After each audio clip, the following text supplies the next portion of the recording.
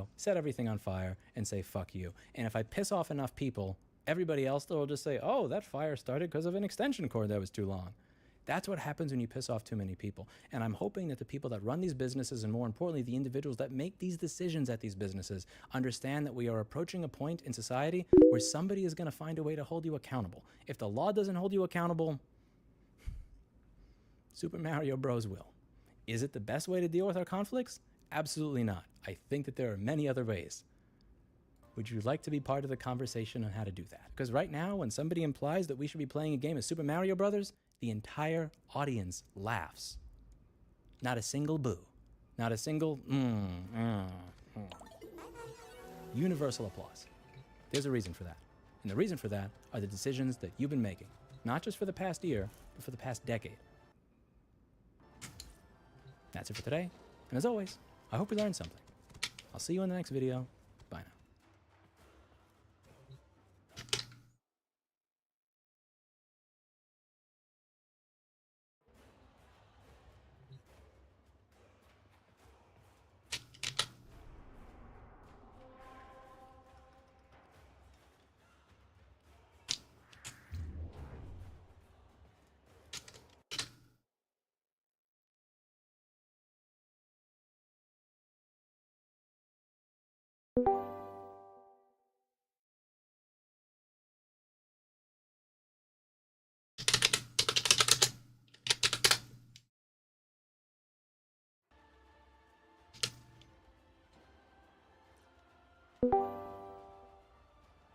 Hello.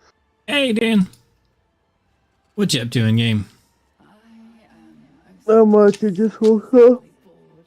Ah, welcome back to the world of the living. Ah. I was getting ready to run some dailies and work on my calendar stuff. Yeah, I'd be down to continue with that. Question: when talking to Eleanor, it tells me that I need something. Huh? Like Yeah, where she's like- laying down out there, or? No, like in the thing. Share your screen? I don't know what you're talking about.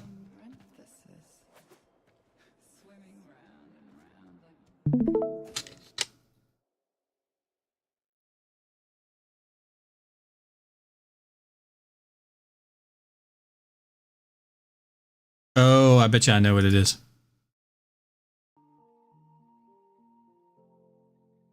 Mm-hmm. So click on it. Okay. So you're liked. I need to prove myself as a member of the Hex before I spend more time talking to them one-on-one. See that first line? So what that means is you need to rank up with the Hex. Understanding. Yeah, you need to rank up to the next level with the Hex. Have you ranked up with them? I think with today's setting, I can guess it's 3. Okay, then that will be unlocked, and you'll be able to talk to her more.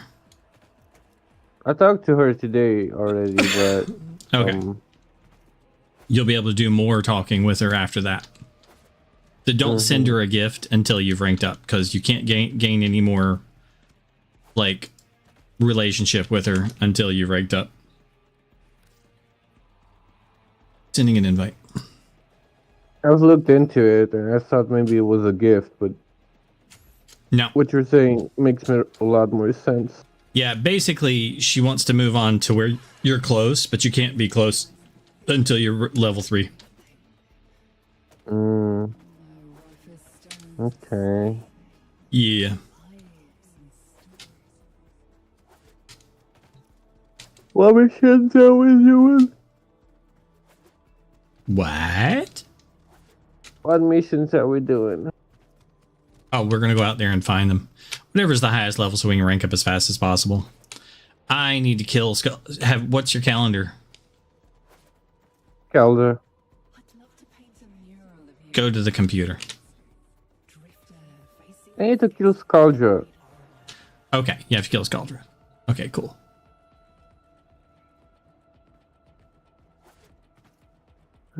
So we'll hopefully find a mission with Scaldra. I sent you an invite.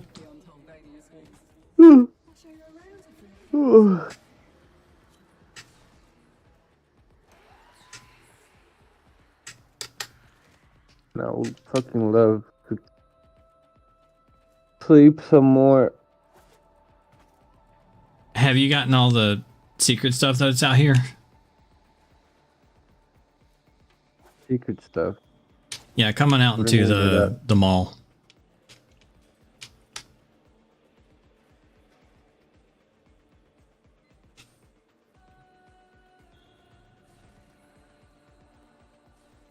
You'll probably join my instance.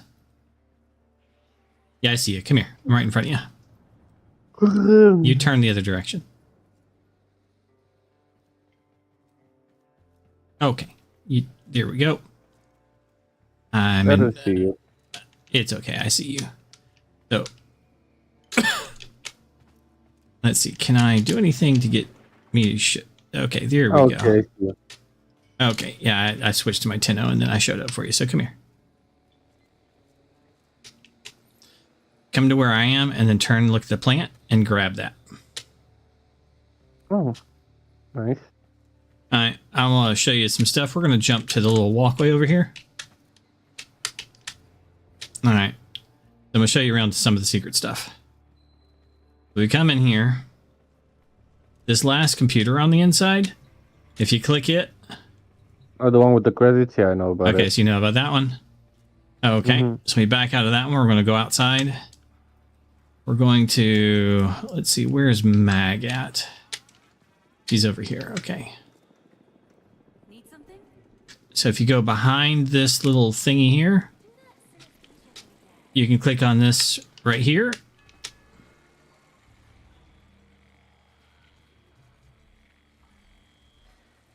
And you can read the various hacked emails.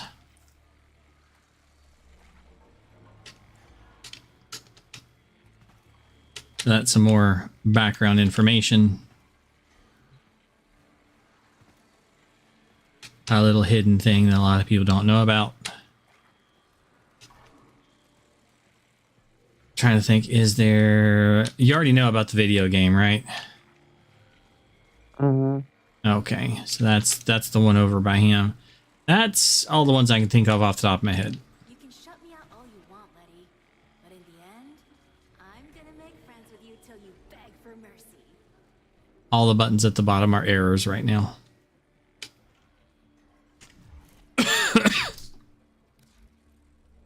Okay, bounties. I fast traveled. Let's see. Scaldra, exterminate. That ought to work. Let's see. Do we have tech rot survival, tech rot exterminate, capture? That's tech rot. Scaldra survival. We might as well just do that one. Let's see here. We're going to put it on friends only so we don't have competition from other teammates. And Scaldra survival. Kill 10 enemies with Warframe abilities. Oh, that'll be super fucking easy.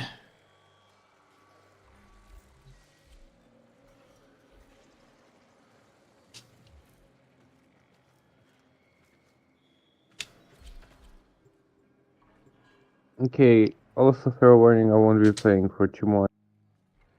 Because I have to go to work. Okay. That's why I'm up so early.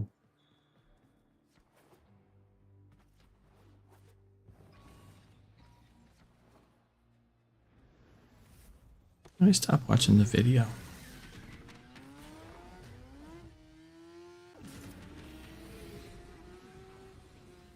Why the fuck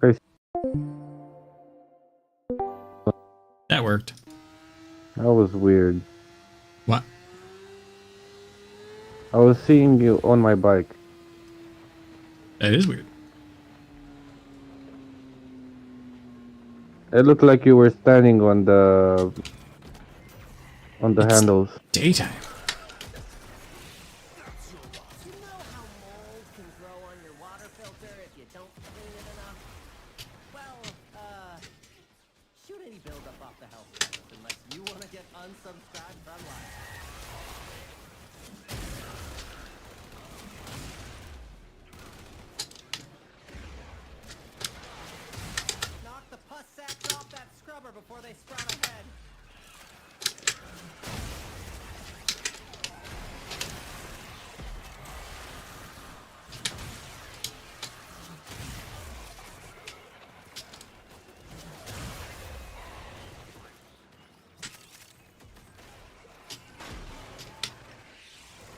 Oh, we've already got the 10 of 10 killed, so that's easy.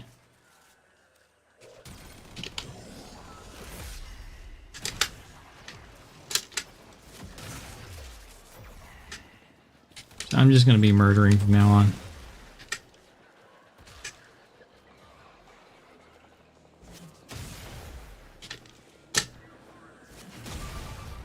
Stay down.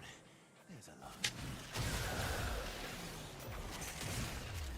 I got 40 of my 250 troops killed.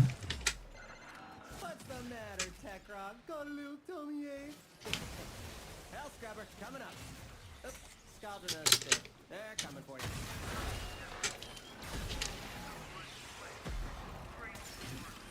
You should have, if you're somewhere near me from time to time, you should receive overguard. Have that mod to where melee kills give my pets overguard.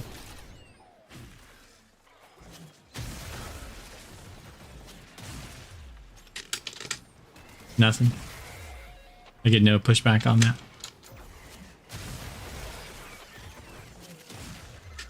I Damn. think I haven't fully woken up to understand it. You will get overguard if you're nearby me, but it's not from my melee mod.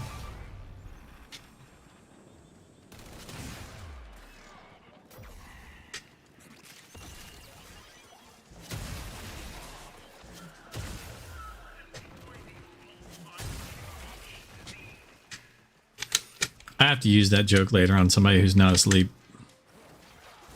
How you been the past couple days? Tired. My birthday's in an hour and 7 minutes. It's already my birthday where you are.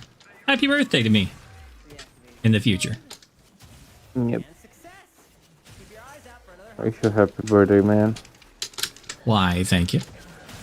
Also my wedding anniversary, where you are. Not here yet, for me. Will be sooner or later, though. spore count is approaching. The wife was like, are we doing anything tomorrow? I'm like, if you want to, babe. If you feel like it. If you don't, we won't. I haven't planned anything. Because I don't want to burden her. I'm like, it'd be cool. I'd like to do something if you want to. But I ain't going to thrust that shit on you.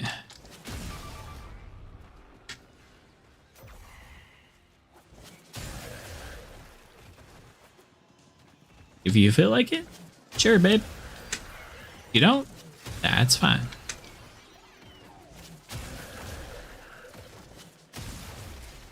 She doesn't like that I do that. That I don't just plan things. I'm like, look, you know, I'm not gonna force shit. Contamination is off the charts. You need to hustle.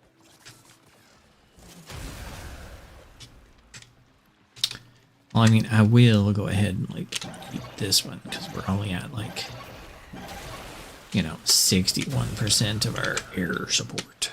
And this one is in a suck location. It's hard to get to. I'll go ahead and eat this one too because it's in a farthest location.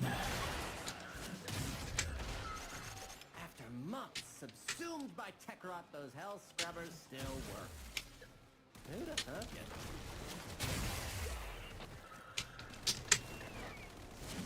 Well, Scaldra is distracted. I'm taking the opportunity. We watched Your Name tonight and something else. Don't worry, I'll share. 2 movies. I don't remember what they were though. What the other one was. I mean, you could. You want to go to Extraction? You've really just done the minimum. I need like 10 more troops to get my mission done. I need 60. There we go. Okay. I'll kill things. This is a good place to get them. Yeah, that's the reason why I did the Right. survival. If you just in this like intersection, They just keep coming.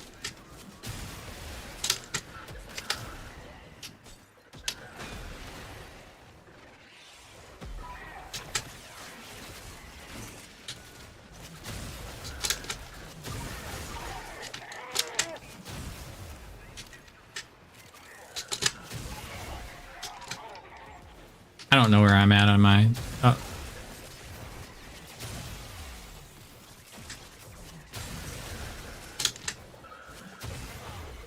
Scrubber going critical. Fix it or lose it to the tech rot, which will be the least of your problems.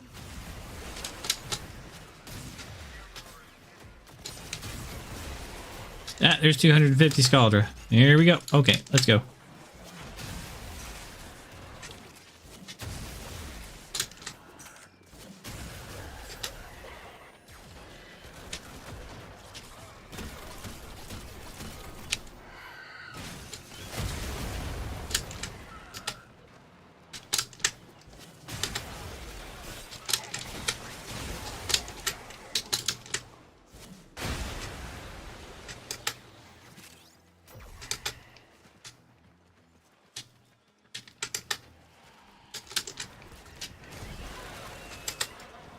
Did you have a good Christmas?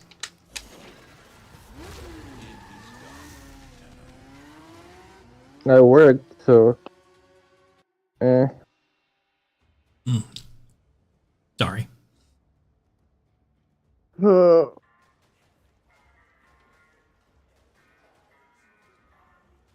think we can do the calendar from the Palm 2 here.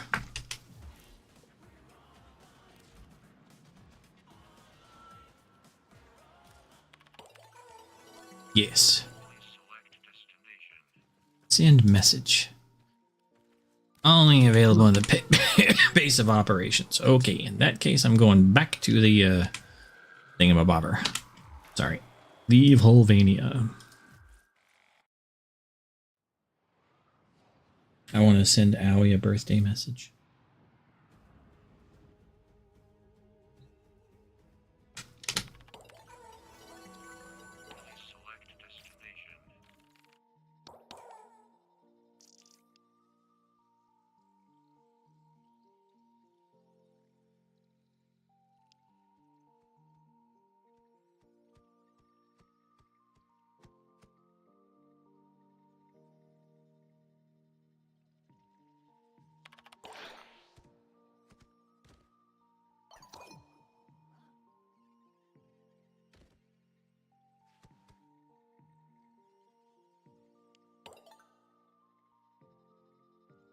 Best friend.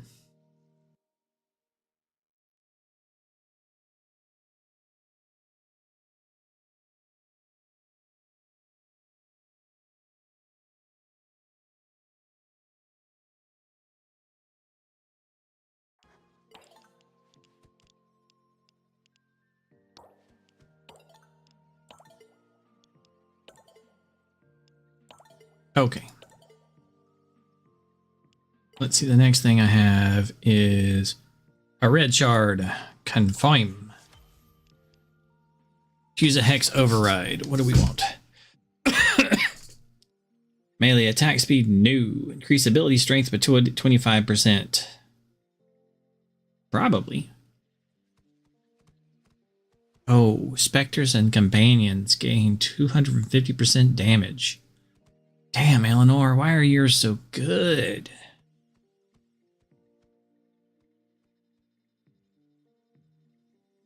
That's a hard one. Okay, it's going to be Eleanor's. I have like 4 of her overrides. Kill 300 Scaldra. We should check each other before With melee. Alright. I'll send you an invite. I'm heading back out there.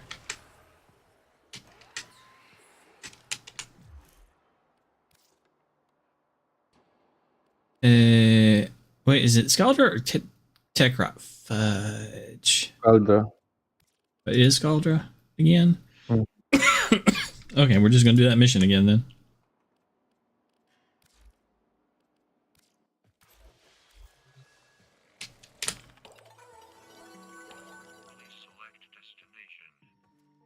Oh, with melee weapons. Oh, that's fine. That's it's the thing that I use anyway. Scaldra. Here we go.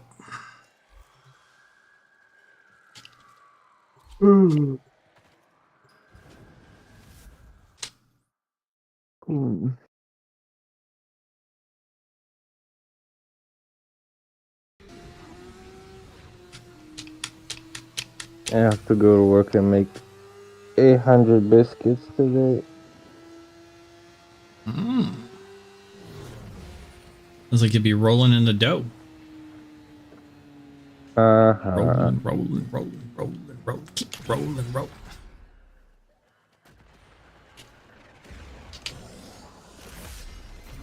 You know how mold can grow on your water filter if you don't clean it My hands are gonna be dead tired after that.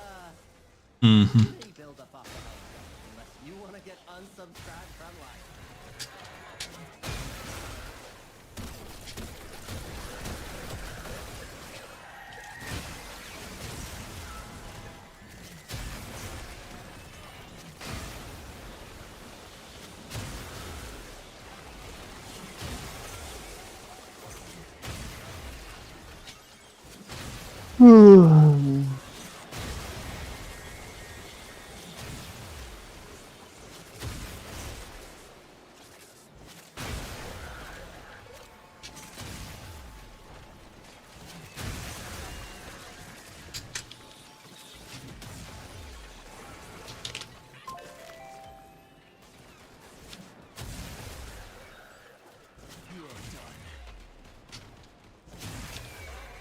Knock the pus sacks off that stubber before they sprout ahead. Got 90 of 300.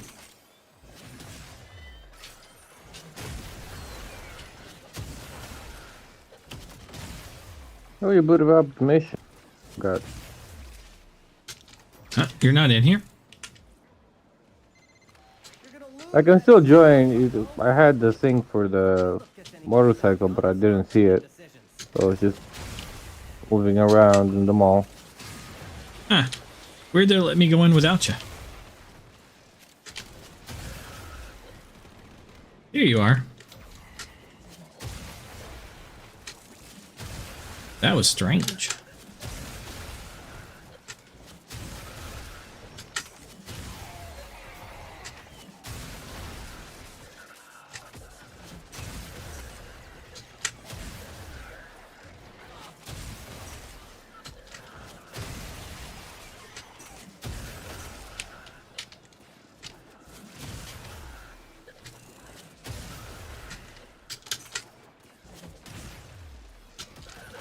Gotta go hit that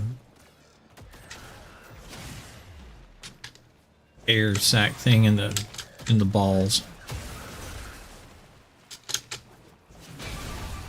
Here we go.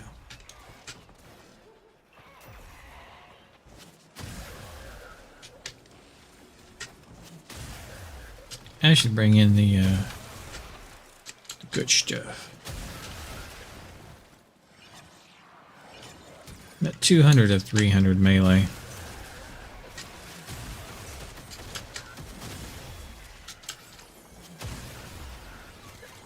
Another house cover, and wherever you are.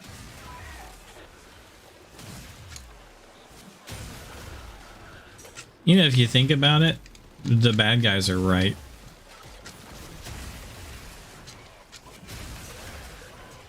Have you listened to like Victor and the lady who smokes the cigar or the cigarette in this?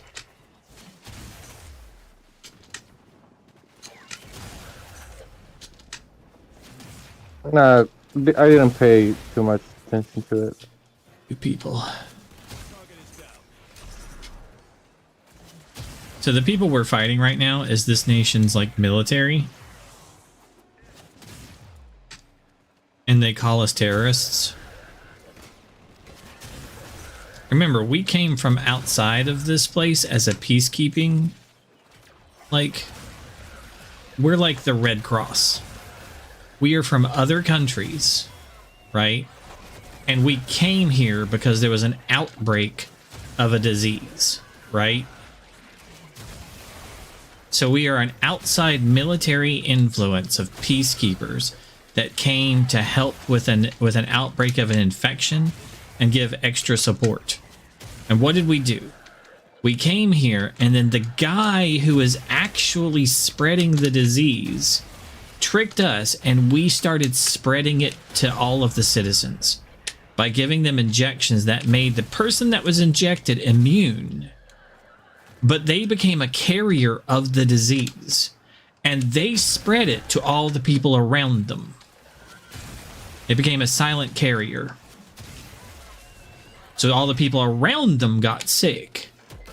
And we are also silent carriers. We were also injected so that we would be safe from the disease. Right? Because Entrati was the one that was actually spreading the disease. He created the tech rot. Some new acquisitions. Right? Because it's actually a strain of the infestation.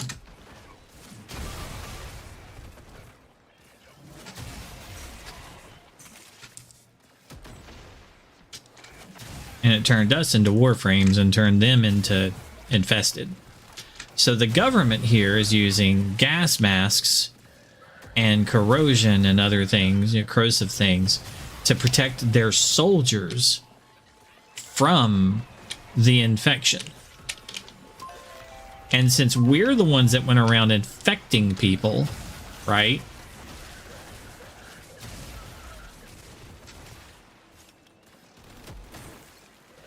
They consider us terrorists because we spread the disease. We came from outside their country, right? And then we helped spread the disease. So we are non-citizen invaders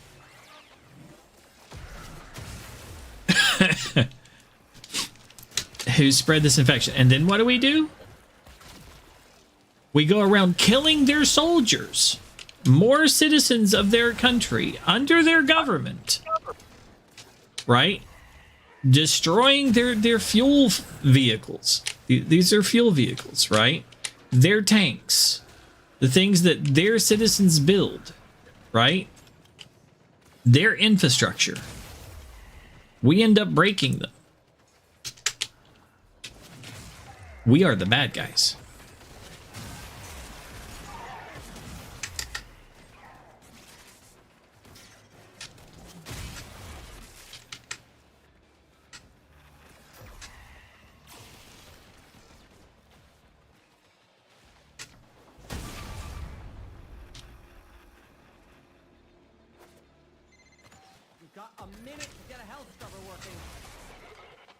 Okay, fine. I'll get a hell scrubber working. I'll use this one here because it's like the furthest away. I don't want to have to keep running back to it. After months subsumed by tech rot, those hell scrubbers still work. Who'd have thunk it?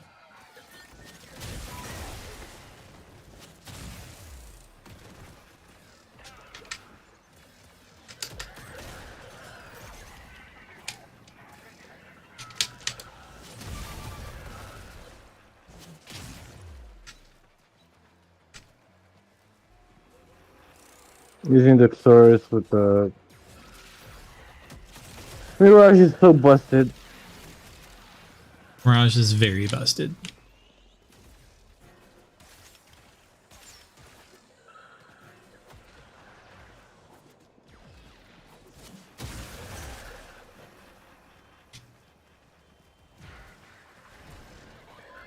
We'll leave when you've got your 300 kills on the Scaldra. I'm at like 200. I haven't done the killed 10 of the enemy with abilities yet, but I just did. I turned on my ability, then turned it off. Done. But if you wanted to fight longer, I wouldn't say no.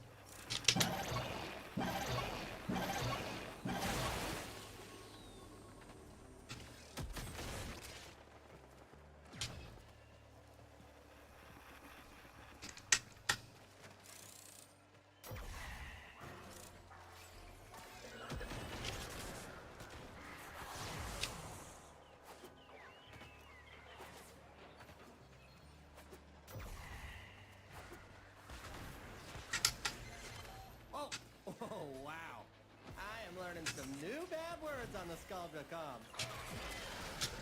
Done. All right, let's go to the exit.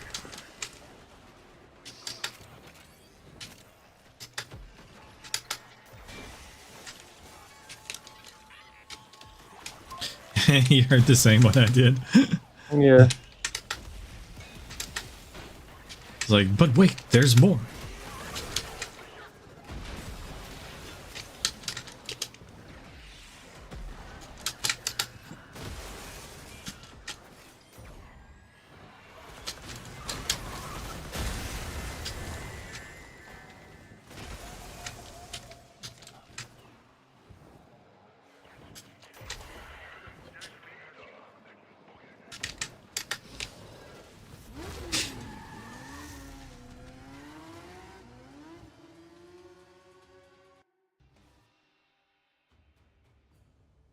I don't know if there's another birthdays. I think we can do everything we need to do from the Palm PC right here.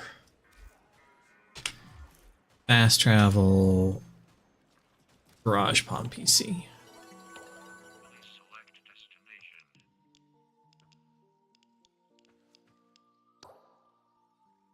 Yeah, I think we can do everything with this one. Tech rot. Arcane, confirm, tech rot with melee, 150 with melee. Oh, that'll be easy. We just did much worse. Tech rot survival.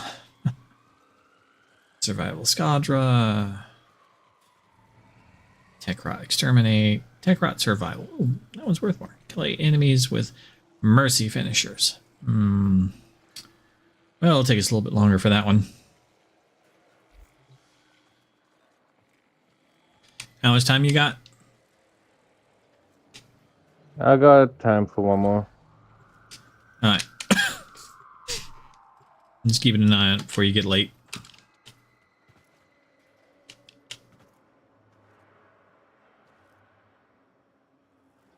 Technically, there's no way for me to be late because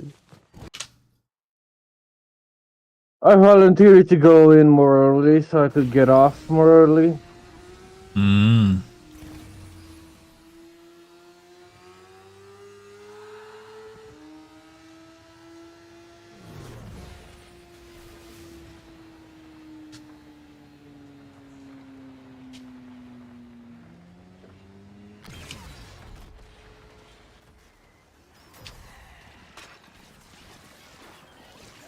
You know why they call them hell scrubbers? Because if you don't blast the bow that fast enough, you don't learn what hell is like.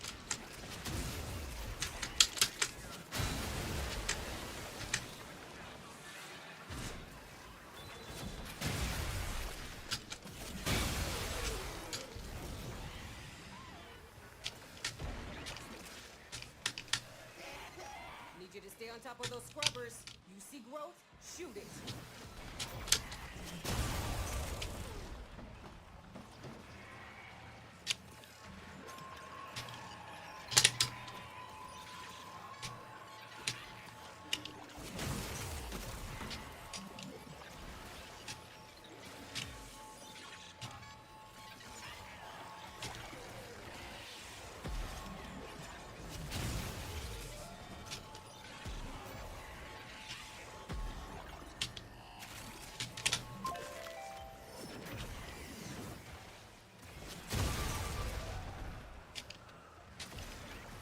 Problem for me is getting the finishers.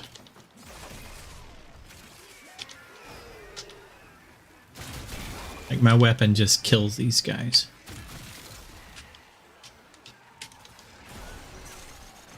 It's working. And my Hell scrubbers are starting to emerge. Got turning off my ability does too. Knows how to talk to the appliance. They're so weak that they just die. the numbers with the Mirage Inspectors get so fucking wonky.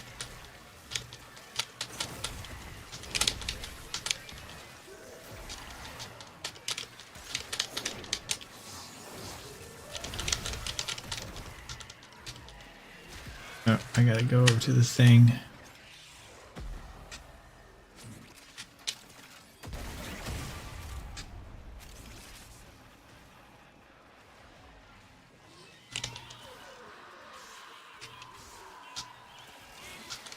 Yep, they just die too fast.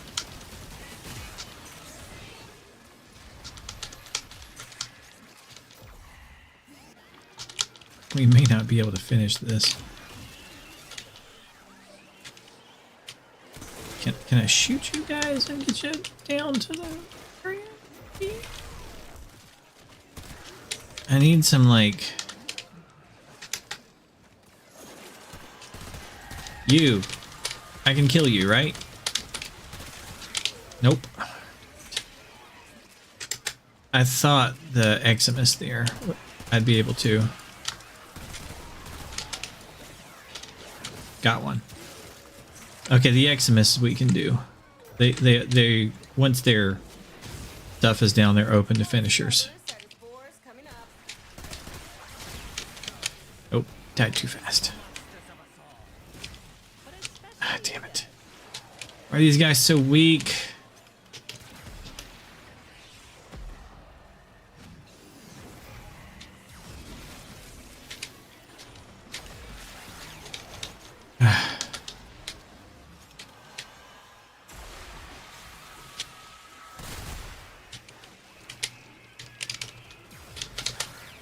Got one. That's 2. 3. I just have to let my sentinel do everything and just spam X on them as my sentinel kills them.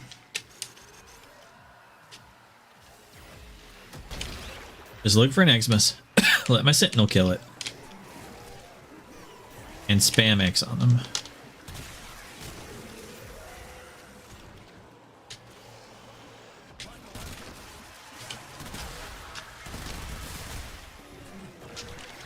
I know there's an Eximus around here somewhere. I just got hit by the Jade Light.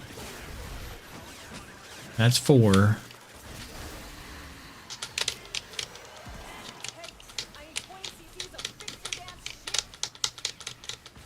There he is. Oh, he's dead. Just as I find him, he dies.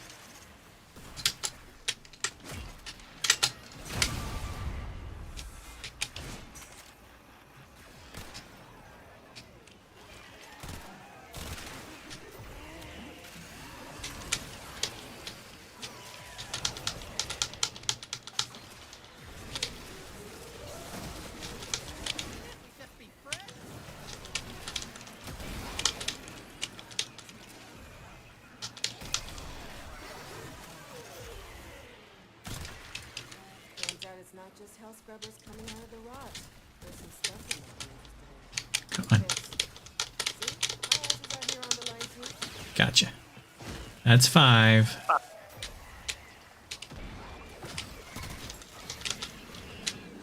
Ooh, Dan. I don't know where you are. You recovered. Thank goodness.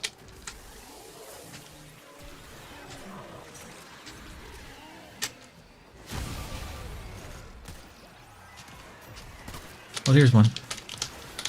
Come on, come on. Where are you? Gotcha. There's 6. Oh, here's one. Bitch, let me stab you. There's 7.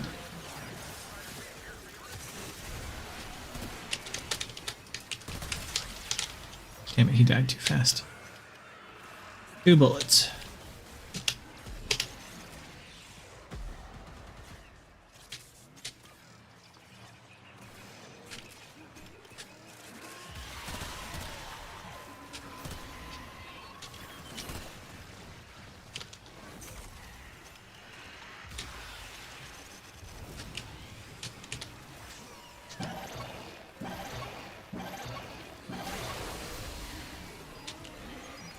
Levels dropping. That bought you some time. You're welcome.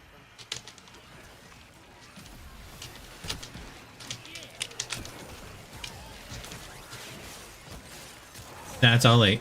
Okay. Hey, marking extraction. You can pull the ripcord whenever you need to. Now we can leave anytime we want to. Took a little while. What were we supposed to be doing on this one? Kills with melee weapon. Okay. I need to kill with melee weapons then. You haven't? No, I don't think I've gotten all the kills. Yeah, I'm at 50 tech rot with melee weapons. I've been trying to get it to where we can leave the mission. Welcome to the find out phase.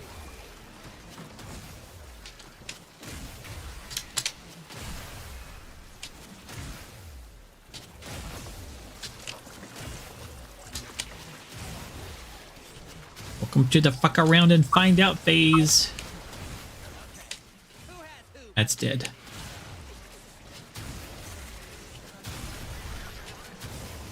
Alright, 60.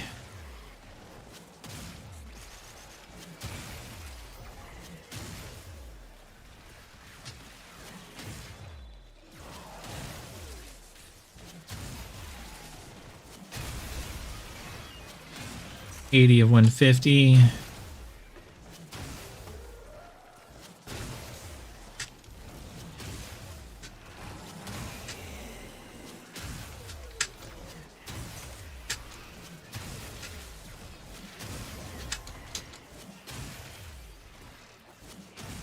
Yeah, everything was just dying to my sentinels and stuff. I'm like, damn, I can't even like do anything.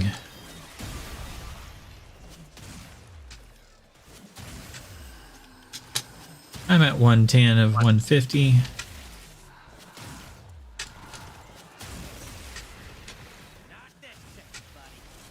$120.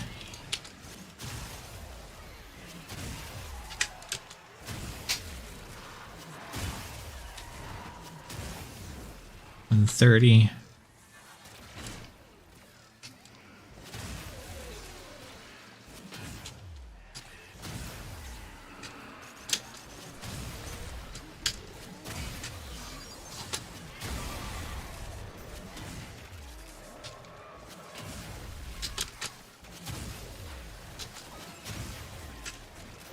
$150. Okay, we can head to the exit.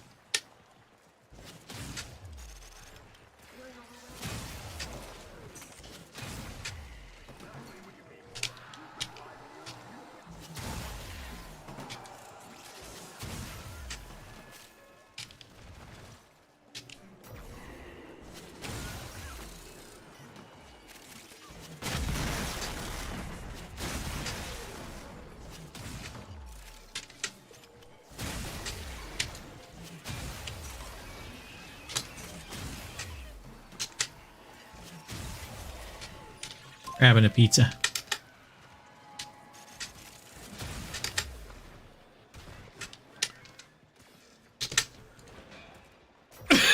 Excuse me.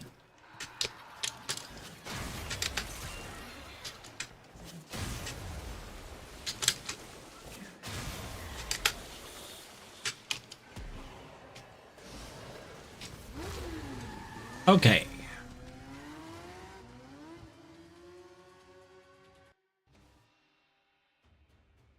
Not bad. We got chemistry for 3 of them so far. Do you have enough to like level up? I'll just turn in some, Pizzas and stuff. yeah. Yeah, since you're gonna have to go soon.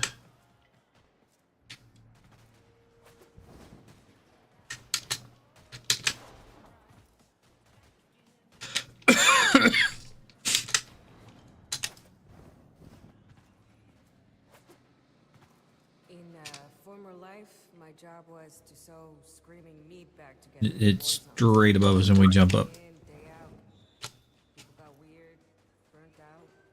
But compared to this, it's like having my hair braided with needles.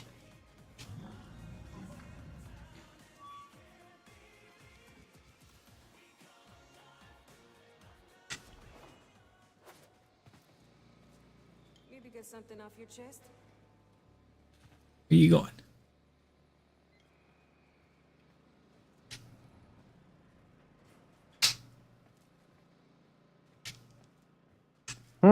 Where you going? Where did I leave my wallet? Fuck off. Why? What's going on? I need to reach lights with everybody. I'm here. For Pack. To rank up. That's bullcrap. Oh. Well, you need to talk to other people then.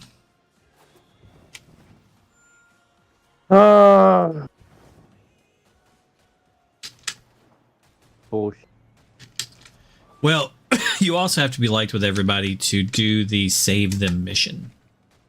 Well, Just I think let I me have know. to do that to rank up. Oh.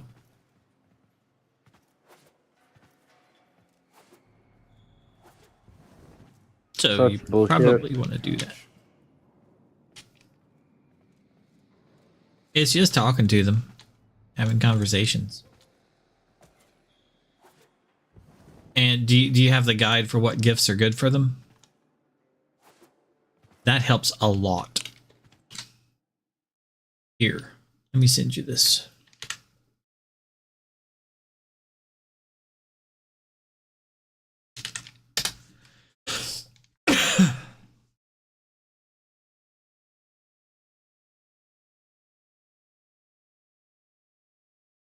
There you go.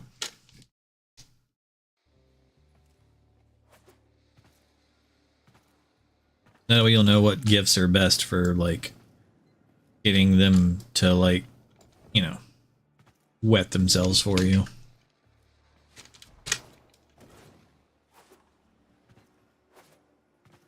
If there's a lot of gifts that do absolutely nothing for a lot of people, there's, like, She'll share that couch.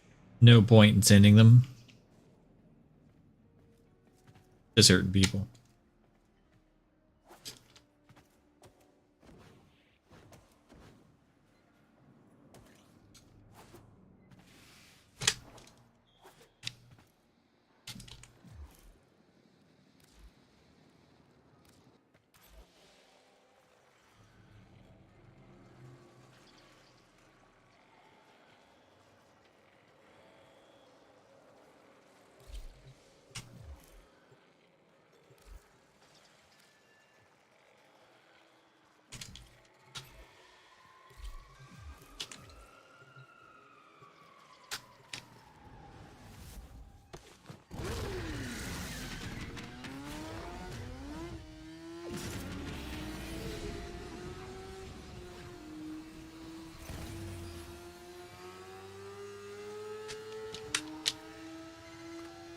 It is harvest time.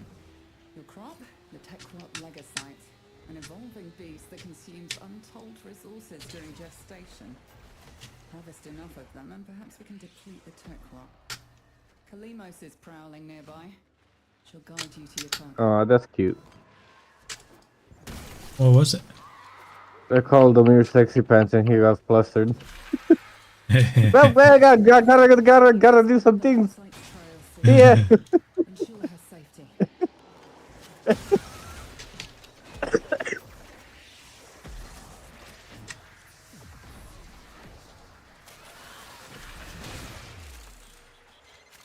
Pharaoh glands. Looking saturated with hormones and a sure sign a legasite is nearby. Kalimos wants a sniff.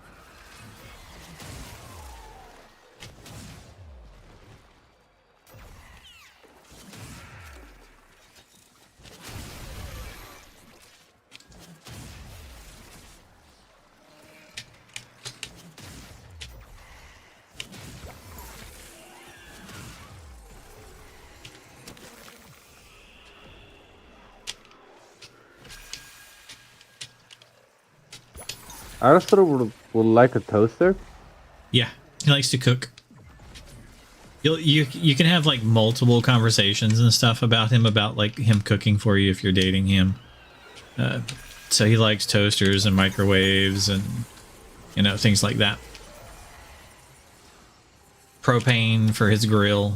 Propane and propane accessories. Oh. I did give him propane, but I was thinking for like his bike. The legasite. No, so Mag is the mechanic. She like takes the bikes apart and puts them back together. She's the engineer. So she likes the gas cans. But everybody has their own inventory, by the way. So like you can use the gas cans on one person and then somebody else will have more gas cans because they have their own like gift inventory. It's on the move. It must escape or we'll never find it again. And this mission will be a failure. It's been broken. Harvest it.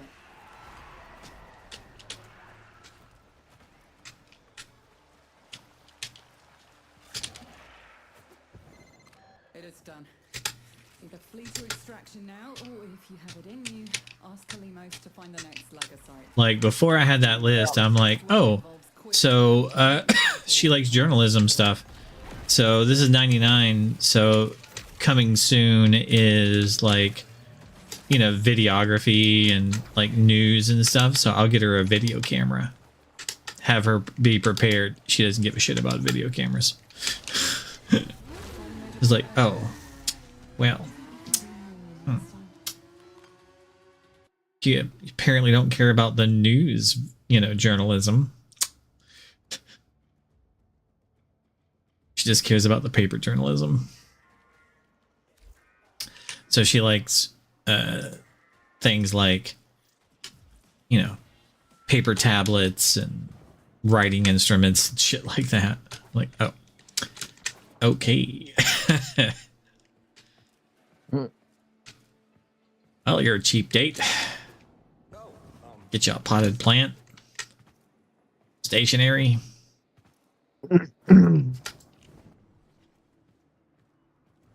Oh. I don't really feel like working today, man. And tomorrow's gonna suck even more. Get you some caffeine in you. Wash your face with some water. It'll wake you up.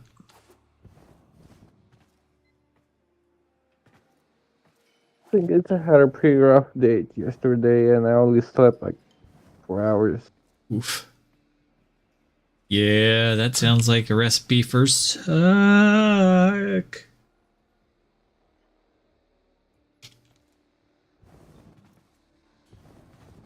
I hung out in VR chat for entirely too long this morning.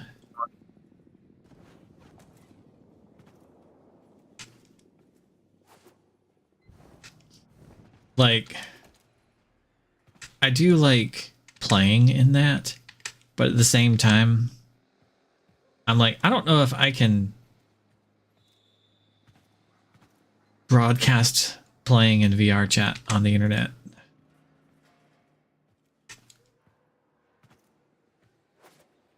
You know what I mean?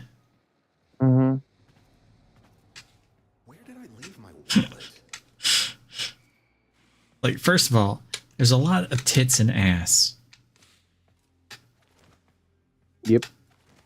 Second of all, I usually run around as a tiny little cat girl. Not even a big titty cat girl, just a tiny, teeny, tiny little thing. And I usually don't talk. Which is kind of the opposite of me, right? Because I'm like, if I'm going to play something, why do I want to play me? Right? I'm me all the time. Right? Like talking to you right now, I'm me. Right? Oh, wow. Incredible statement by you. Right? So in the video game I'm playing, I'm a space ninja. Right? So I'm not playing me in the video game. Right? The video game character I'm playing is like doing parkour ninja flips and shit. I can't do that. Right? So why would I play a game, like a social game like that, and be me? Right? No, I'm going to dress up as something that I'm not. But there's a lot of people that go into that game and try to be the true selves that they can't be in real life, right? I'm like, no, I am my true self all the time. I'm pervy, I'm an asshole, I speak the truth. You know? That's me. So when I'm going to play that game, I'm going to play the me that I'm not. I'm going to be a cute little cat girl. But the moment I open my mouth, I'm just going to be me again. Right? So I was playing like the other night and somebody like, can you talk? And I'm like, yeah, I nodded, and I'm typing in text. They're like, why don't you talk? I'm like, so I talked. I'm like, cause I like, you know, playing with people. Like, I like chasing their tails.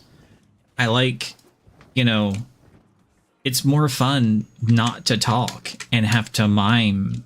And like, I literally, I'm this small little cat thing, right? So I'm at their tail height of their tails, not their butts, right? But the animated tails that follow them around. So what would a cat do? It would play with the tails, right? It would chase their tails. So I chase their tails. And I'm this small little thing. And half the time they're these huge things, right? And they're turning and moving around. So I'm having to jump, right? Not me personally, because I'm not about to do that. I've got a jump button. So I'm jumping and trying to catch their tails. Like, I've had people going, oh, are you trying to catch my tail? And I like nod. And I'm like putting my hands up and grabbing at it. And they're like, oh, let me turn it on so you can do that. Like, I'm like, yay! I'm moving my hands around and stuff. They see this cute little cat girl like getting excited and stuff. Like, I was sitting there until. What was that? I when I played a lot of VR chat, I used to play as this little cat avatar. Uh-huh. And make myself as small as possible, like 20 centimeters That's pretty or much. something. That's pretty much what I have. And usually just hang out in bars and just listen to people's conversations. That's basically what I'm doing. Yeah. Just lay down and just fucking, especially since I have the full body tracking thing, just lay down on the bar and just fucking listen. Yeah. I'm sitting in a chair and I'm not like turning on full body tracking, so no. And a lot of people liked it because the avatar that I have has like purring sounds if you touch my avatar. So a lot of people would just be talking, just fucking stroking the cat, and the cat would be purring. Nice. But it's kind of, you know, fun. So it's one of those, I don't know if I could stream it because it's kind of, you know, like, you know, anti my norm. But I'm just chasing people's tails around, listening to conversations, like just staring at people, waving at them. I had like fun. I got a little sick. I got hot and had to like take a break. I went to this one place. It was dragon flights. And I'm so short that I can only get on the dragon's tail. Couldn't get on its back, and I didn't know. And somebody came up and they were like mimed me over, and then they flew me around like two times, just various different places into a dragon fight battle place and a bunch of that. It's very cool, but I got a little nauseous from the flights. So I had to, like, after the second flight, I waved them goodbye. I didn't have the sounds turned on. My sound settings were like fucked up, so I couldn't hear anything. So I didn't know that if they were talking, right? But they did a good job of like miming at me and things. So it was very cute. They would turn around and see me behind them, and I was like miming, like my hands up in the air, you know, like, you know, flying, because I was flying on the back of this dragon.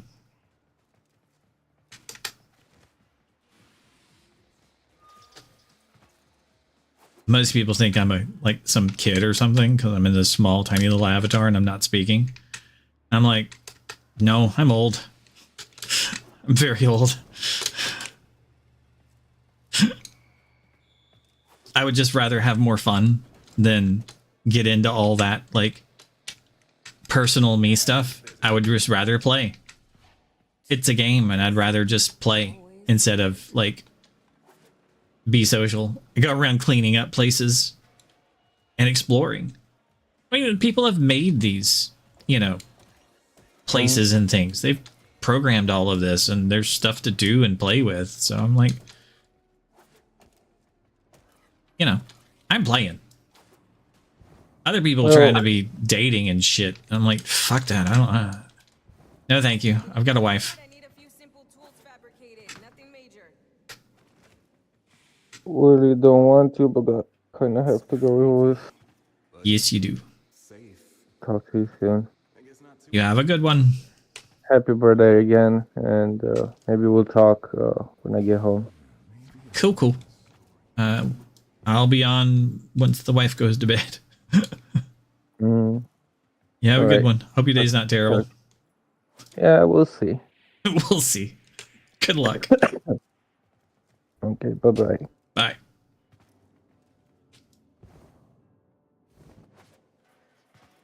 Oh yeah, I need to check with the Volvania, the computer.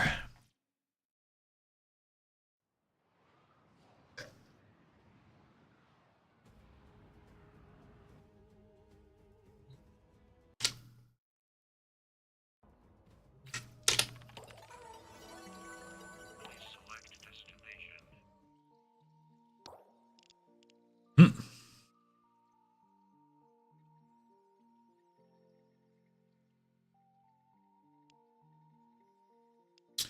I guess the Riven would be better than the Exilus mod.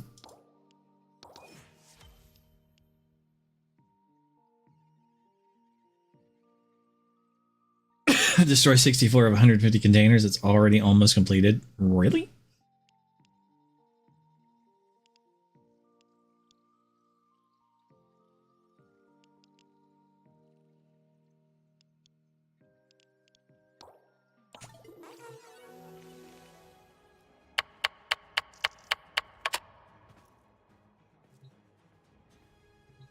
I am most exquisitely bored.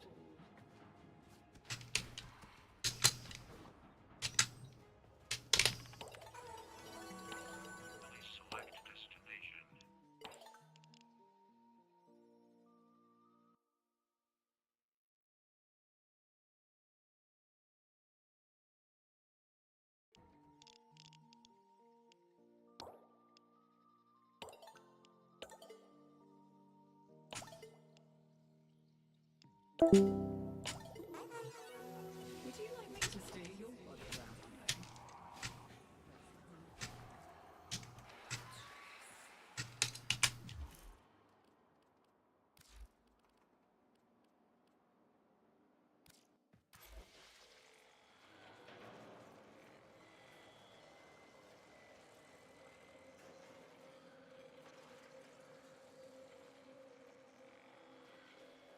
Break containers.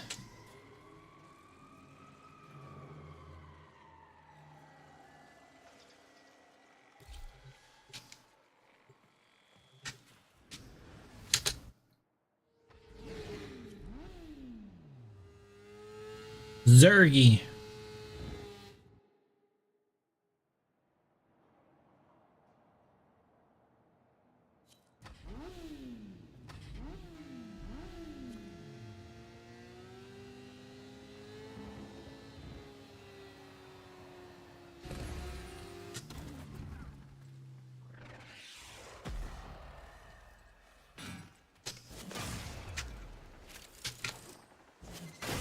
This sector is home to a Scaldra high security cache. If Fervon charges will get you inside, now you've gotta be quick. They're rigged to self-destruct. If you don't crack that cache soon, it's gonna deadlock permanently. Clock ticking. Look for Fervon charges.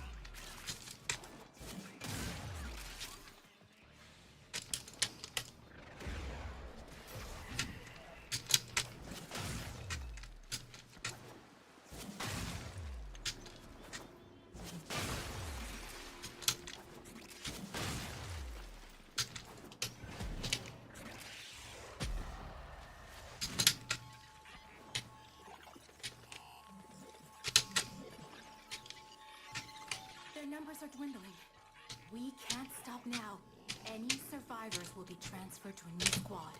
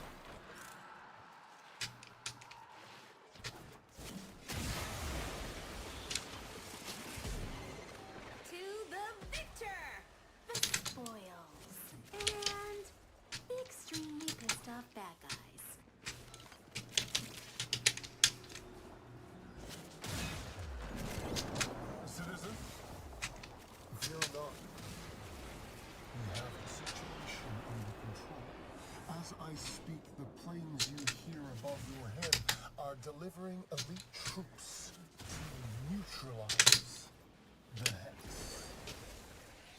Rest assured, this criminal organization will be eliminated with extreme prejudice.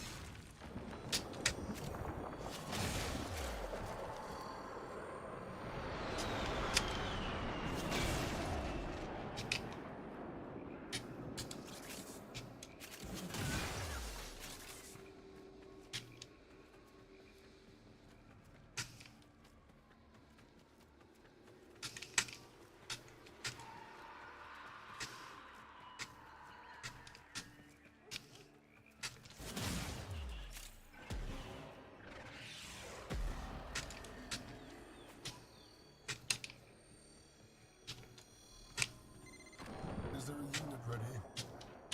Good. Deploy.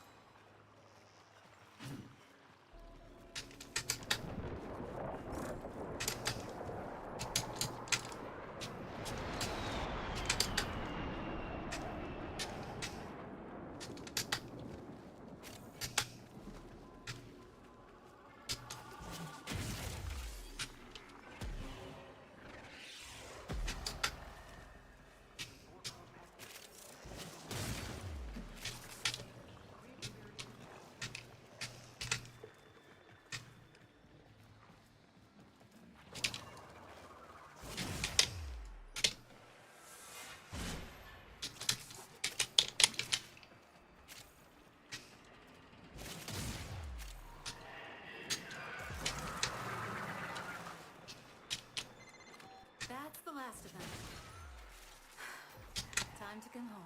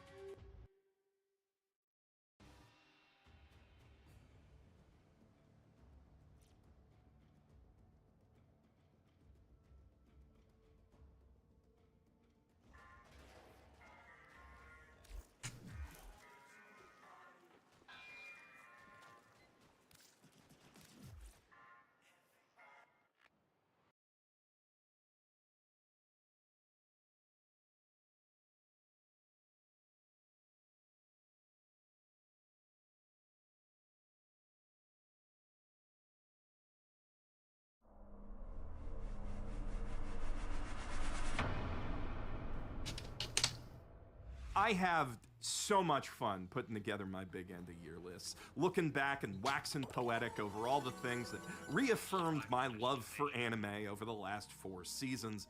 But honestly, I think I look forward to doing this worst of list most of all, because this is the one time a year I get to really let off steam over everything I've got to deal with for the sake of that love. The mountains upon mountains of garbage I've got to dig through to find all the hidden gems and truly great trash that I recommend to you guys. Shouting your passion from the rooftops is always a good time, but sometimes you just need a good vent. And from profound disappointments to eye-searingly ugly nonsense, 2024 has given me plenty to vent about. If you'd like to thank me and my editors for all of that suffering, or for all of the work that it's taken to write and edit like an entire feature film's worth of anime opinions between this and the best and trashiest video, please consider hitting that like button. And also, since a lot of you mentioned in that last video that you've missed some of my other ones throughout the year, remember that ringing the notification bell is the best way to ensure you see all the future fruits of our labor. You'll see the particularly stinky fruits you're here for in just another minute though, because the worst anime of 2024 is...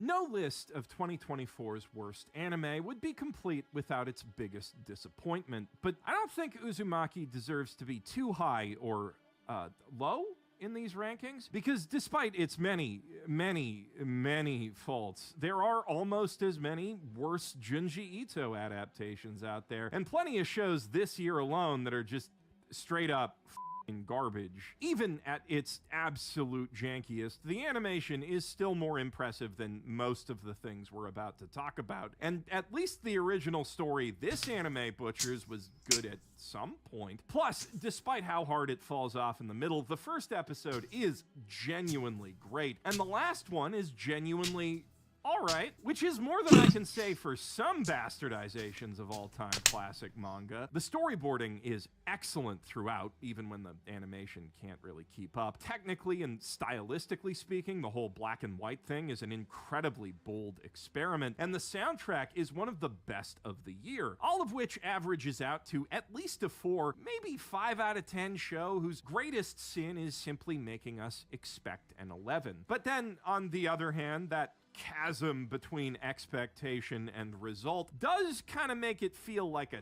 2 out of 10 at best when you're actually in the middle of watching those middle episodes, far more so than the other high-profile Adult Swim thing that fell off super hard this year. At least Ninja Kamui was still dumb fun in the end. And while I would argue that Blue Lock Season 2's animation and overall production values are, relatively speaking, a much bigger downgrade compared to Season 1, at least the story that slideshow attempts Why is this so good? beyond recognition by the pacing demands of a 5-page per minute manga adaptation. I did spend a whole dedicated video lamenting Uzumaki's production disaster and trying to get to the bottom of what went wrong already though, so if you want to hear more of my thoughts on it, I'll leave you to check that video out on your own time, while this video moves on to browner pastures.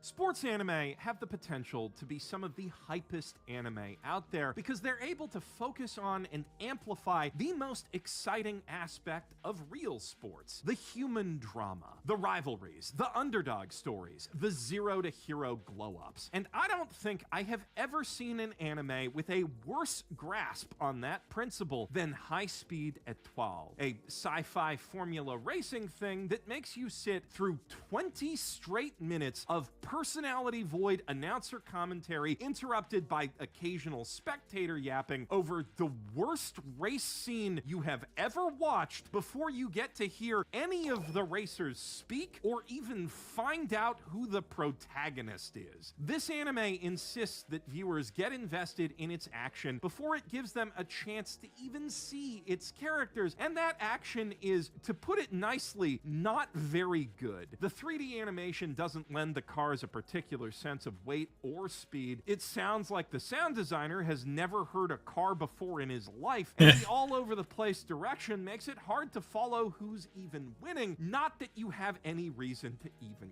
care. On the other hand, when it comes to 3D character animation, I mean, the competition is pretty fierce this year between Beastars Season 3, Arcane, and Girls Band Cry, but just as all of those shows pushed boundaries to self, of fidelity, we didn't watch smoothness, and Beastars Season dynamism, 3. blurring Gotta the watch line that. between 3D and 2D, so too has High-Speed Etoile arrived at a brilliant and economical solution for clearing the uncanny valley between the two mediums. If you never actually move your character models, you can make a 3D anime look almost exactly like a shitty 2D one where they never move anything but their lips from some angles. Brilliant! Okay, sarcasm aside, while it does make you wait a long time for it and looks mostly terrible doing it, once High-Speed Etoile does finally get around to developing its cast, sometime around episode 3, it's still not great. Just a bottom-of-the-barrel cute girls doing cute things thing full of wacky waifus with like one character trait apiece. But there's never been a cute girls doing formula racing things thing before, so that basically guarantees it its own little niche in anime culture until literally anything better comes along, which is enough to save it from being quite as disposable as all this other garbage. God's Games We Play joins last year's third worst anime, Liar Rail, in what I now recognize as an emerging genre of Kakegurui-esque no game no lifey Yu-Gi-Oh! Season 0 likes about teenagers playing ludicrously convoluted high-stakes games where the rules are made up and the points do matter sometimes, but the way they get the points changes arbitrarily every 5 minutes, so good luck keeping track. I have dubbed this genre Calvin Ball anime. And in many respects, God's Games is a much better example of Calvin Ball anime than Liar Rail, in that most of the games are explained well enough for the viewer to at least kind of follow the basic strategy, and the characters aren't allowed to just pull completely random cheat powers out of their ass at the 11th hour of literally every single arc. They're stuck with the same cheat powers the whole way through. So the show never feels like it's wasting your time with arbitrary out-of-nowhere bullshit that invalidates most of the story you just watched. Instead, it wastes your time by being boring as and not even having a story, at least not any kind of overarching one. If a human wins enough games against the gods, they get a wish granted, and if they lose too many, they have to quit the games, and that is technically like a goal and a stake that could serve as the basis of an overarching story, but the main character, Faye Theophilus, doesn't have a wish that he wants granted, or anything to lose for that matter. He just likes playing games a lot and doesn't want to quit playing games, but he probably won't have to because he's the best at games. So he gets chosen to be the games partner of a fallen goddess who also likes games, and then they team up with the girl who can teleport and is self-conscious about whether people think she's good at games, another girl who knows she's good at games, but she got kicked over by her last name, and then they play games. That's it. That's the whole anime. So if, hey, look, this guy's the main character isn't sufficient motivation for you to care whether or not he wins a game and how, then the only real question left to drive you forward from episode to episode is going to be, how stupid can these guys' names get? 俺はダークスギアシミタピザリスベッドブリンケットヒューメリケルブリリアント三世 There! Saved you 6 hours. You're welcome. Speaking of forgettable garbage, that's exactly what Toka Mimori is, at least if you ask most of the classmates who he'd never ask not to come to school tomorrow. The protagonist of Failure Frame, I Became the Strongest and Annihilated Everything with Low-Level Spells, finds himself tossed in a magic trash can of a dungeon by the very isekai goddess who summoned him, leaving him to die horribly at the claws of the over-leveled monsters within for the crime of being the lowest tier pull on her school bus gotcha banner. A fate that all of his more popular classmates are all too happy to leave him to, and also they yell at him for killing the vibe by not rolling over and dying faster, which is, of course, exactly how the show wants us in the audience to feel about those classmates and the goddess as our hero beats the overwhelming odds against him, becomes predictably, unexpectedly super strong, and sets out on a quest for bloody revenge. Or, slow, awkward, Barney purple-tinted revenge, as the case may be, since the low-level spells he uses to annihilate everything are guaranteed hit status effects like Paralyze, Poison, Sleep, paralyze, poison, berserk, paralyze, poison, blind, paralyze, poison, paralyze, and poison. Paralyze. Poison. Paralyze. Poison. Paralyze. Paralyze. Paralyze. Paralyze. Poison. Poison. Poison. Poison. So, hope you don't like exciting action scenes in your edgy murder fest anime. Paralyze. Dark. Poison. There is, to be fair, an attempt made to put some strategic limits on his powers and force him to get creative with them, but he immediately finds a workaround for the range limit by attaching his pet slime to his nervous system, and even when he can't do that, all he's got to do is just, like, distract the guy long enough to walk up to him and say 3 syllables. There's also a limit on how many targets he can paralyze and poison at once, but it's 80, and the workaround for that is just kite the baddies around until the other ones die. Plus, by the time it's even an issue, he's got an 8-legged demon elephant horse to do the kiting for him. Though, on that note, if I had to give this show one thing, it would be that the monster designs are really f***ing cool and stylish, and if I had to give it another one, it would be that instead of cat girls, it has giant bipedal leopard people, which is metal as f***. If this was a JRPG, I would play the shit out of it for like half an hour before I got bored, because every fight's the same and the story sucks balls. And no, I'm not just saying that because I'm such a hope and friendship-pilled JRP gamer. I will admit, I do find the utterly relentless misanthropy of Failure Frame to be a bit exhausting. Like, even Shield Hero found time for a fucking chocobo race or two, bro. The only change of pace from the series' endless drumbeat of people suck and will let you down are a handful of the most rizless romance scenes I've ever seen. Like, Protag's sitting alone in an inn with his titty elf companion, and after he compares her otherworldly beauty to a fancy plastic bag, she asks him to wrestle. 私を襲ってください。いえ、そのこの技でしたら短いにすみません。汗をかいた状態で密着してしまって。トーカ殿の Then later, she mixes up some herbal soup to help them both get to sleep, but accidentally she put too much herb juice in her own soup, and also accidentally she used the horny herbs, not the sleepy herbs. But then he's just too revenge-pilled to f*** her anyway, so nothing happens. And at the very end of the series, there's a scene where she kisses him while he's sleeping, but he's not asleep, and then he pretends he doesn't know. And it, like, man, I would almost rather watch the edgy bullshit. Because in principle, I'm not averse to stories about a bunch of evil bastards getting what's coming to them. Those can be cool and fun. The real problem is all the evil bastards are the exact same kind of evil bastard. If they're not high school bullies, they're elf, not just specifically elf.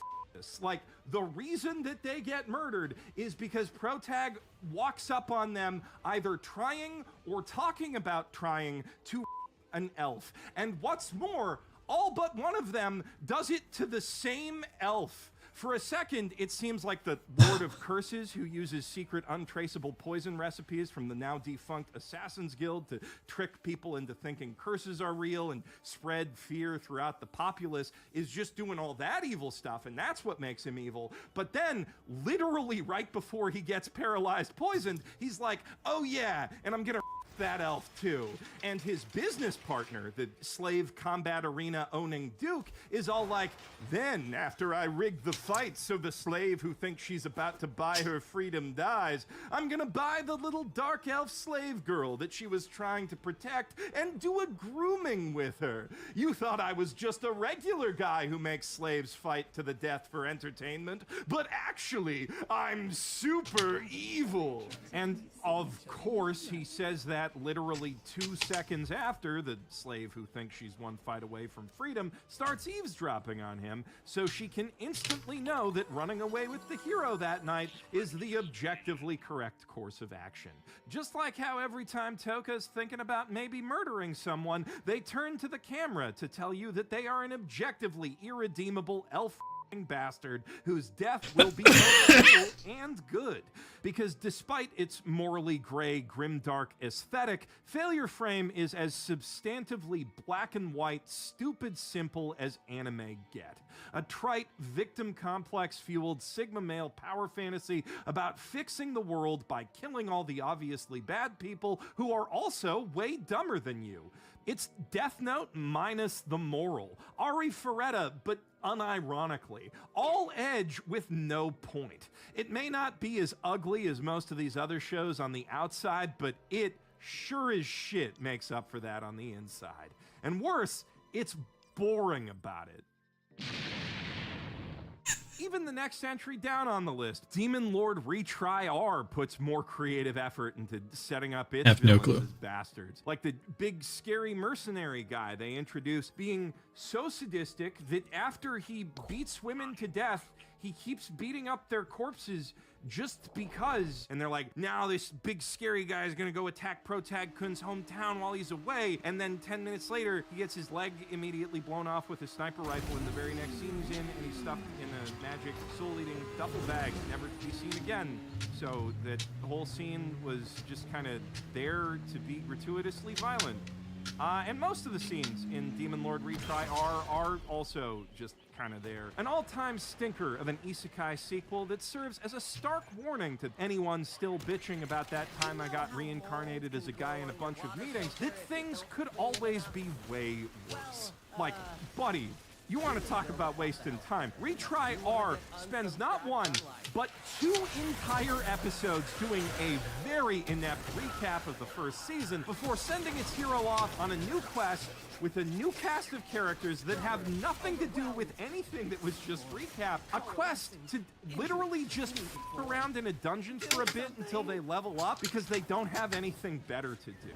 The Demon Lord's party arrives in a town where this fat otaku hero guy set up a charity breadline, and the Demon Lord turns invisible to tell that guy that his charity is just sham, and he's all like, yeah, kind of. Then the bad guys are all like, wow, he left his town, let's send that scary mercenary guy to attack him. Then we cut back to the Demon Lord going to a dungeon's entrance area to kill a snail and then a robot, and then all of the assembled adventurers are all like, damn, that guy's so cool, I bet he's huge. Then back in the B-plot, those guys attack the town, leg comes off in the duffel bag, the end. Then it's nighttime now, and the Demon Lord's like, I'm gonna teleport back to that dungeon and kill some more robots to level up some more.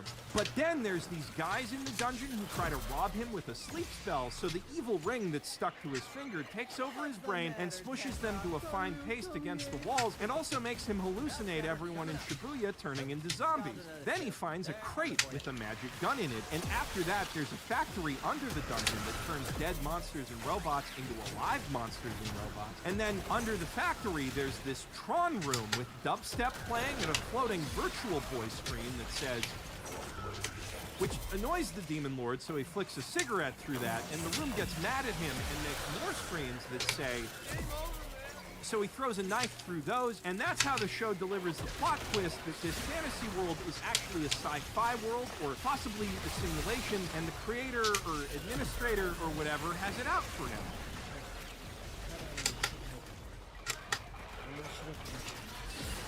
And all that shit happens in just episode 3, which I know seems like a pretty early spot in any season of anything to drop a twist that huge without any setup. But what you're forgetting is those 2 pointless recap episodes that really make it more like dropping that twist without any setup in episode 1. And instead of following up on that, the first half of the next episode's about this evil anime archbishop guy taking a wagon convoy of slaves to visit this blonde dominatrix Statue of Liberty lady and stare at her thighs while she's doing queen decisions for the country that she's the queen of, and those queen decisions are really impressively fast. And then while he's leaving, for no particular reason, he brags about how good he's gonna beat this one particular slave, a falcon-type demi-human named Eagle, who also happens to be the childhood friend of one of the main waifus from the main story, which is exactly the leverage that the Queen needed to drive a wedge between the main kingdom and creepy anime Catholicism. So after a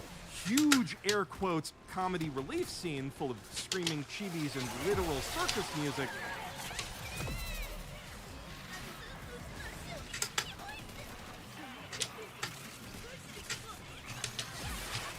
she decides to send a sexy ninja dressed as Little Red Riding Hood to pass along a note about it. And you're probably thinking, well, it's season 2 of an anime, so obviously these are all recurring characters being reintroduced. That's why it's all so abrupt and out of nowhere, right? Right? Nope. Statue of Liberty and the whole ass kingdom she rules are brand new elements introduced this season in this scene. And to top it all off, when we do finally get back to the Demon Lord, he's just like, damn, that thing with the screen last episode sure was a big cliffhanger, huh? Before shoving the gun in its crate, shoving that crate into a portal, and instead of dealing with any of that, he just decides to summon a new NPC from the Battle Royale game that he made back on Earth, and she needs yet another recap of everything that's happened so far, which thankfully happens off screen. And then, only in episode 5 does any of the storytelling in the show start building off of anything that we've seen happen in previous episodes or scenes. Now, to be fair, some of these issues can be chalked up to the show's extremely unfortunate and frankly baffling production history. It's not actually a direct sequel to season 1 at all, which is based on the light novels, but rather a new adaptation of the more popular and significantly different manga version of the story that attempts to pick up at roughly the same point in that story where the anime left off, even though a lot of the backstory details and some of the characters and plot shit is different, which must have been an absolute nightmare to work on. But that doesn't really excuse how ugly the animation is, how terrible all of the dialogue is, the agonizing attempts at comedy, or this show's most egregious crime of all, the fact that all of its titles for every episode are stupid little repuns. And if I had a nickel for every terrible isekai thing that did that with its titles this year, the fact that I'd have 2 nickels is unforgivable. Though that is far from the only unforgivable thing in Re-Monster. The reincarnated goblin protagonist, Dobro, is a straight-up who has the unmitigated gall to claim moral superiority over the rest of his species, and also because, you see, he uses drugs and Stockholm Syndrome to do it instead of physical force. Like, that's the actual story of how he gets his horror. And you know what? The really aggravating part is that that in itself might have been not fine, but contextually acceptable. The title does promise an anime about a monster being a monster, after all, which could even make for a refreshing change of pace from all the isekai power fantasies about nerds playing do-gooder RPG hero for people who like edgy bullshit, which can be fun as long as the anime has fun with it. But Re-Monster isn't fun at all.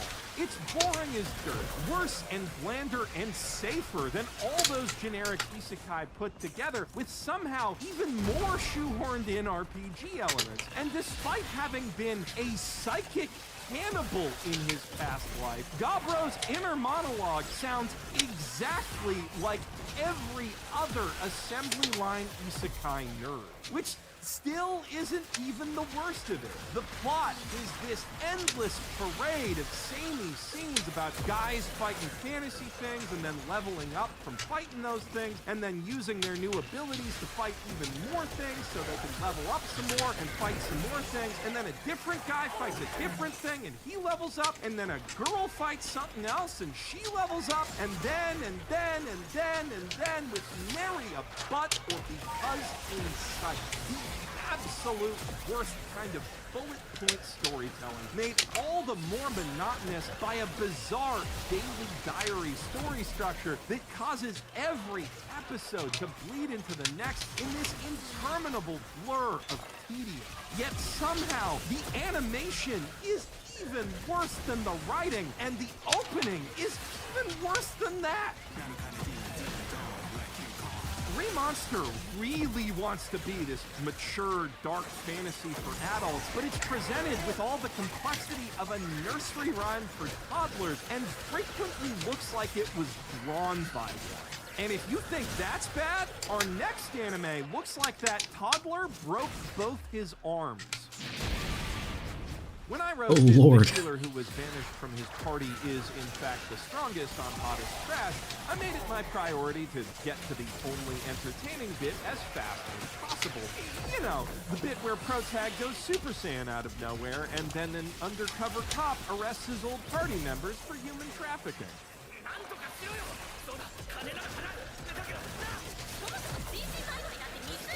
All right, my bad.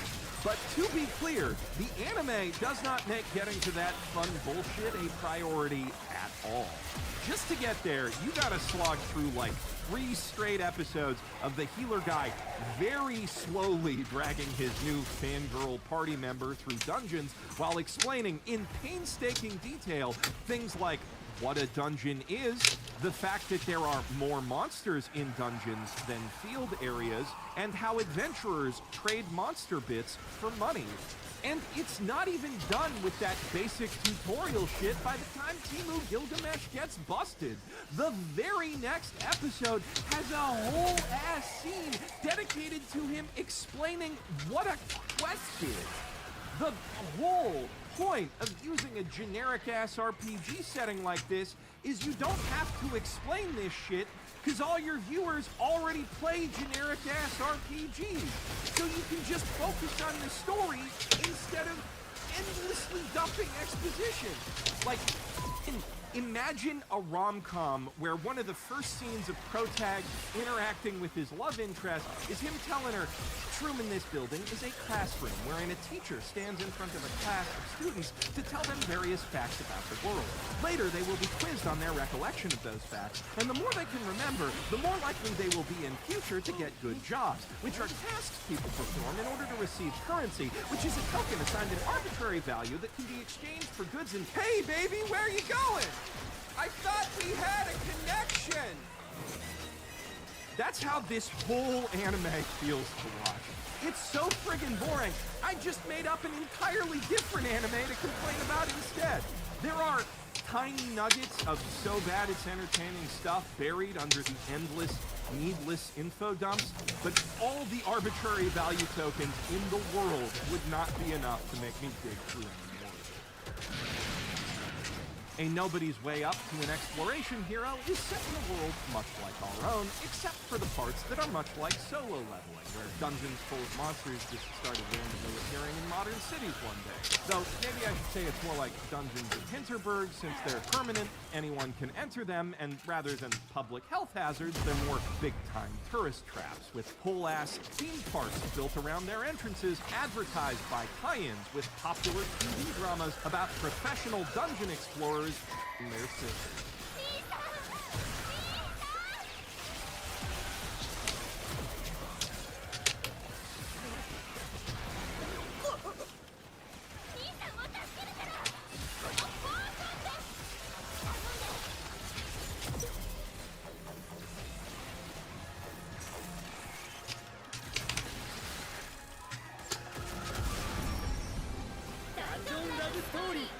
Though, frankly, I would rather watch that fake TV show than the real one it's part of, because its central relationship is even weirder and creepier. Protag Kun Kaito has been grinding slimes on level 1 of his local dungeon for years now, going nowhere slow behind the back of his childhood friend whose dad disappeared exploring that dungeon a few years ago, and that's why she doesn't want him to be grinding slimes, and he's got to lie to her about what he's doing every week, very badly, like he thinks she's the stupidest person on Earth.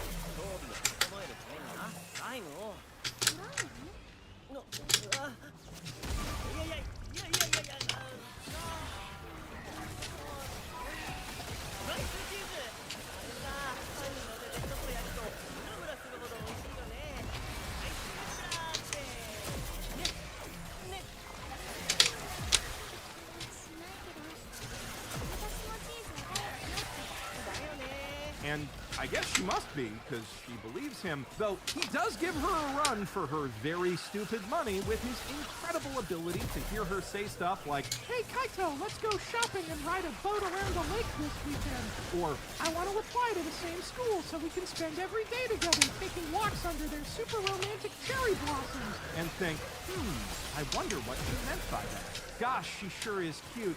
Shame she only sees me as a friend, though. To be clear, that's not the weird and creepy relationship I was talking about. It's just really annoying, and I hate watching it. The main one starts down in the dungeon when Kaito finally gets his lucky break after grinding his way through slime number 1000, which happens to be a rare little golden guy who drops a magic Pokemon card when he dies. Now, much like a real Pokemon card, Kaito could sell that thing on eBay for lots of money, but our boy's a real gamer at heart who wants to conquer the dungeon himself, not some filthy slabber, so he activates the card to summon himself a mighty Valkyrie familiar, which takes the form of an 8-year-old girl who calls him master and eats magic crystals out of his hand like dog treats. And then she helps him find and kill another rare monster, which drops another Pokemon card, which summons a bratty little succubus. Now, if you squint and look at this relationship sideways, you could maybe pretend it's innocent for a couple episodes, like they're just his little sister-type characters competing for their beloved Oni-chan's attention, but he clearly ain't thinking about it like that.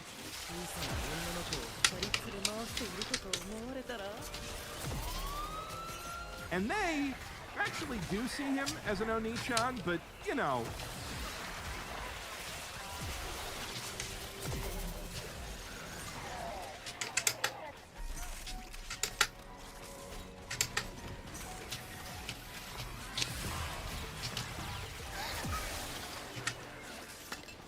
Could have poured it in, people.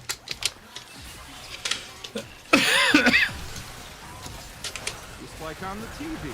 It's rarely that overt, but honestly, I think I might be less skeeved out if it was more shameless about leaning into the fantasy it's obviously selling, instead of trying to hide what it is behind the appropriately aged love interest, kind of like how he's hiding all the time that he spends with 2 underage girls at an amusement park behind her back while worrying about going to jail if he gets caught. That is just way too specific about all the wrong details. And then when it comes to filling in the details of the other side of the fantasy, you know, the genuinely creative concept of dungeons as modern tourist traps, the show's idea of a change in scenery is like putting some puddles of water under the featureless gray cave walls.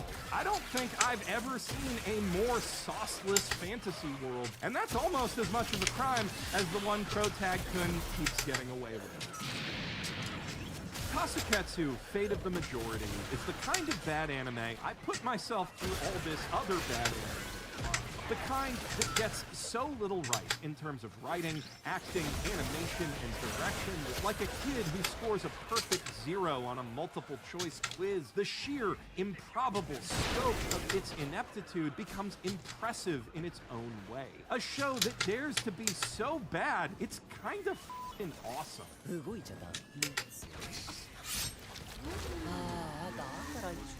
Speaking of multiple choice, Tasuketsu actually builds its death game around the premise of binary surveys. Every night at midnight, the game master Emperor asks a yes or no question, and then everyone with the majority answer instantly dies. These questions are submitted by the players themselves, either via a magic blue postbox or a magic red laptop on a first-come, first-served basis, so the day-to-day gameplay revolves around finding and controlling those submission points with the aid of magic powers called rights, which can do pretty much anything, Sure. except make a ruler super sharp so it can cut stuff. One kid tries to bluff he has the power to make his ruler super sharp and cut stuff, but then another kid's like, that's dumb, rights can't do that, and he's right. So that's one rule for how the power system works. Pretty much the only one so far as I can tell, but it is hard to tell because the show packs an entire arc's worth of development and lore dumping into basically every episode. 1 minute, everyone in class is clowning on Protag Destroy Kun one for his tank. single personality Okay. trait of not good at computer and remarking on how weird the screens that just popped up on all the computers are. 3 minutes later, his parents, best friend, and everyone else who didn't see those screens is dead, with his surviving classmates banding together to figure out the rules of the game and survive even more. 3 minutes after that, the dude with the glasses is shooting the deaf kid in the face, and a couple minutes later, they're all running away from him, including the deaf kid, who's fine somehow. Then, after they escape, Protag Kun and his love interest make a vow to survive and beat the game together, and a minute after that, he's f***ing dead along with every other man in Tokyo. And every other person on Earth, though it's not actually clear that's what happened until they tell you the whole planet died in the episode 11 recap. Don't worry about that too much, though, because by the middle of episode 2, everyone who's dead has already gotten better. It wasn't some clever fake-out having Protag Kun all over the terribly animated OP, even though it was in episode 1. This is just a death game where death is meaningless. And that's just the beginning of an absolute euthanasia coaster ride of a story that goes from twist to face heel turn to surprise resurrection to crazy superpower fight to heel face turn to tragic character death faster than you can say, wait, what the f***? Before you know it, you're watching a guy who traded his testicles for an infinite ammo cheat fighting a guy who traded a lung to bring his Yu-Gi-Oh cards to life, and not long after that, the wannabe Okarun is dead, and Yugi Man is the linchpin of Tokyo's entire power grid. Unfortunately, or fortunately, I guess, depending on how you look at it, the show does slow down quite a bit once it hits its second arc in the episode, using the remaining 14 to properly flesh out a new protagonist and his relationships with the supporting cast, establish a status quo that actually lasts for more than half of one episode, and generally tell a story a human being might be able to follow. It's still not all that good most of the time. Except in the obvious sense that that last clip was amazing. But the plot tying all the not very good bits together is suddenly coherent and even, dare I say it, conceptually interesting. Exploring the Death Game's aftermath in a depopulated Tokyo on the verge of collapse as two factions led by pretenders to the Emperor's throne, the heroes who beat him and the villainess who wants to carry on his villainous legacy, vie for control of the city's surviving populace and crumbling infrastructure in a series of basically stand battles, which are still, thankfully, hilarious for the most part, but now that hilarity is mixed up with some unironically enjoyable stuff, like the new hero who actually has a personality, antagonists with more motivation than I hate everyone, especially myself, and a central conflict that doesn't feel like the show's just somehow ripping off every other anime in the genre at the same time, while also missing the entire point of a death game that people die when they are killed. It still doesn't really get that point, but that's not nearly as detrimental to what it's going for in the back half when it's not really a death game anymore. Revolving Door Afterlives are kind of par for the course in dumbass shonen battle shit after all. Again, I don't think it becomes a good anime in the back half, but with those marginal improvements to pacing and presentation, on top of how the genre shift de-emphasizes the life or death tension that all that stupid bullshit was ruining, it almost pulls a reverse Uzumaki, where the sudden miraculous jump from a 1 out of 10 to an almost 5 makes it feel like a relative 7, even though the average across all episodes is like a 3, 3.5 at best. Plus, the first 10 are still far and away the worst paced, stupidest death game story I have ever seen animated, which, if you've watched the King's Game roast, you know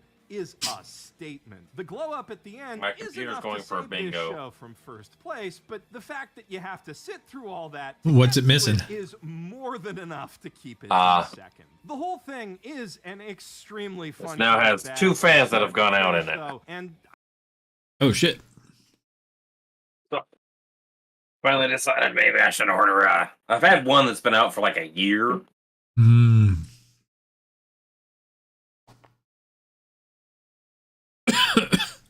But the other one was it would spit up and then it go, "Bah," and then it would die. Mm. Oh, got a new season. I got to get one for my my pie someday. I got to go thump it every now and then. Why? Because it gets it's a teeny tiny little fan the size of a dime, and it's just super like low power, and just the dust buildup on it stops it from working. Just the dust, the little tiny bit of dust, just tiny little bit of dust overpowers the motor in it. So every now and then I have to like go thump it and blow it out to get it to start spinning again. And it works. I'm like, maybe I need to get a new one. Or slightly bigger one, or Something. I just get a 120, just build a little Lego. I did that for mine. Mine, for the longest time, just sat on the top of the server rack in a little Lego case with just a 120 fan just blowing down on it.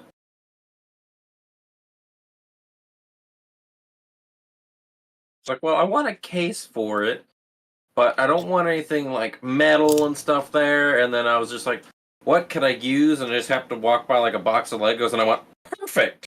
I'm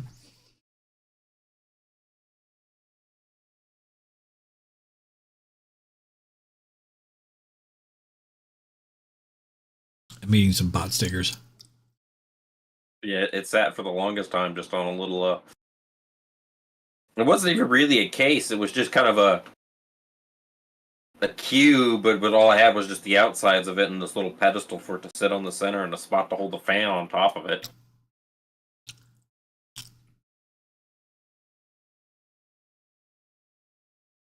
And then the fan was just powered off a USB port, and the server was sitting on top of. So I just got a USB to fan adapter, little cable, and plugged in the back of the server, and it just ran.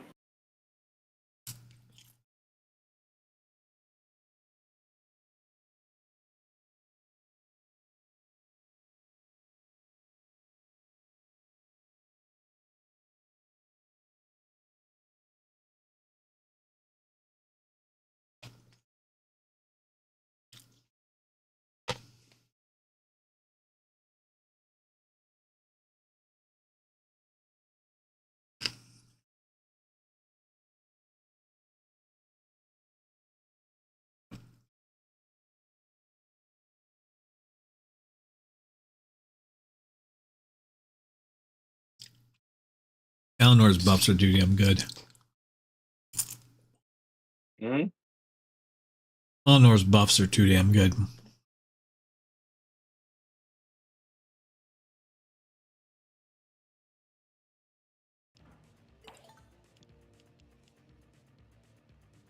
I was playing Oh, go ahead. Star Wars Jedi Survivor? I forget which one. Yeah, Jedi Survivor. And all of a sudden I kept hearing this weird sound. I'd be like, and then about 30 seconds later, I went, fuck is that sound?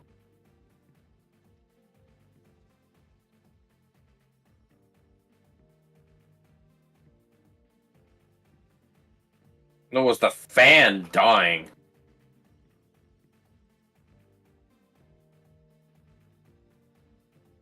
So I think what happened is because the fan spins just fine. I think what is happening was the attachment to the blades had came loose. So as it spins up, that low RPM was fine, but when it would ramp up for in a video game, it would break the friction in there, and then it would spin out, and then it would overspin the fan motor, and then the fan motor would kick off, and then it'd wait a second, and then it'd start again, and then it'd spin up, and then it'd break friction, and then die. Stop.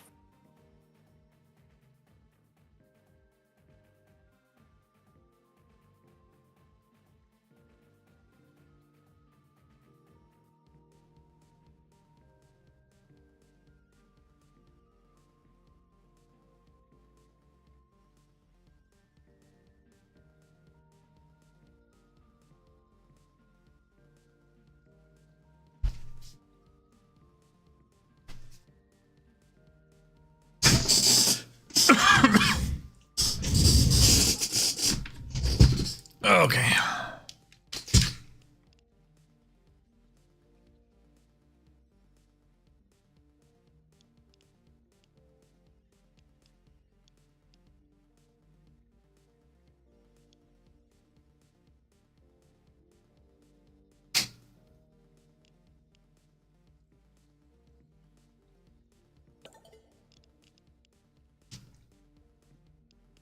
Kill a tank. Okay. Kill a tank? Yeah, I gotta go fight the boss. Oh.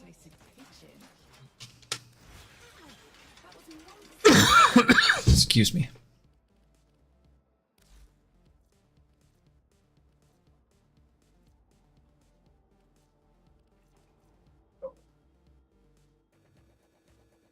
Then I had to go dig through the bottom of my case and all the fans in there and all the wiring and find out which fan it goes to. Luckily, though, it was just an intake on the bottom of the case, so I'm okay with it being dead. But I finally said screw it and went to Amazon and ordered me new fans.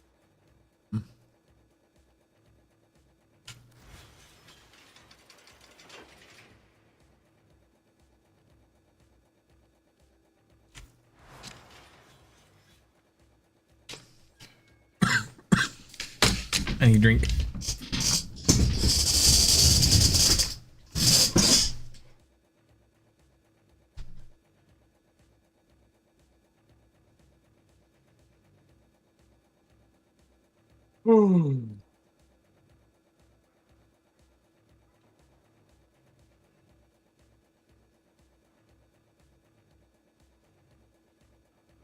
That and I was reframing the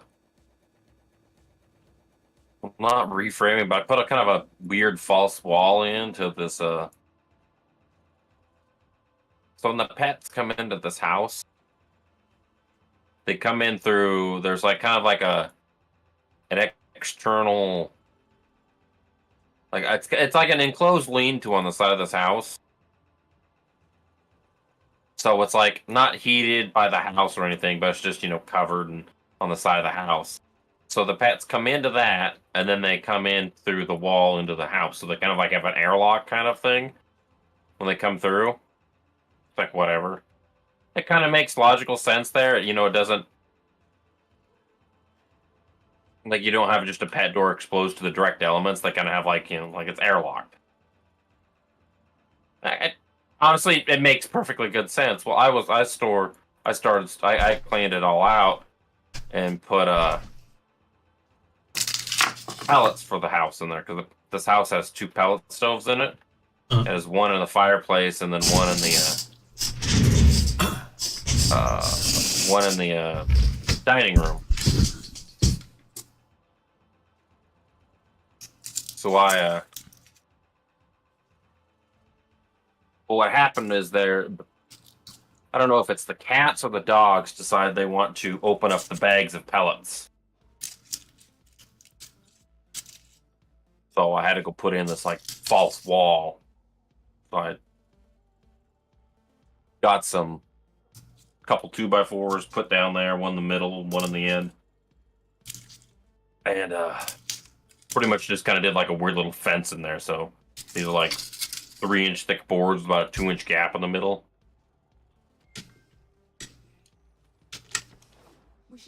So that way they can't get over there anymore.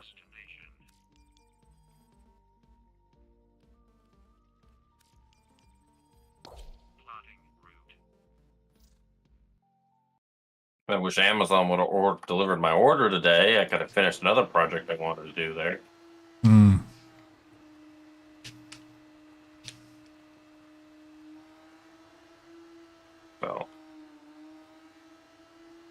So between the house and the shop here, I put 2 exterior like Wi-Fi antennas. Mm-hmm. And so then I was connecting things to them at each end, and then they connect up to the house. And it's about probably goalpost to goalpost in distance between the 2 antennas. Oh. And so what I'm doing now is I got some like access points, and I'm putting some access points out in a better area, so that way the 2 exterior antennas can just talk to each other. They don't have to talk to anything else. They just talk to each other, and then the access points can all host everything. So they're only really just talking to each other. Nothing else is talking to them except for like cell phones that mesh around. Cool.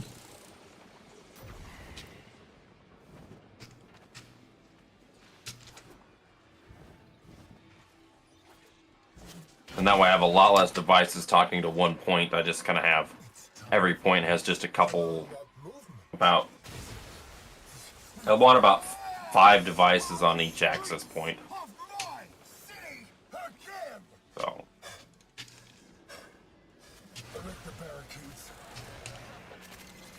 Ferrocite barricades. Need something to cut through those, but it won't be easy. Step 1. Acquire a transponder from someone with rank. That's our ticket. Now get to a comms terminal. Use that to call in reinforcements. For them. Hey, never said this would be easy. Where is my Amazon order at? Stormfall squad incoming. Because if it's like at the post office, I might just... It's the hex again. Really? Okay. I want you to ask yourself, could this have been a paratrooper thing? Could Stormfall deal with that? Yeah? Okay.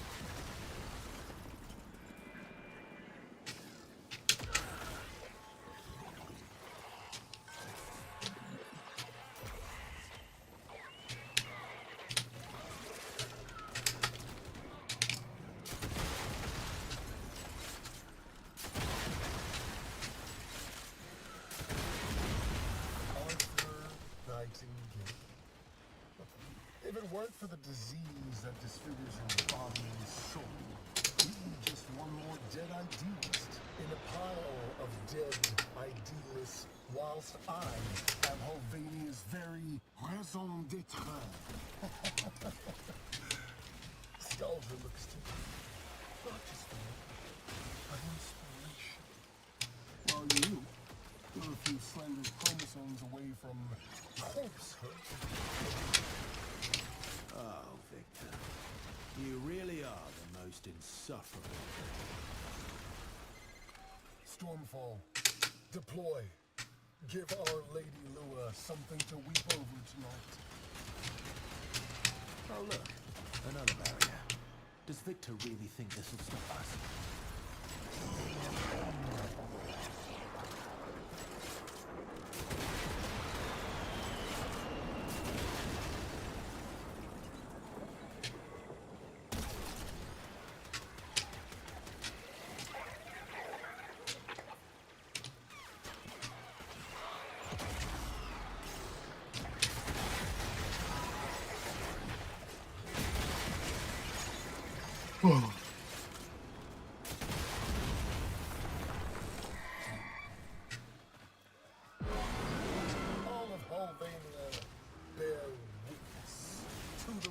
Kill 250 skulls, right?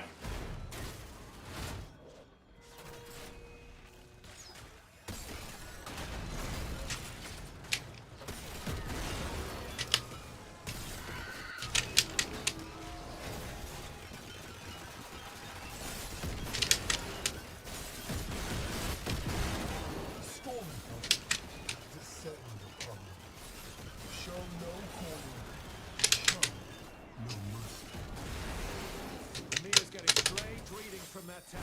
You better finish it off.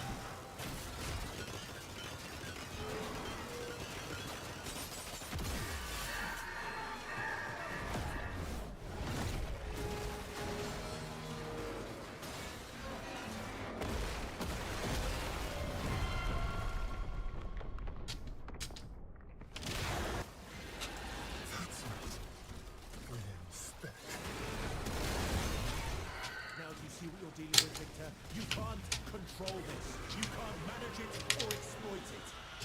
Hex, let's show Victor how it's done. Finish that thing. Something tells me that thing won't like it if you hop its zits. Tekrot regeneration. You'll need to find a way to make the damage stick.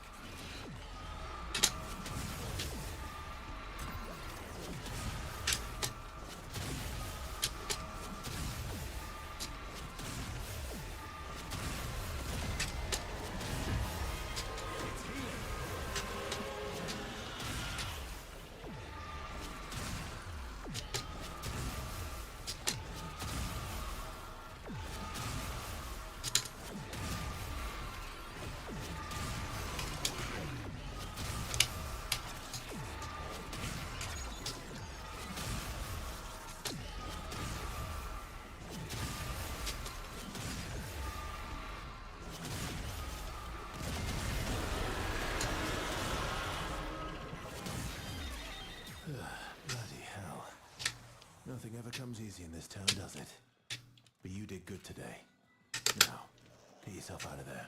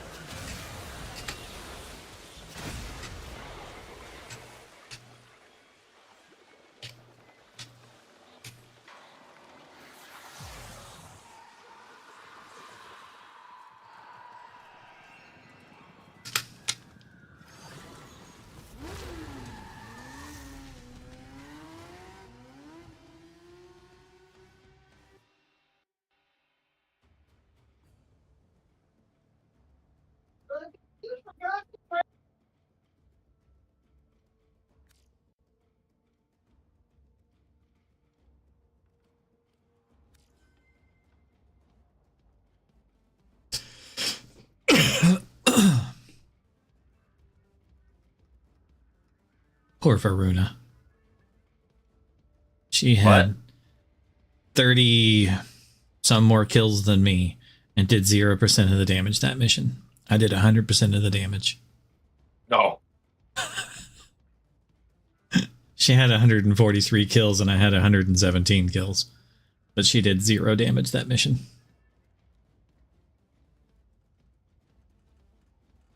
Poor Varuna.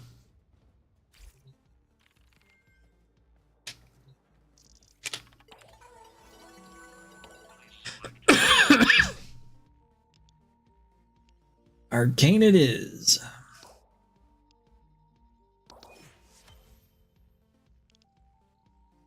Hey, Rose, do you have to have Bane of Organ? I think. I don't know if I have an extra one, but I'll check. Give me a minute. I'm looking for normal, not primed. Oh. Probably. I don't know. I'll find out.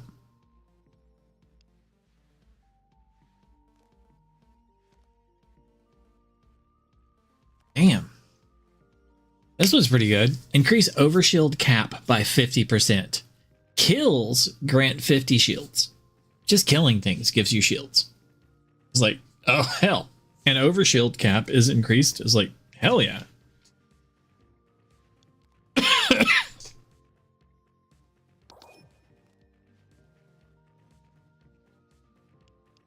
Problem with overshields or shields in this game is once you get to a point where you're using them, you have full shields or you're in shield gate. There's no like, yeah, I just need a little more shields to survive. It's like But that killing things gives you 50 shields. I mean, as fast as we kill things, yeah. that's like guaranteed shield gating forever. Okay. Bane of Orokin. Mods are... That's relics. Mods.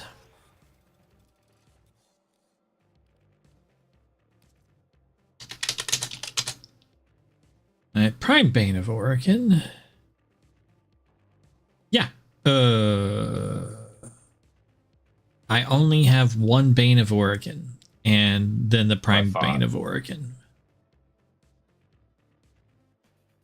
So I don't have any extra. Where do you get it from? stupid. Stupid, where you get it from? Mm-hmm.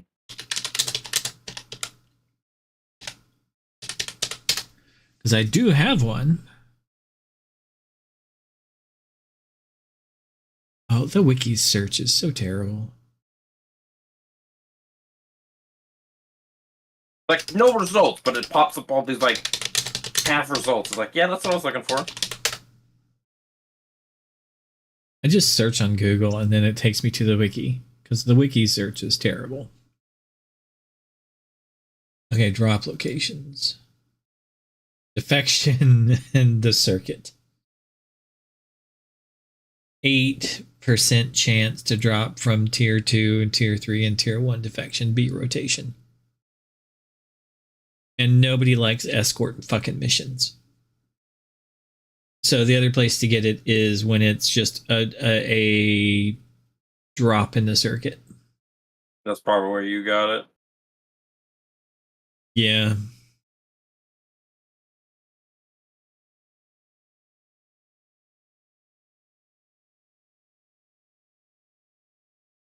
Oof.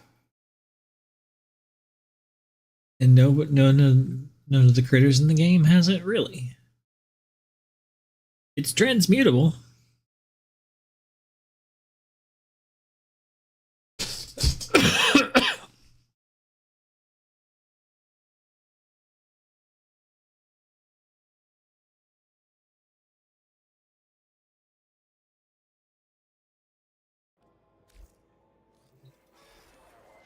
I've had so many people I put in like trade chat every now and then, like, want to buy Bane of Orkin, and I link the mod, like the non-primed mod. I'm like, I want to buy Bane of Orkin,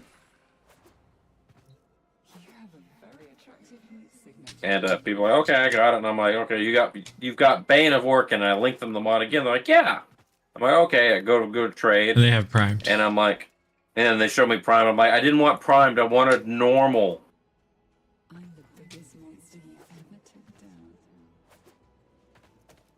Have you tried transmuting for it?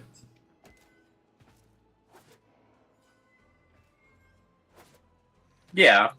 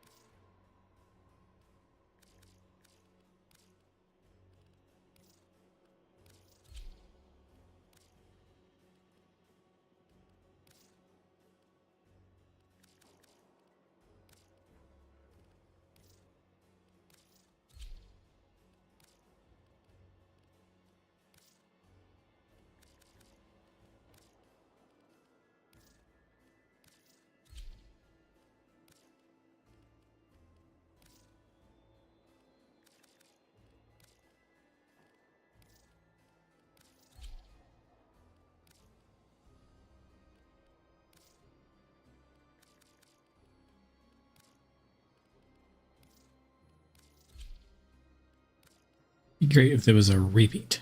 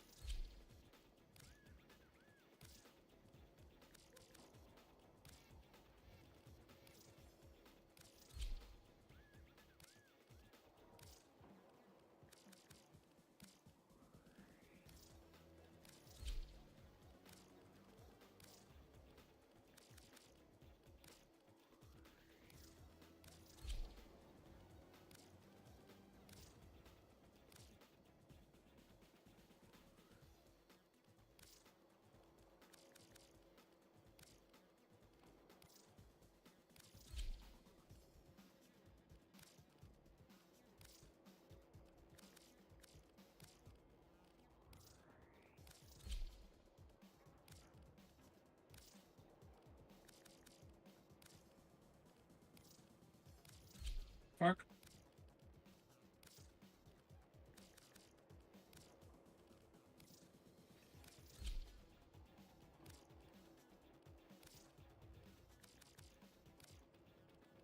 Oh, I didn't realize that until just now. What? When the seasons change, it actually changes like the actual like Maps seasons and boards. in the missions. Yes.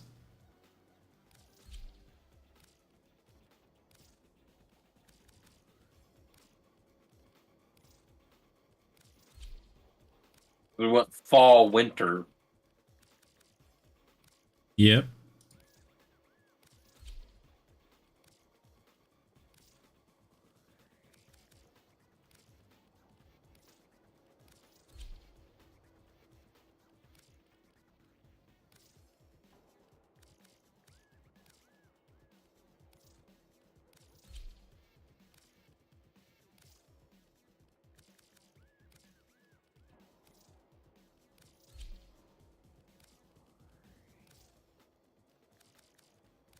I don't recognize some of these. Oh, my Cyto 9's done. I can feed him to the wall. Yay.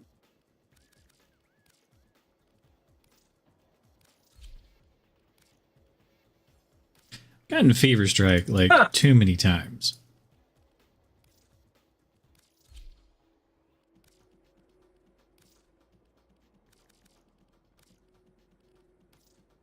What happened? Lynn's Corpus. I want the other one.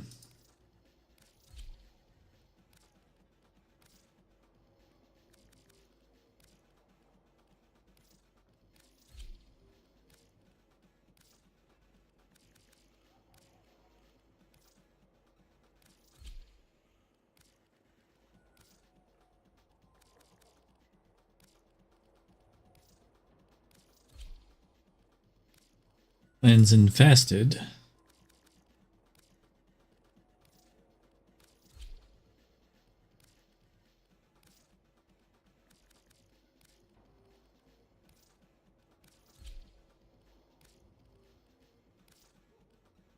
Oh, kill 3 of us. Oh. Auxiliary power a bunch of times too. What? I'm transmuting. Uh-oh. I'm only using uncommon, mods. and I'm only using V mods. So I'm doing pretty good of getting mainly. I mainly get uncommons, the majority of which are V's because of this method. Like, it's not completely V's, but the majority of they're 90% uncommons that I'm getting because I'm using all uncommons, right? Like, this is Expel Infested. It's a V mod. It's uncommon, right? Not necessarily the one that I wanted. Right. So then Smite Grenier, again, it's an uncommon V mod. What you're looking for is Bane of Corrupted, which is an uncommon V mod. So there's a chance, since it is obtainable through this. It doesn't, it's like sometimes I get a D, but it's still uncommon. So I'm keeping this to the uncommon list by using the 4 uncommons. Bane of Infested again.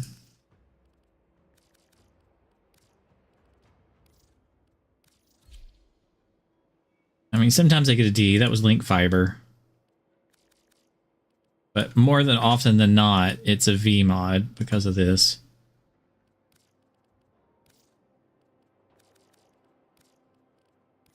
Now, if I had a bunch of the crap, the things from Samaris, I could guarantee it was a V mod by using one of those with these, and it would make sure. Got it. Expel Corpus. No, fuck. Never mind. Wrong one. I was like, I saw the C. I'm like, and it was Corpus. Fight. It's like, shit. Oh. I saw the C and it was Corpus instead of Corrupted. I was like, crap. I'll probably get tricked by the C again in a minute. I was like, shit. Because I know it's possible. Equilibrium. Come on. I get Expel Corpus, Smite Corpus. It's like, come on, you fuckers. But give me Corpus, give me Corrupted. Infested. Giving me all of the other ones. Yeah. Same. Smite Orican. That's the melee one. Shit, I just got the melee one.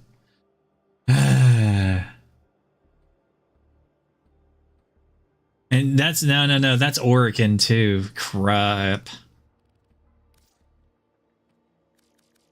I need Corrupted. Corrupted.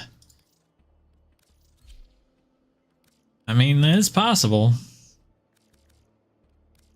I'll give it another like 5 minutes or so.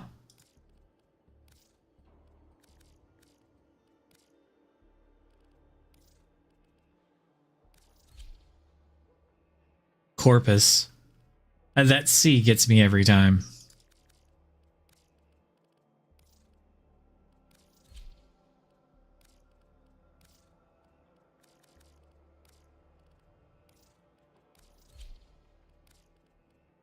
Don't fucking care about deep freeze.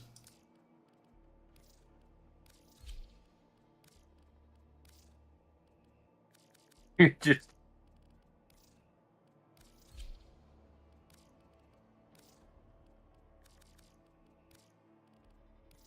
I showed this to Amelia a couple months ago. Amelia didn't know you could transmutate at all. I got a rare. That's a wild one to get off of uncommons. And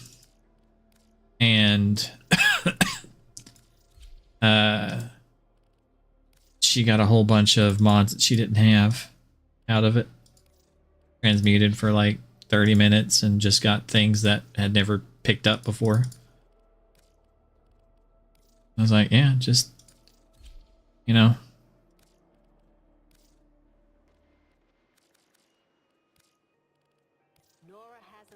I got it.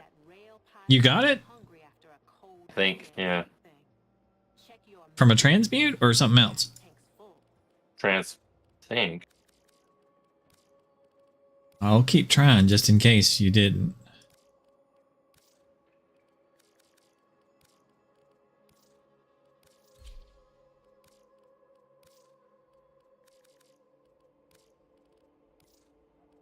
Yeah, I got it. Bane of Orokin. Nice. No, it's Bane of Corrupted. Ah, shit. See, that's the problem. You need a Bane of Corrupted, not Bane of Orokin. No, the Bane of Orokin is what I wanted. But you need Corrupted. Say Corrupted? Whoa. God damn it, I have to go look. Whoa. Okay, I see the picture Bane of Orokin, and on the card it says Bane of Corrupted. I don't fucking know now. I think it's Bane of Orokin, but the card says Bane of Corrupted on the wiki. Oh, I don't know. I think it is Bane of Orokin then. Now I gotta go look at my... hang on a minute, now I gotta go look.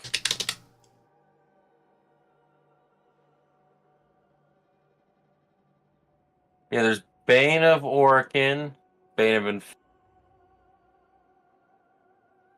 Yeah. As long as you got the one that you needed, that's all that really matters. Yeah, because Bane of Incomplete. Yeah, Bane of Orokin is what I needed. Sweet. That was not too bad, honestly. Yeah, just burn just a fuck ton of this one mod. Yeah, that's what I was doing. Like, I was doing the Bane of Grenier or some shit. I had a bajillion of them.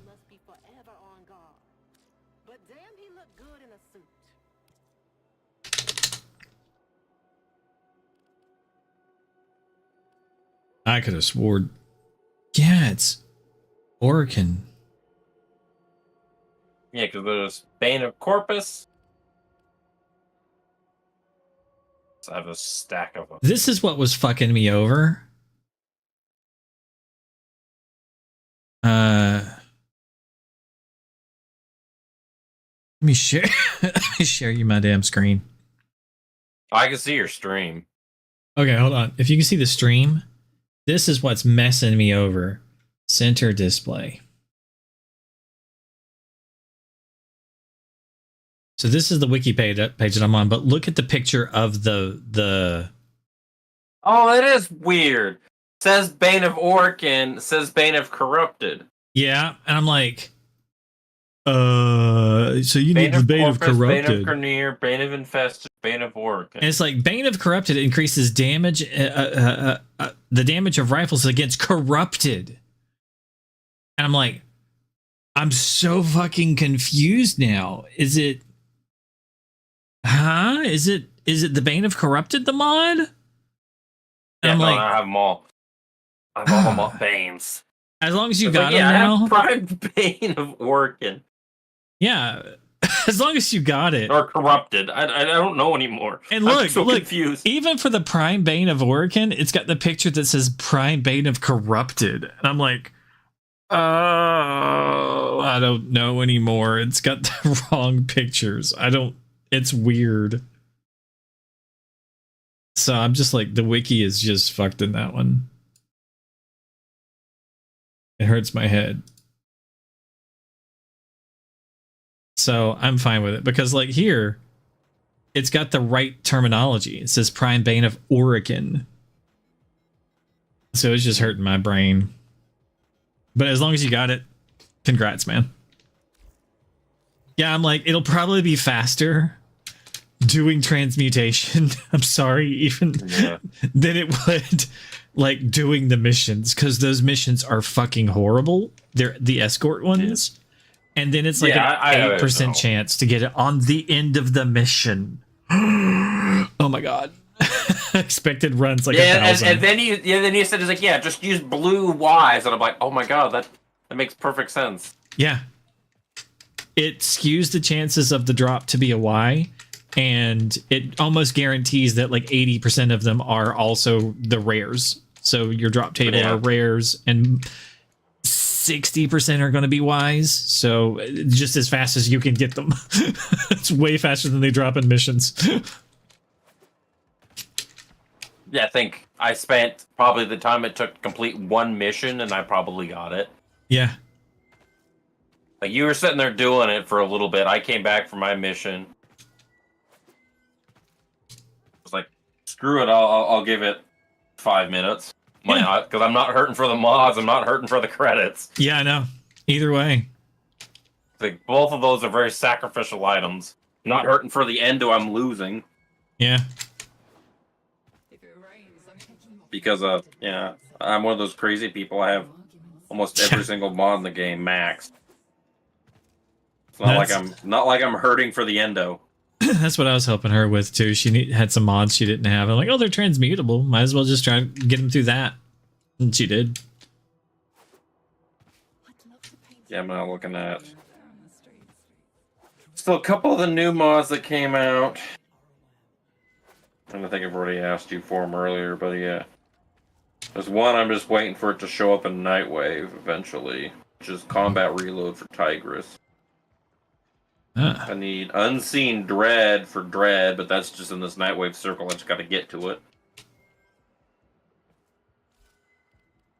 And then I need Merciless Gunfighter and Spectral Serration, which is from 1999. So all I really need is Sackstrom Spittle and Jugulus Spines, which are kind of annoying to get, and then that's it. Yeah. Oh. What you want to work on?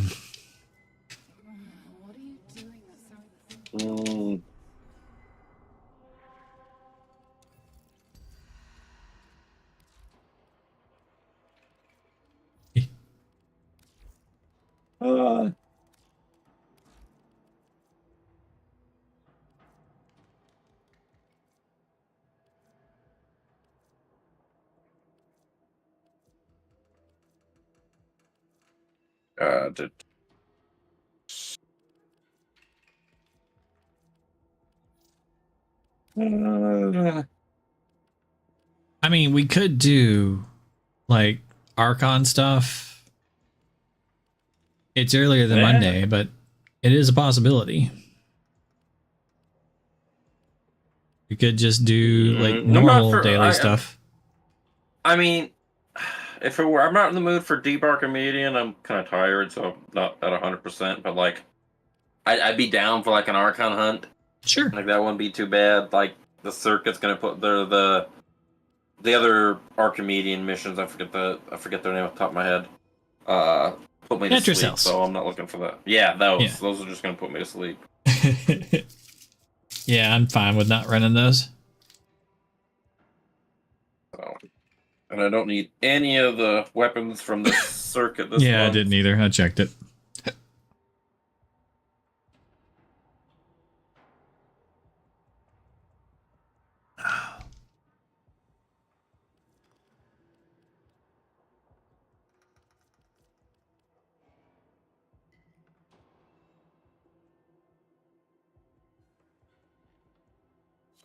Like the Archon hunt isn't too bad. That's exterminate, defense.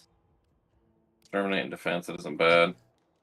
Oh, that reminds me. I need to hang on a minute. I need to feed a Cyto 9 to my wall. I wonder if there's any bits of him still hanging onto the wall. Miss. There we go. I don't think so. I think mine's all dissolved now.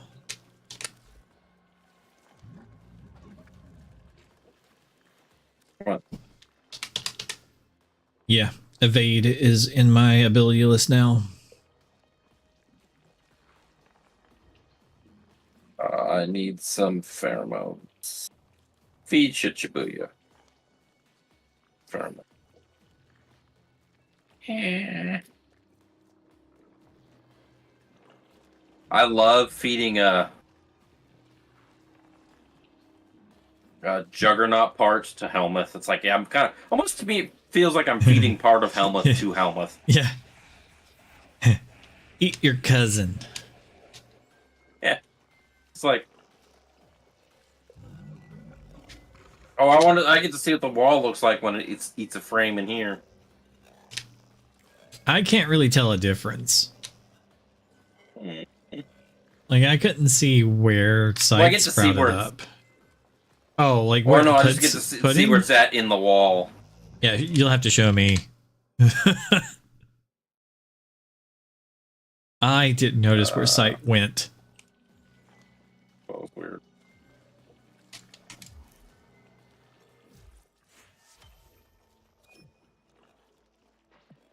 Okay. That's all we have time for. Go out in the hallway and then Oh. join your ship. Oh, I was just... Oh, that works too.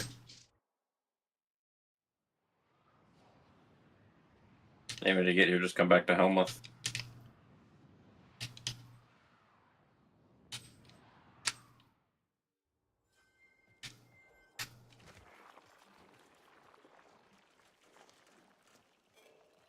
This does not look like enough flowers. Yeah, it really doesn't. We have like way more. He's like right there. Yeah, like all I'm missing is Comey. Yeah, we have way more back at the regular ship. Yeah. They don't carry all your colors to guests, I don't think. Unless all your Yeah, they flowers all are come just out white. like white flowers. Yeah. I got smart because all my coloring is all the same. I'm like, you know what?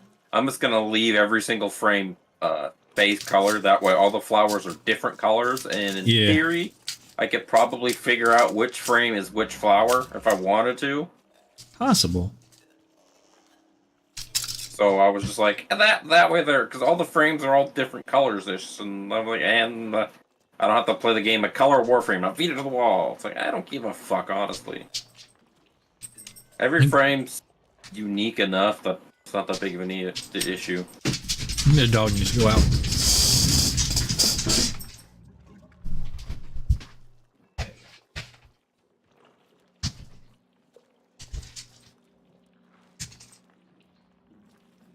Oh, when you get back, see if you can see Owie. I'm curious about that. Yeah. You're playing with Bark Spawn.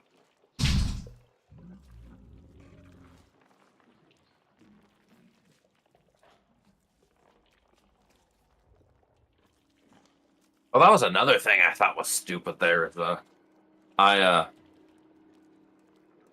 have to get a new dog door for this place. And so I was like, oh, I'll just go buy a new dog door. And for this new dog door, was like $120 for like a replacement dog door. Or I could just go onto their website and spend $25 and just replace the flap.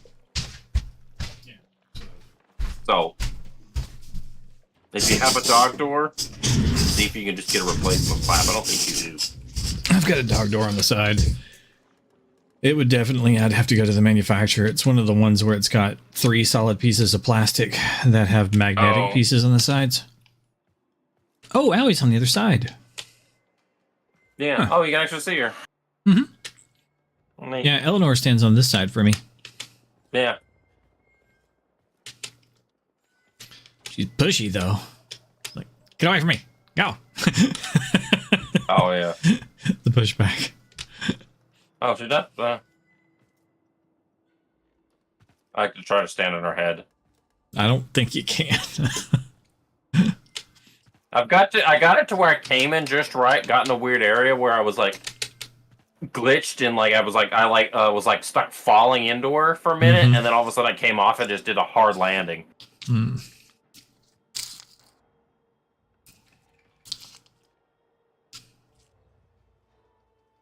Okay. Let's exterminate. I tell people there's 2 freaks and 1 good girl. What's the good girl?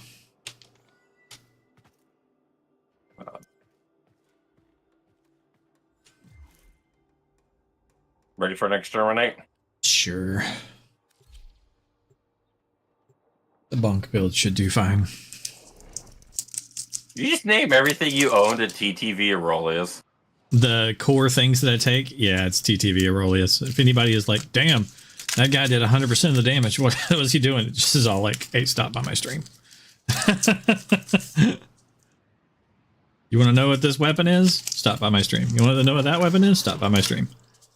I know, I've got a few messages from people like, or they've asked me like, what are you using to kill everything? Like, I don't understand. Mm-hmm.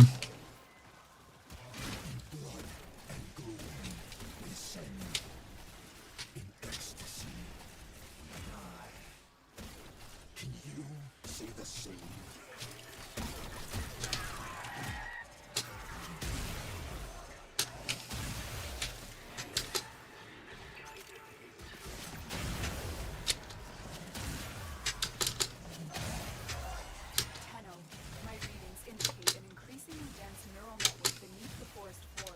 This can only mean one thing. The Silver Grove is nearby.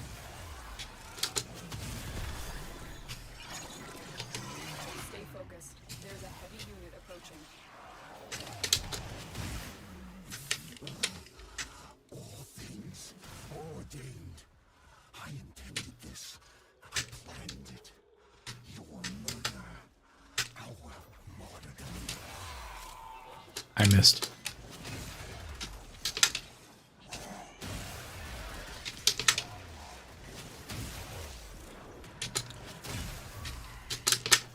You're kind of lucky. You get to whip things. I am the whip. I know why I like cores. I can literally just kind of just run through here and like I don't have to like slam people or do anything. Now I can just grab a core. I can just literally just run around just pressing one button.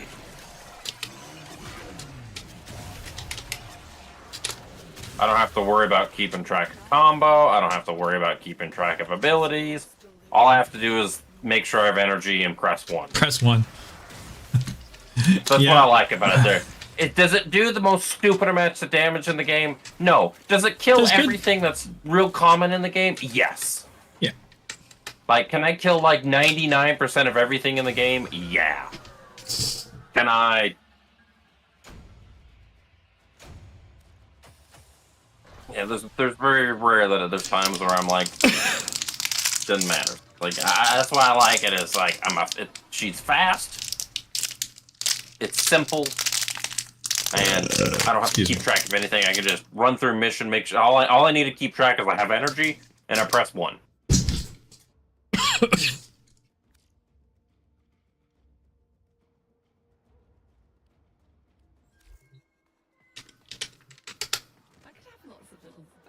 Oh, now it's a defense mission with Ticker. I like that she says that. She's like, I gotta have lots of little babies. Nah, they'd probably eat me though. You wouldn't want to come home to that. What did she say today that surprised the fuck out of me? God, she said something and I was just like... Defense. God, she said something and I was just like... What?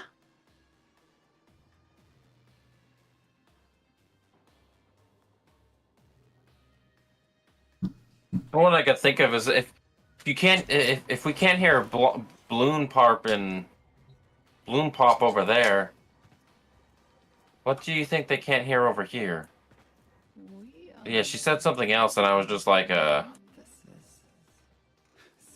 round and round like a goldfish in a great big bubble of void. What did you? God, she said something. Oh.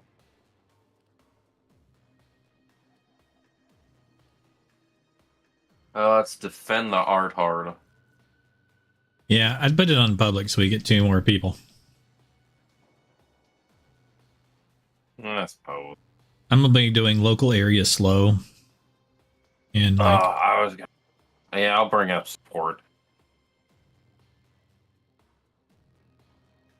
I'll bring Jade again. That worked really well last time. yeah. Because I can buff, I can heal, shield, and health. And slow too.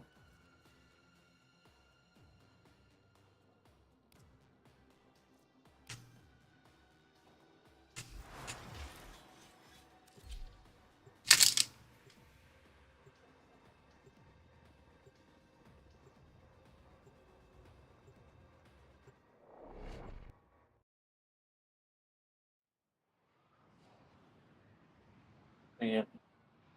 My poor computer has 2 dead fans. But I'm fixing that. But I gotta go dig through the wiring in this bitch. The specialists alive. Their wideband scans should reveal Narmer's purpose in this sector. There's some power strength buff for it. Yeah, there it is. I had mine on too, Yeah, so you should have a little bit as well. Now refresh yours. It should be higher. I'm at 43 at the moment. How's it going? Lead on, lady. How the fuck? He's already down? Okay, well, I'm gonna get my Gloom going so he'll heal off of any of his attacks. Like, Jesus, man. You stay alive for a couple seconds. And anybody that comes in the area will be slowed. I like Gloom on her because I can be in day form and it's like I'm also in night form. You know what I mean? Yeah. Because Gloom is basically her night form.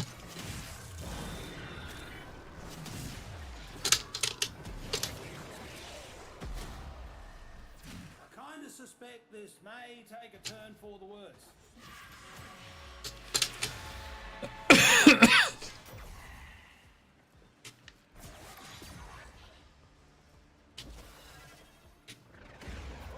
This fella's feeling lucky. Do we have a slow Nova or a speed Nova? I mean, they can do both. Once they get into my AoE, they're slow. But, you know, hopefully before that, they'll be speed. Do you see the pink line of my AoE? Yeah. That's where my slow ends too. They're the same size. Oh, it's a slow Nova. God damn it. Yeah, they can be speed, so you can tell them to do speed instead. Oh.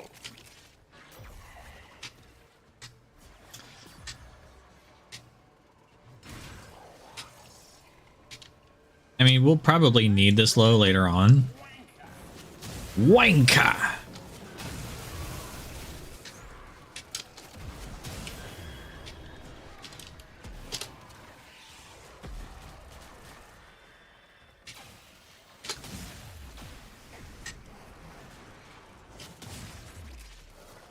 I can turn mine off right now.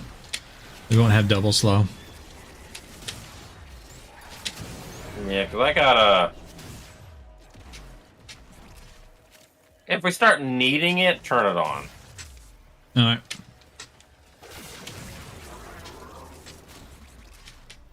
You're not likely to get mercy from someone who's never... We can, yeah, we probably don't need it right now.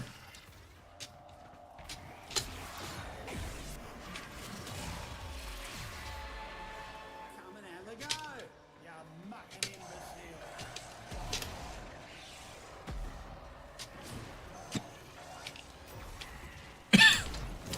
Yeah, it's a slow Nova.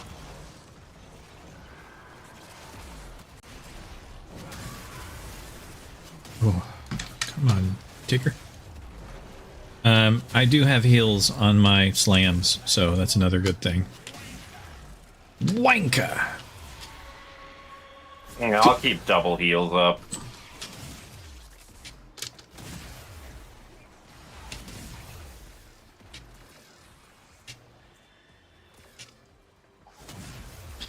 You just...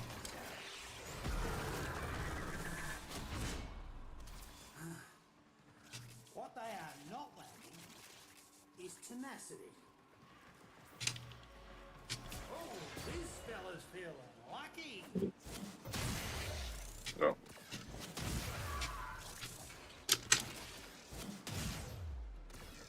I mean, there's like...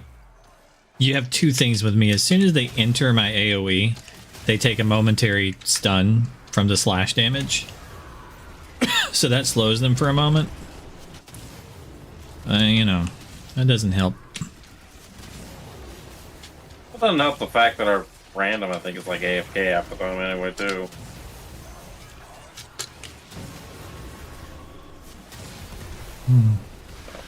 I really need to get my down for a second. I'm reloading. So was I. Like, hang on for a second. I'm reloading, and so was I. Like, Yeah, I just had to get my combo count back up.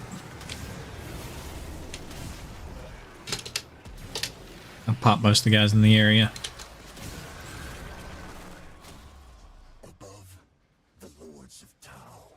Below my people. Below them, yours. And I shall serve as shepherd and minister.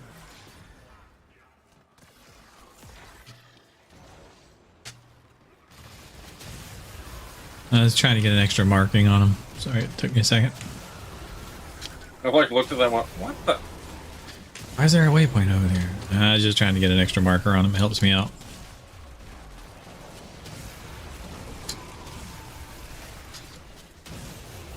Yeah, I'll just keep my shields up. Kind of why I like Jade for support. It's like she's kind of like a passive support. Like, as long as I keep track of my abilities and you keep somewhat close to me. Whoop. There is. The fuck? God, yeah. You're a movie little bastard, aren't you? Mm-hmm. He does like to run around.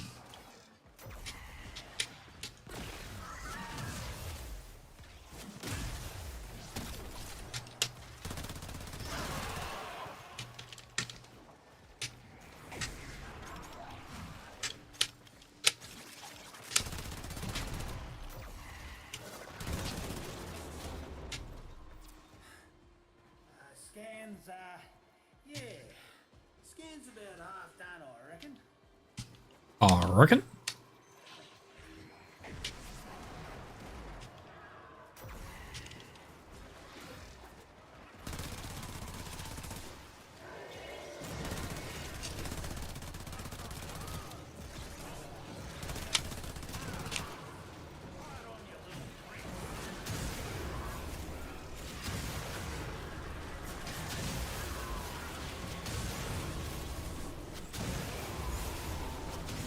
Ow. I just blew myself off the area.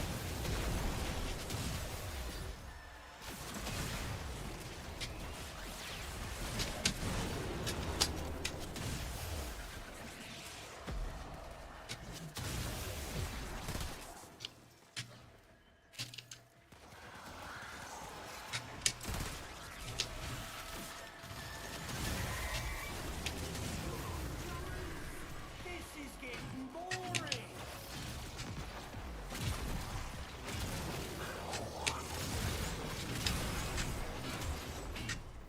Stop sweating, Margaret.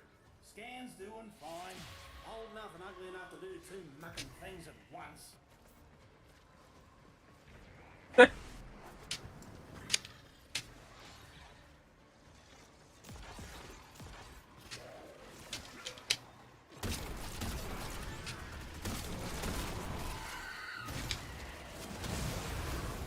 I like Chipper because we have to deal with him like once every other week, and he's got somewhat of a fun personality.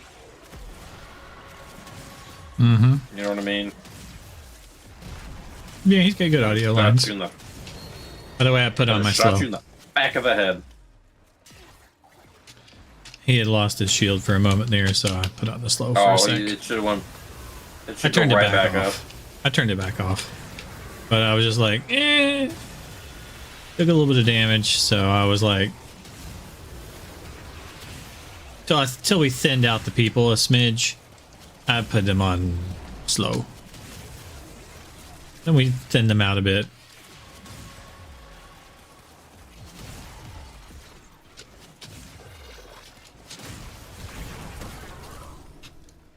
I don't know.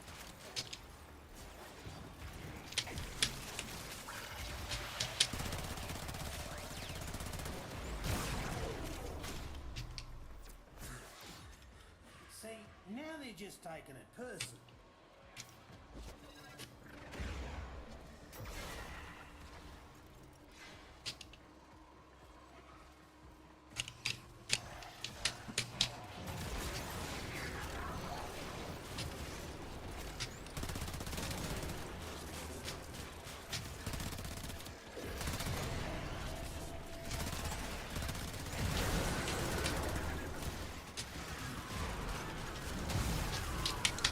Meow.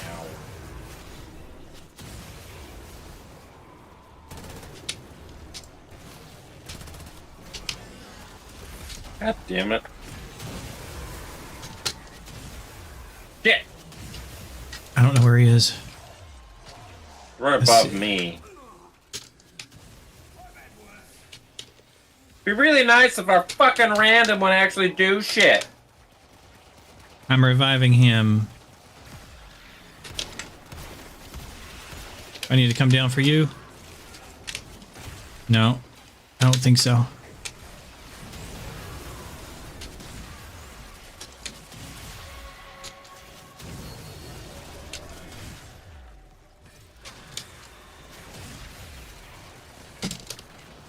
Sorry, I'm gonna pop my ulti. Yeah, there weren't as many in my range as I thought there was.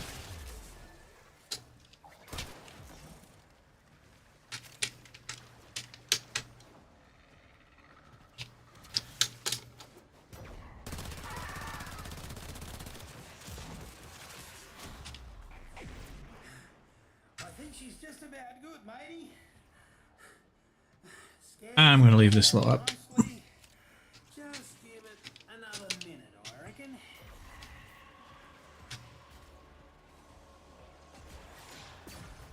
Listen.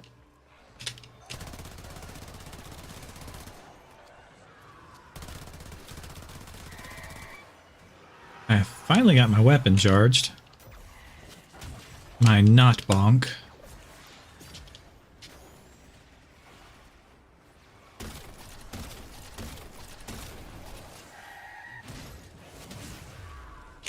Where did he go? I hate this guy. All the way over here. He just jumped halfway across the map.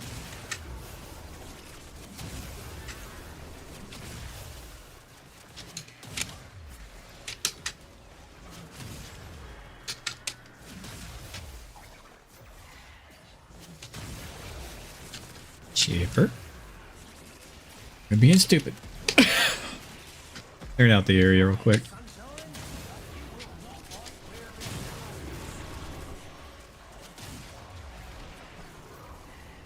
Okay, Chipper's back up here.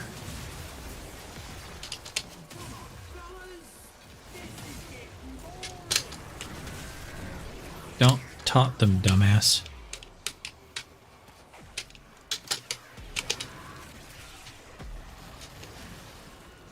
Okay, that's the last round. Got one guy left. There you go. One It's dead. coordinates and all. Pretty as a mucking dinner. The scans are complete, Tenno. Prepare for an assault. Alright, picked up all the random shit. Just what I need. More cores to go with the thousands I already have. Gordon, why do you persecute me?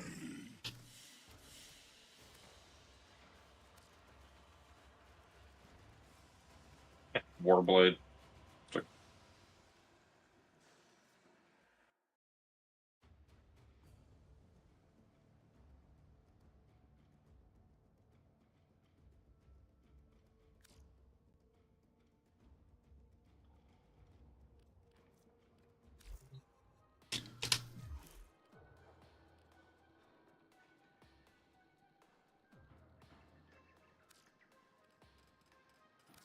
Did you invite? Sorry. Oh. He didn't seem to be leaving, so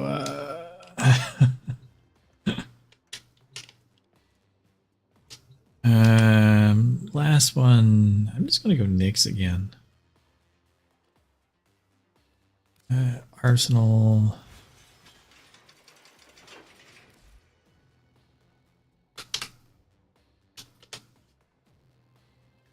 She's just not really killable, so that kind of puts an end to that. I didn't tidy up. Sorry. Have the housekeeping instincts of a feral cat. A few others.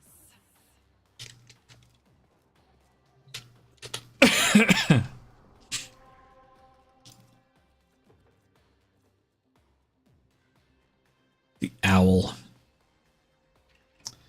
Fun, fun, fun.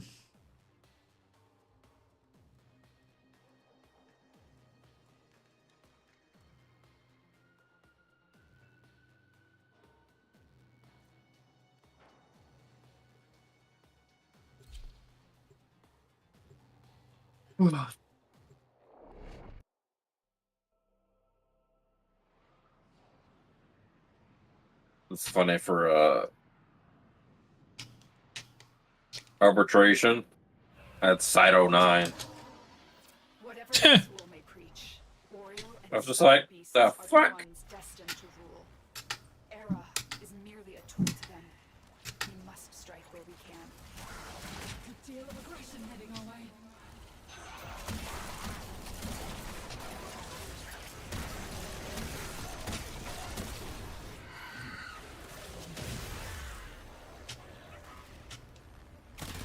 Excuse me, peoples.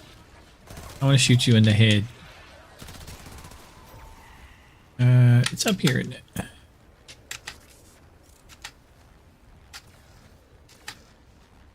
Oh wow, I didn't think about that. I don't think we have a lot of them though. What? The more people that are irradiated, the more crit chance that I have.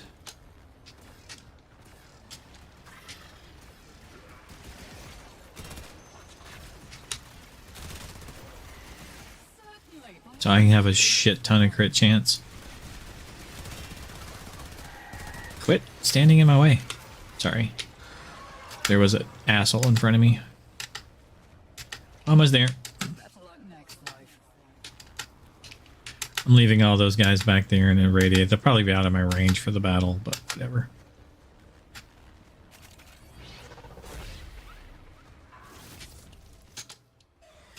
Let's see. Roar. Strike fast, use cover, and do not let him heal.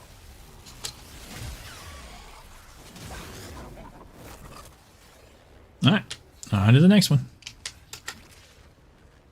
Yeah, we make Archon hunts so trivial. Yeah. I mean, we make a lot of things in this game kind of trivial. Sorry, I can only jump once. And this place was too high up, so I'm gotta keep rolling.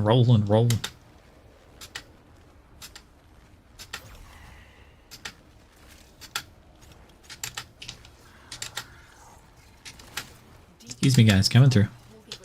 I'll take the... You got B? Alright. It was farther away. I'll 10-0 port to A.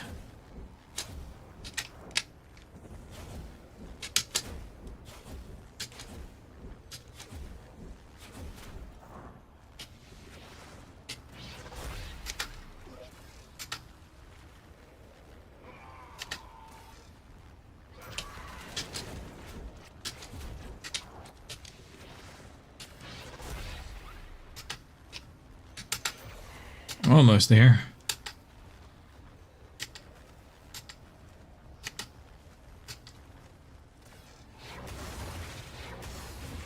The fuck was that? Oh, one of the weird things. Okay.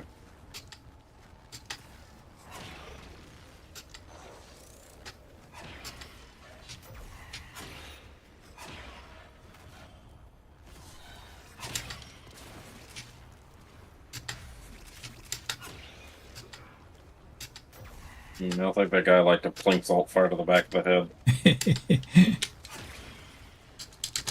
Oh. What if these would kill me? No, they don't. They just reset you. No, they just bounced me around. The invulnerability. I thought back in the day they used to kill you. No, I just remember that if you got whacked by them, they just reset you.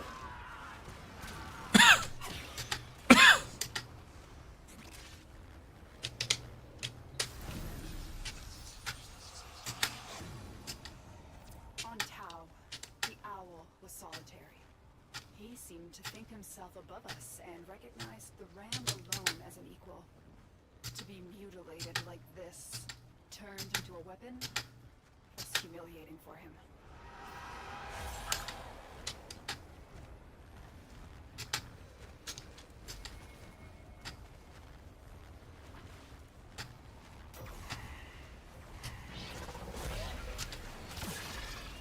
Well, it was quick and mixed.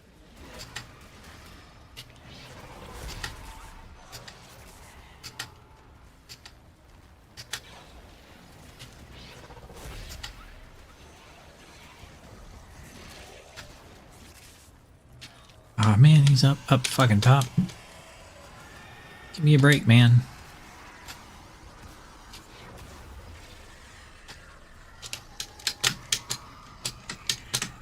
Thanos. Thank you.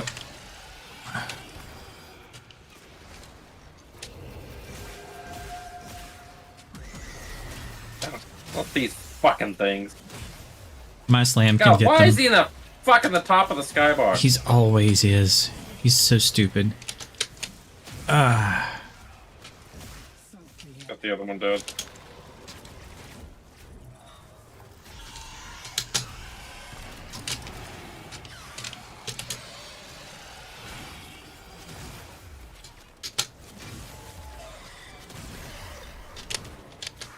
Ah, motherfucker.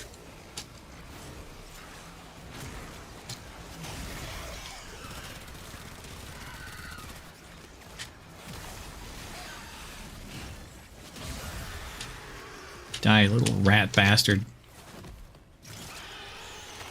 I hate him for that, but the hammer has a big enough AoE that I don't have to worry about it too much. The pyramids, I can hammer all of the points on the pyramids without having to aim at them. I can hammer his fucking head when it's in the stupid the who's a what's it dudes that he summons. I can hammer all their containers of glass. The only problem is I can't jump up there, so I have to teleport up there with my Tenno. It's fine. Not bad. Tau Forged. I needed a blue. I was out. Oh, I got a normal. Oh, I'm sorry. It's been a while since I had a blue Tau Forged, so I got lucky.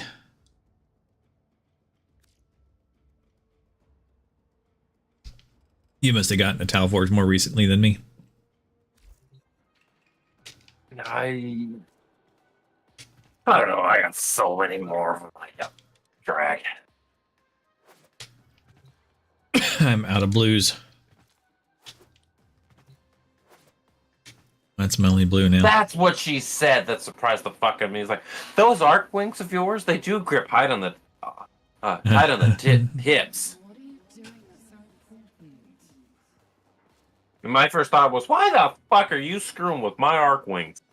Because she's a machinist. She likes all sorts of, you know, gears and stuff. I want to paint on myself. I mean, that's just a weird thing. She's like, I want to paint on myself. Like, really? That's just the thing that you have the urge to do randomly is just paint on yourself. I don't ever wake up and you go, I just want to paint on myself today.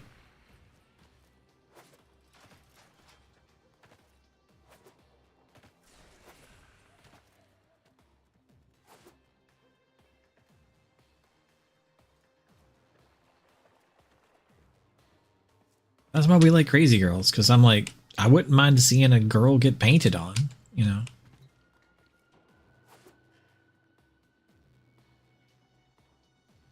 gotta know how the fuck the internet's still working here, Howie. Like, it's like fucking Last of Us out there, and you're, you know, on the internet. Like, Yeah, our AOL seems to be functioning, so, you know. is it just like a local LAN here that we're using?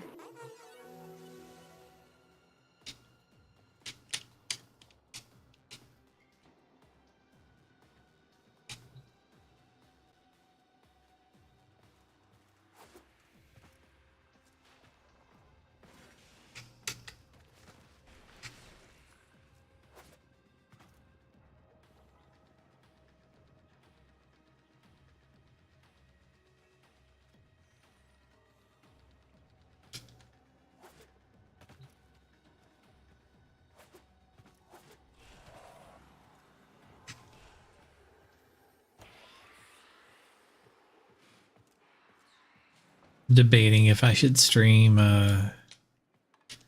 VR chat. What the fuck you do in VR chat? That's the reason why I'm debating if I should stream it, because of what I do in VR chat. I'm not me.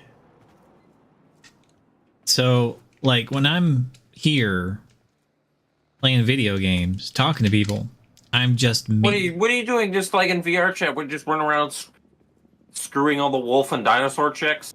No. So, like, I'm playing a video game. In the video game, I'm a space ninja, right? Good at acrobatics and jumping around and shooting stuff and doing all sorts of stuff. Now, when I'm talking to you, I'm just me. I'm an honest asshole. Just straightforward, you know, I'm me. Okay? Most of the people in the VR chat are whoever they're pretending to be. Oh, their persona or whatever the fuck they call it. Whatever. I don't know if they're liars or whatever. I'm not that kind of person. So I don't really talk. I just play as the character that I'm on. But the moment I start talking, I'm back to being me again. Right? Because I only just talk like me. Right? Honest kind of asshole. So I don't really talk in VR chat. Okay? Most of the people in there are like trying to date. They're trying to meet people, right? They're like talking about stuff. They're trying to rizz up chicks, whatever. And I'm like, I have no care about that. Now, most of the characters that I've like put in there, like my favorite one is this tiny little cat girl. She's like 2 feet tall, maybe. And she's cute. So I'm usually just running around on that. And for me, being smaller than a table, I get to explore the worlds. People have crafted these worlds. They're kind of amazing. So I'm running around like having to jump up onto a table.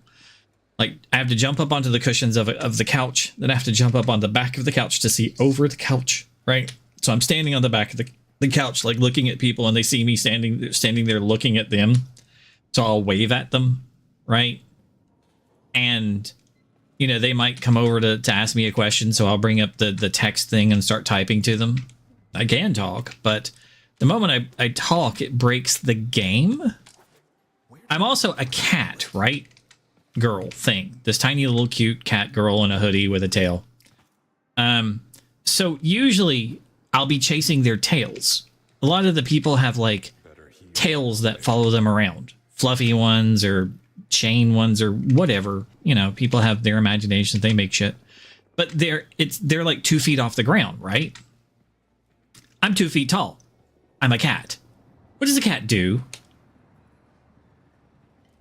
If there's something on a string, don't they chase it? So there's this tiny little thing, right, running around the room, chasing people's tails. right? And a lot of them like will notice me. They're like, "Are you trying to get my tail?" And I'll like nod at them and then like jump at their tails. Right? So like, hold on, let me turn on the thing so you can grab it. And then I like grab onto their tails. You know. And usually I'm just listening to people like talk about their shit, exploring the worlds. I went to one that was a Dragon Riders thing where there was dragons and you could pilot them, but I was too short. And somebody noticed me. I had climbed onto the dragon's tail, and that's not the pilot seat. So they like waved me over. I didn't have the audio working right. And this was literally this morning, last night. And so they waved me over, and I got on their dragon's tail, and then they flew me around for like a half hour until I got nauseous. There was like multiple trips. I got off once and went just exploring, and then they came and landed next to me and found me again and waved me back over. And that time I knew a little bit better. I jumped up onto the back of the dragon. They flew me around again and got in a dogfight with another dragon, which made me get sweaty and like nauseous. And then I was like, I had to like wave them off and you know, go away.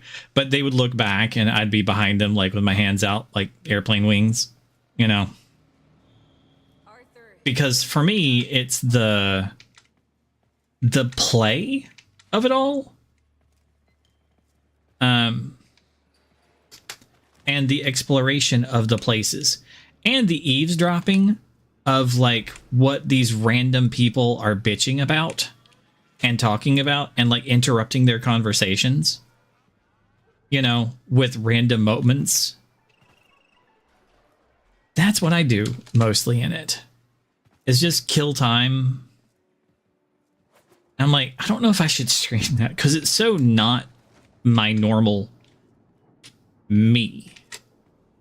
But I do find it entertaining. I do find it fun to just like randomly interact with strangers. But the big problem is there's a lot of tits and ass. Like I was telling my wife, there was one person I'm sitting there talking to. Well, I'm not talking. I'm listening to one girl talk to like two guys about random shit. And I'm like, she was one of the ones that turned her where her tail was interactable. Because you usually have that kind of interaction with like friends and they don't know me, so they had to allow me to like interact with their tail. So there's this tiny little cat thing holding onto her tail, and all of a sudden my field of vision gets like white halos, like the top and the bottom are like blown out and hard to see, and I'm like, what's going on? And then everybody gets like black lit, like their skin gets dark, but they get outlines all over them, and I'm like, this is like kind of nightmarish. It's hard to understand. And I look around the room, and off in the corner, there's a girl. In real life, she's on a stripper pole. Not in the game. So in the game, her character's floating in the air, like spinning around an invisible stripper pole. Okay, so she has full body tracking. And then she's like doing a dance and like a show and a concert. So there's a guy next to her that's playing music. And then she used one of the like VFX that she has on her model to do this light show. And you got to put some range on that shit because it affected everybody in the instance. And we all could see the visual effects, but unless you were looking in her area, you didn't see the like sparkle vomit that was going on everywhere. You just saw the highlight and the black light effects that were on her model, but on everyone. I was like, what the hell's going on? And I look over there and see that she's doing like a pole dance thing, you know, because she actually has a pole dance wherever she is, or she has a pole wherever she is, and was doing the exercises or whatever. And I'm like, well, that's a thing.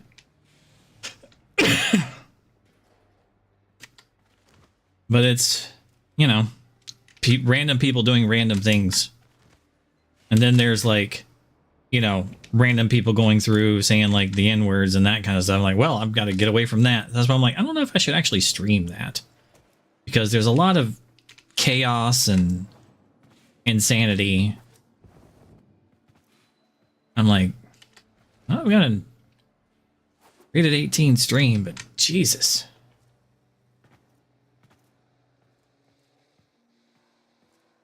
It's kind of interesting though. I mean, you'll walk into a place and then there'll be just people sitting around, like chilling around a giant like TV set, watching YouTube videos. Walk into another place and it'll be some video game kind of thing. It's Roblox for adults. That's what it is.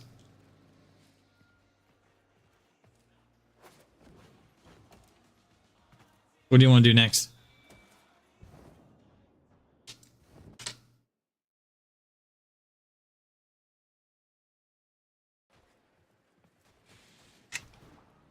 I'm here. Mercy run. Grab a pack. You still here? Old man died. The cringe was too much for him.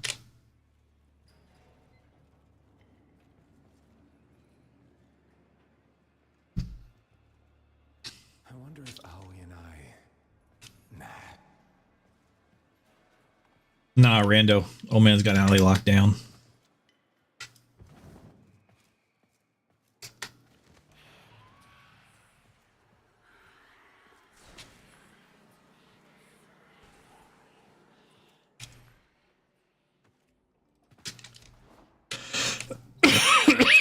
Excuse me.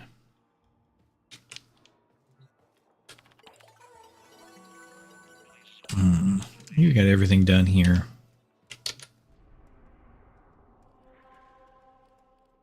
Still path stuff.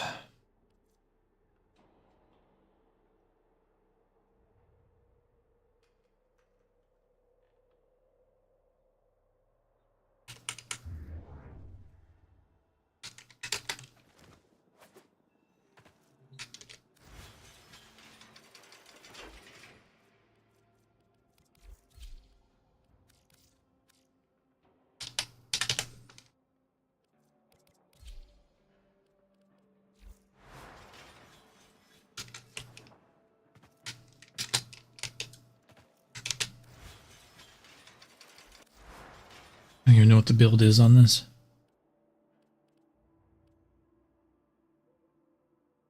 Yeah, that should be fine.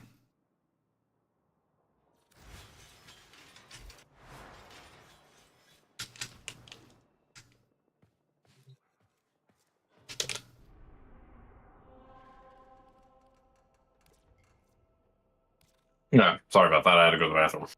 Oh, no problem. In that case, I'm not going to go to this Warframe. I was about to, like, swap teleport you through a mission. Oh, what were you? What was I being voluntold for? It's just a capture and still. It was one of the still path dailies. It's a capture. Oh, So I was going to go kill him, and then if you weren't back, I was going to swap teleport you to the end of the mission.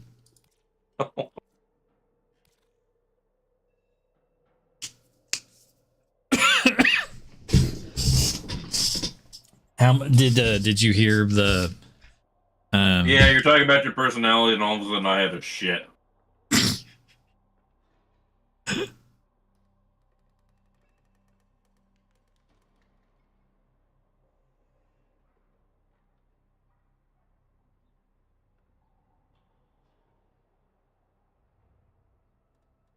Did you have a good idea of what people do? And it's basically Roblox for adults. That's the best way to put it.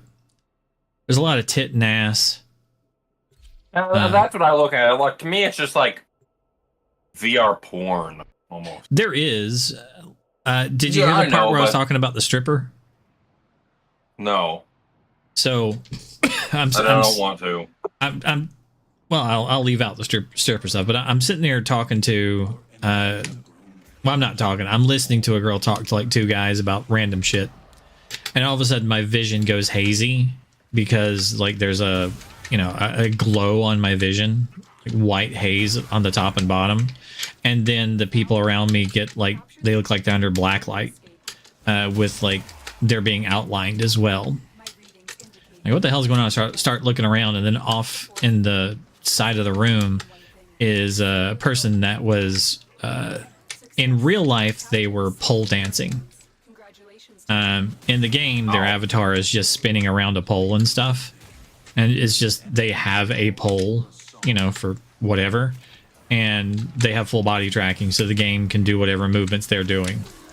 And there's a guy next to them playing music, and they were putting on a show, and they were using the effects that their model has, and they didn't have a range on them, so everybody in the instance could see the lighting effects.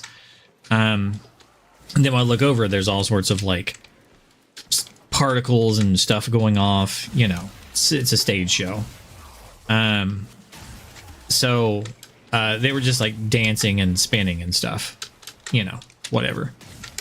But it'd be great if they put a range on it so that you didn't blind everybody in the instance. Okay, enemy's broken. Let's go. It's like Linus's new video today. He has like a like 500,000 nit monitor he made. Ooh. Yeah, it's a little. It's a little ridiculous. Like, it's so bright, like it's like looking at the sun. Like, to look at it, you have to put on welding goggles. Lord. I was just like, what the fuck? Why?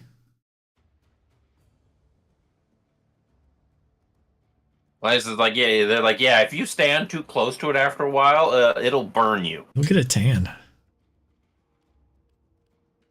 I was just like, what the? I was like, who needs this? And I remember, oh, this is Linus.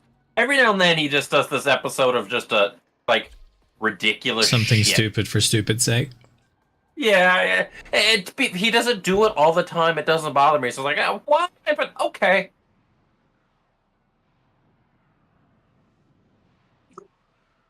Like, every now and then he just does a video, but like he does his normal tech video. Every now and then he does like a Mark Rover tech tips kind of thing. It's like kind of something Mark Rover would make, but Linus is doing it with a computer. Mm. If you know what I mean. Yeah. Tenno, get ready. A prosecutor is approaching. Son of a botre. Target located. Bring them in. Oh, where'd you go? Damn it! The captured There you are. Juke your We're ass. running. We'll need to extract. We need our subject brought back alive. Excuse me, want to talk about your car's extended warranty? Mission complete. The captive has been escorted to the extraction point. Well done. Sir, have you found Jesus? Stay focused. There's a heavy unit. I still love it whenever somebody answers the phone here, and I'm like, my last name, Crematorium. You kill him, we grill him. How can I help? Ooh. And my last name starts with C, so it's like it flows together really well. Yeah. It's like Carl's Crematorium. You kill him, we grill him. I've gotten so many people to. What?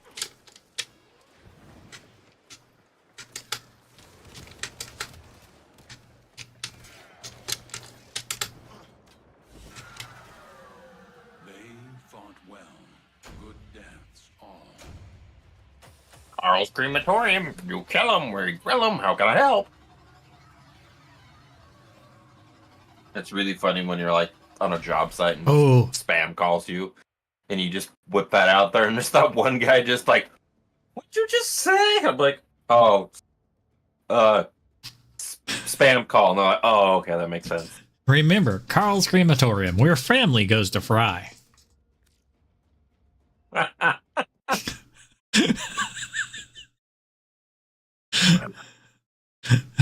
I just think it's funny. Carl's Crematorium. You kill him, we grill him. How can I help? and I say it in that perfect, like, chipper, like, yeah, personality too. It's just like, and they're just like, I just get so many people every day that just, Huh?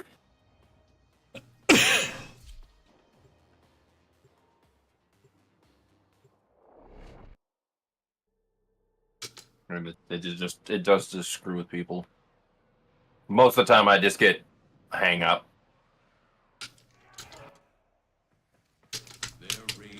Oops. Thank you.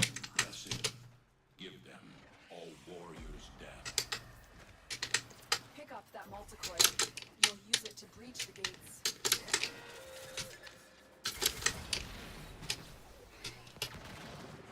Stuck. The Navar cannon has a massive range, capable of hitting targets in far-off sectors. Up until now, they've been testing conventional ammunition, but we know that they are about to switch Sorry, but- to devastating atomic munitions. You can't let that happen. I don't think there's enough enemies back there.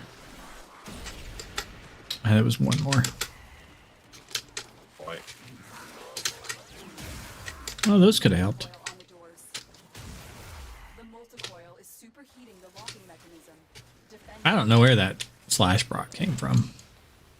One of the mines. But we had dodged all the mines. Like, I went to 10-0. No, I set them all off. Oh. I set them all off ahead of you. You got hit by them. I thought I dodged enough of them with 10-0 that's not get it, but... Oh, well. The multicoil worked. Come on. Open up, door.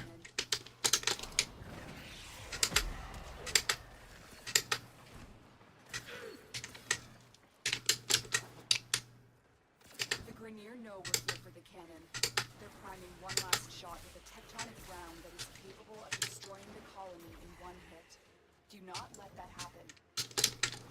I did not anticipate actually being able to fit out that window, so it really screwed with me. Like, I slid out the window. I'm like, I did not expect to go out that window. Reach the cannon. Shut it down before it fires the tectonic shot.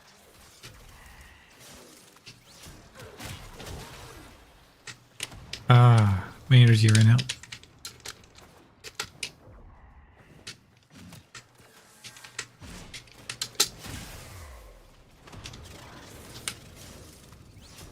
That's it. The Grenier are no longer in control of their cannon. Now it's time to turn their weapon back on them. Head to the control center. The command center controls the Navar cannon's telemetry systems. Use it to take out that galleon. This is the command center. You'll need to locate all three of the telemetry keys. Insert that telemetry key into the console. That's the first key. You found a key. Take it to the console. Good. One more to go.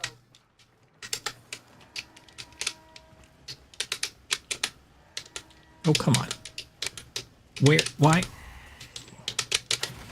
That's it. Is I in the way of you I putting it think in? you were... What the fuck?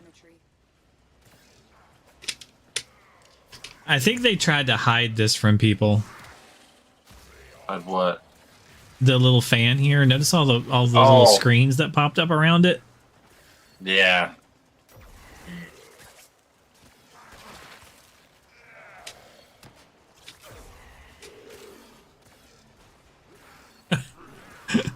Because I'm like, they really did try to camouflage this front. They put a red light glow, and they put like 2 monitors for no like real reason. This is the only reason this mission is fun. Yeah. Like, I hate this mission except for... It's like, I hate this mission except for I can just stand on this thing and go... Whee! The cannon's telemetry has been reconfigured. Return to the cannon and pull the trigger.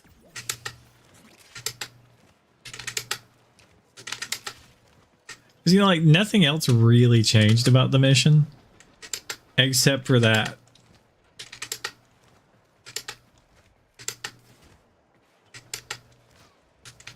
Oh, we forgot to fire the cannon. What? We hit the button. Oh, no. Galleon has been obliterated. Oh, it just takes forever to... Yeah. System and make sure the cannon stays silent.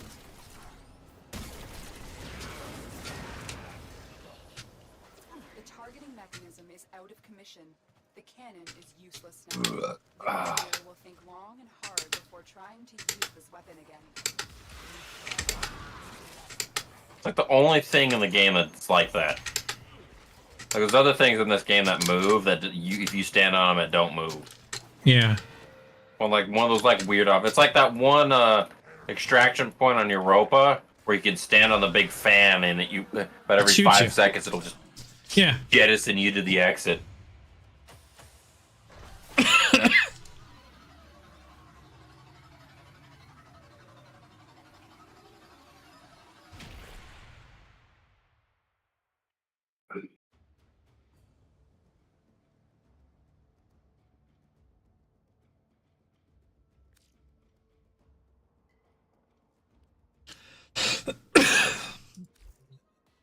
Oh no, it's not a terrible mission.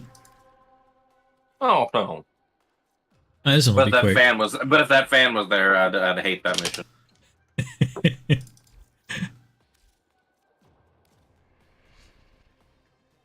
Void Flood, Titania, or Jade. Flyers wanted.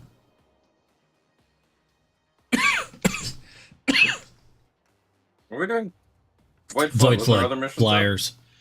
The Oh. other ones are Sabotage and a Defense. This one's pretty quick. Oh. We just got to fill A, B, and C, and with Flyers, it's pretty quick. And then we're out. And then I figure we can do the long ones. Sabotage is about as long as the Void Flood, but the Defense is the longest of them all. I'll stay on the ground and deal with the ground people. I'll let you fly around because if there's multiple flyers, it's not very efficient. True.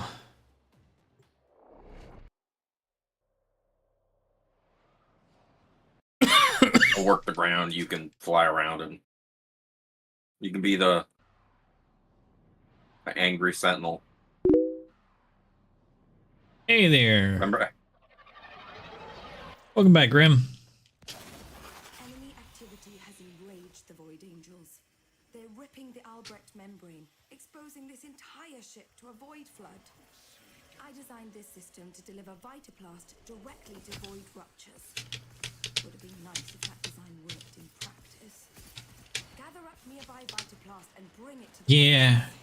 You're cute, dear lady, but you're not very good at designing things. Doing the Steel Path stuff. Okay, and I need to turn this one in. Where is this one at? Is it spawned? Oh, it's down here. Right there. I'm stupid.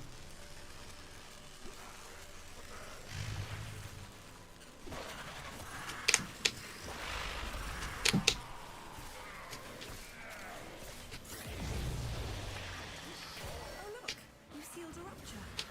Not bad. The Angels have torn open another rupture. Fill it with Vitaplast before this whole ship All my buffs up. turvy.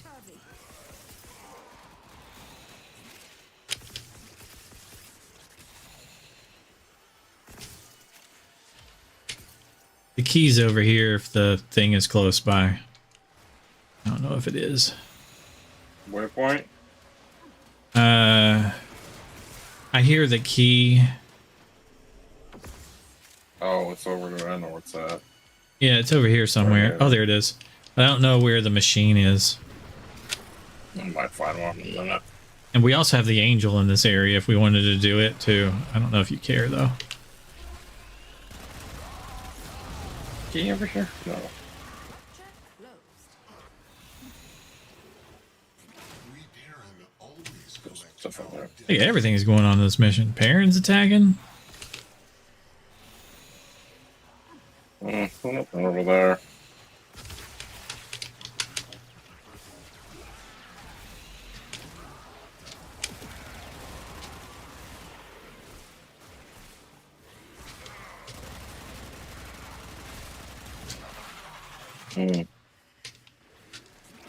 The worst thing for a course, group the numbers game. Found it. You found it? Nice. Yeah. Pick it up, goddammit! I'm turning in the last one. Due to washing terrible things. One of those things is approaching. Do be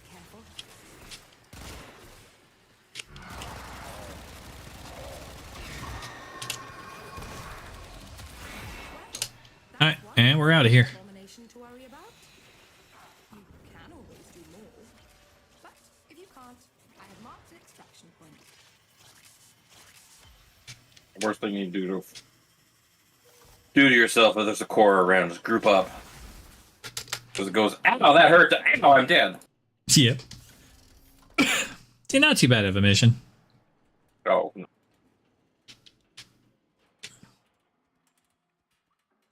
This is a lot easier with one flyer.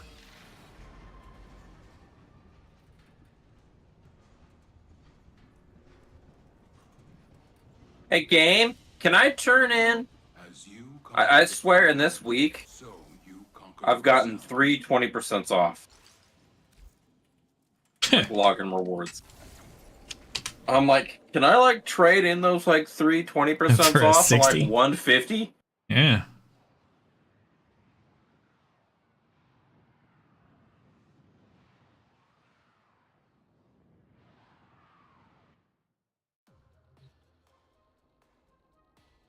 We should check each other over for any new blemishes. Want me to do you first? Really, you can always do me first. Let's see. There's a defense and the sabotage. The sabotage will be fine.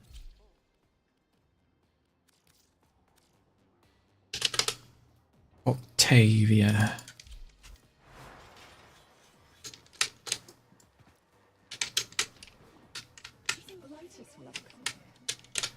No, Lotus can't get here. Oh. You send an invite. I started the mission without you.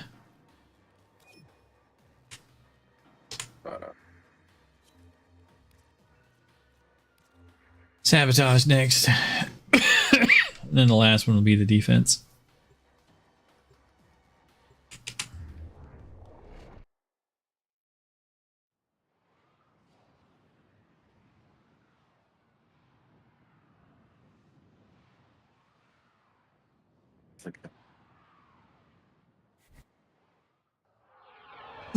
Excuse me. Their rage is vehement, their focus Oh. impressive. Give them all warriors death.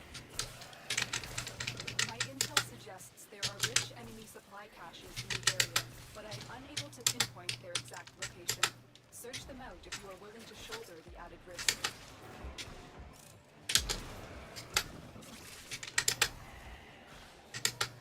Ah. A juggernaut nearby, it will only attack when it senses high concentrations of infested blood. Slow the fight if you want it to go away. The enemy are using a void key and a portable torsion beam device to force open the portal, destroy the key and the device. Stay focused. There's a heavy unit approaching. The portal only allows travel in one direction. Start up the portal generators to reverse the polarity.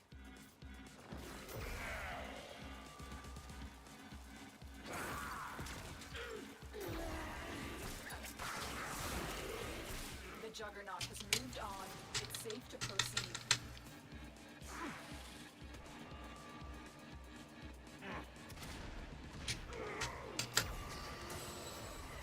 I was just coming back for that.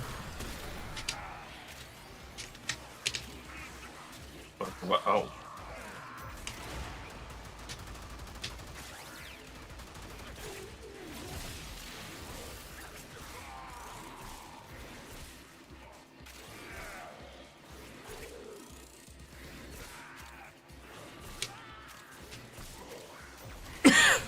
Hey. There we go.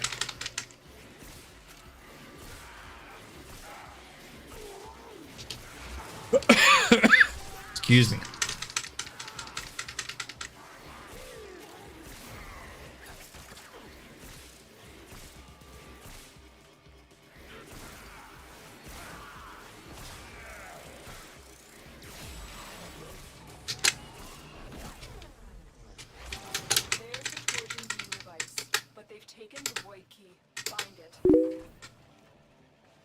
You were using the Siam. One worked with the energy waves. More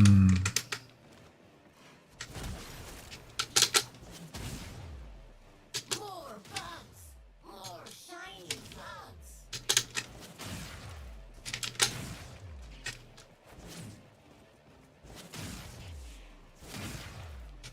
Okay, come on, guys. Oh shit! Sorry, I was looking. Mouse.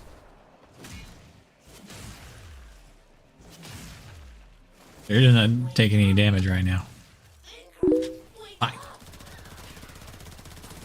He's one of them dead. Oh yeah, that was dead. Stay focused. There's a Just ran in, just took the gun to the face.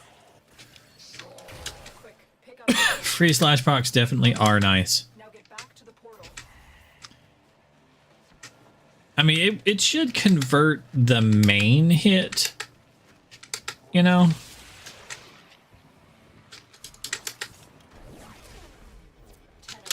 But yeah, the secondary wave damage, probably not.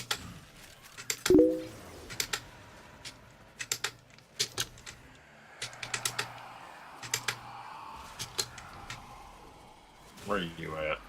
Right here. He did.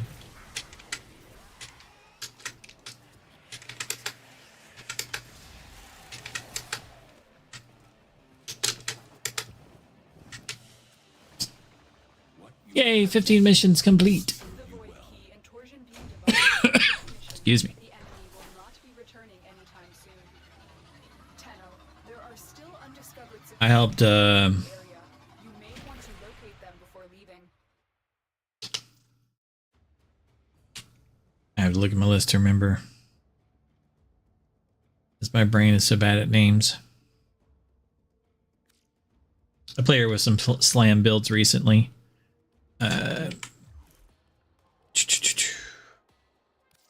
They are Jinx. There it is. Help Jinx with I think it's the Siam, the Magistar, and the highest damaging hammer.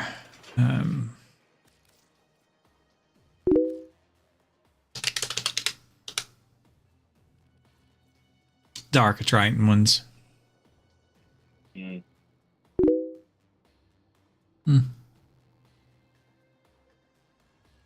Excuse me, it wasn't the Siam, it was the Sampotes. Not the Siam, sorry. Those were the three.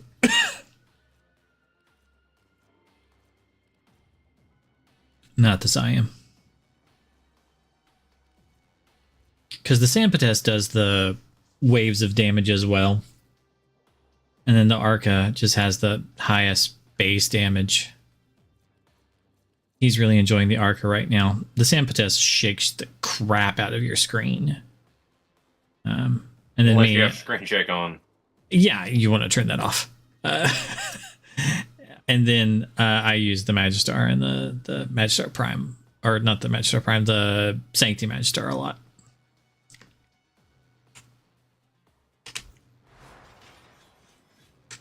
And my favorite is my Mirage or over my Valkyr.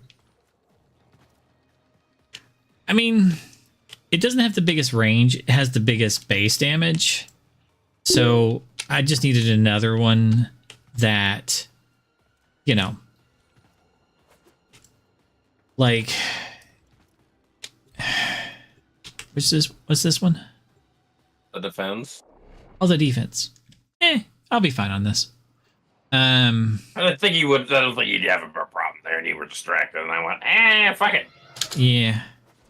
The art of combat must be practiced to truly master the canvas of war. I mean, I've only done like 1,000 defenses on Octavia.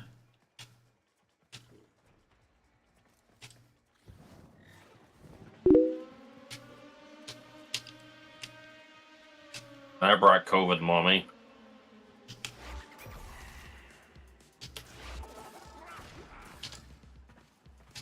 The fucking hell.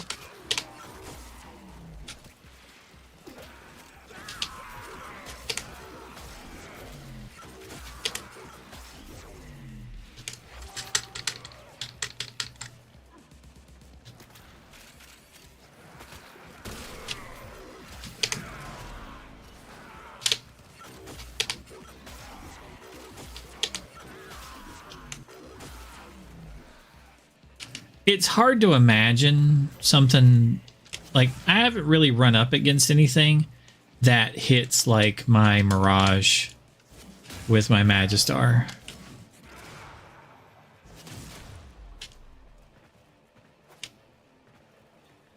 Like, if you go back in this stream to earlier, I felt bad for a Varuna because she had 30 more kills than me and she had 0% of the damage.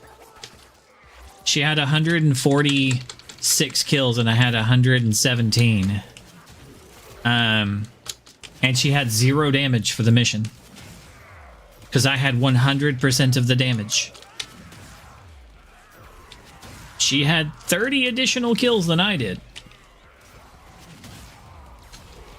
I've had it where I've had people 3 times more kills than me. Like 300 to 86. And they had 0% of the damage. Just because of how damn much damage my Mirage does. Yeah. Like me when I play with randoms on my Korra. But yeah, everybody else gets like 1% of the damage. I have 90. Like, I've been questioned by Calvero on how I was cheating before. I'm like, I'm sorry, bro. I know you're Calvero and you expect big things. But I'm not cheating. This is just Mirage. This is just the way she works. So this Mirage bowling people. Yeah, it's just like, Mirage like, bullying it's not that people. one day we did the Deep Archimedean and I got Mirage on the flarks. Yeah. And I was just bullying everybody. It's like, oh, Necromech, here, let me just think you're dead. Yeah.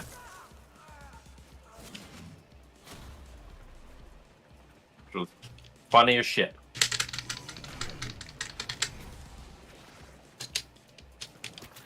I like it when it's on the top. I get much better placement than this stupid area.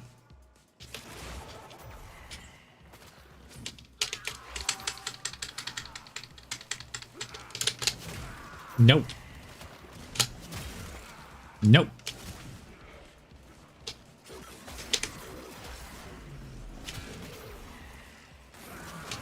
Once I get my COVID spread far enough there, everybody just runs up to you and has no armor. Man.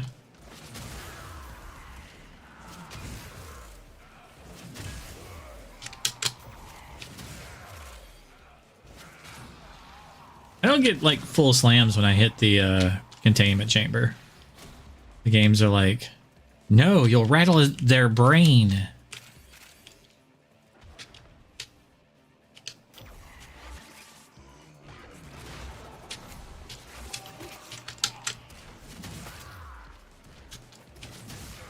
Although Banshees around here. Have you heard? Like, you haven't heard us play Druid Sandstorm on his crate yet, have you? Yeah, that got me the other day. I have my music thing on in my back room area, and Sandstorm came on. I'm like, why do I hear Sandstorm? It's like, oh yeah, that's right. It's part of my Octavia's music. I was like, where's Sandstorm coming from? And I'm like, oh, it plays all of Octavia's songs. That's right. It was me all the time. It was me.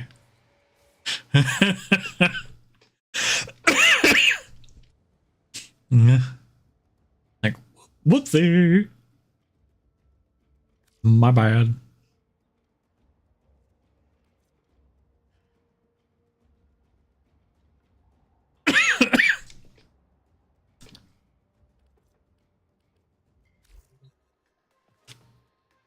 Oh.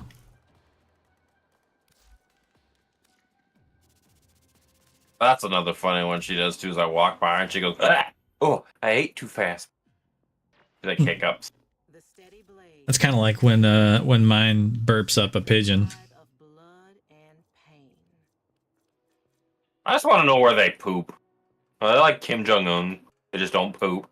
I mean, I'm guessing. I mean, they're covered in armor and stuff, so I think they have more efficient recycling systems. That's like, I have a question. I think they have questions at this point. Like training is like, yeah, they're not. If you're trying to get me out of my pants or whatever these things are called, I don't even know. Sorry. Not the housekeeping instincts of a feral cat. A few others.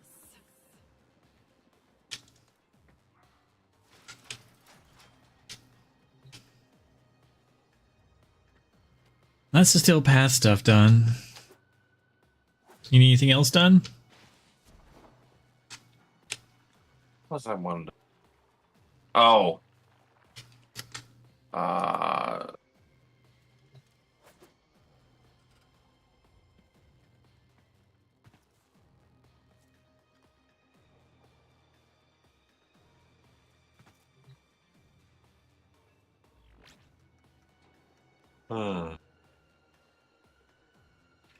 Nah, I might go back to Star Wars.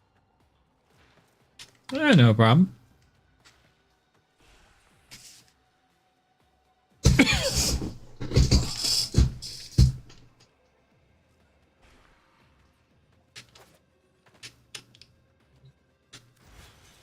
Let's see.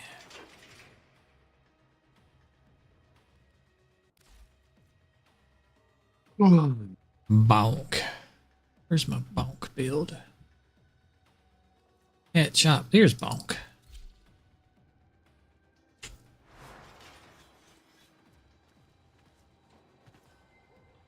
I gotta work on my pet shop build. I think I can get more damage out of it.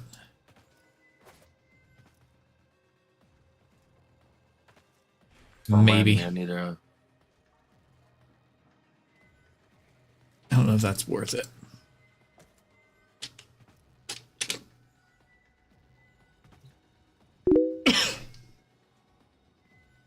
God damn it. On the pet shop build? Swap. No, Nautilus. So I was thinking about Go ahead and drop that. changing out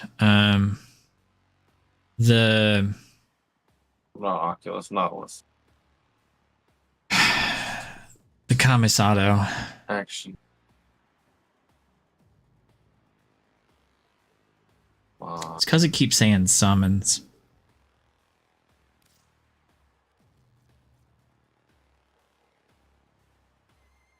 Duplex spawn, that's the mod I want.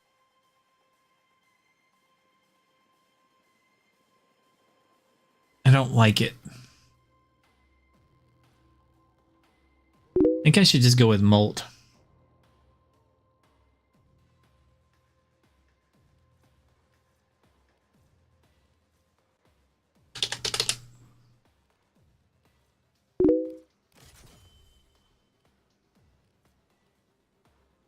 There it is.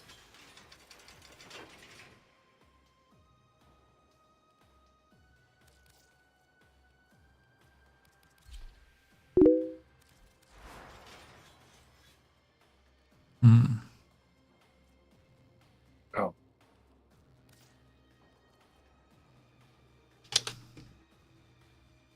I don't know if I ever bought that one.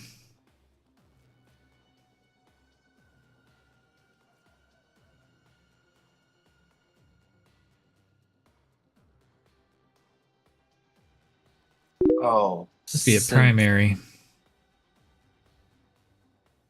What's for frames, not kit gun? Oh, okay.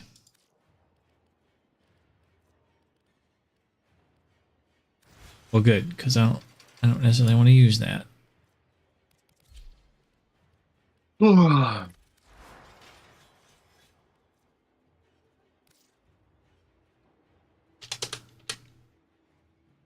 Serum infection. Ah. Standing in a zone. Oh, that's too complicated. You have to move to a zone by one of the things that's created by it. Yeah, it takes 2 arcanes. It's too complicated.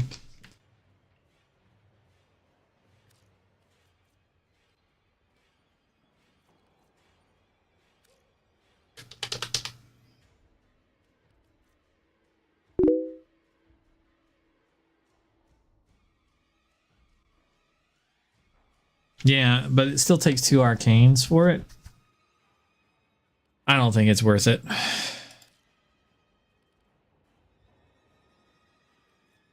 So this is going to give me more ability strength, which is going to tack on to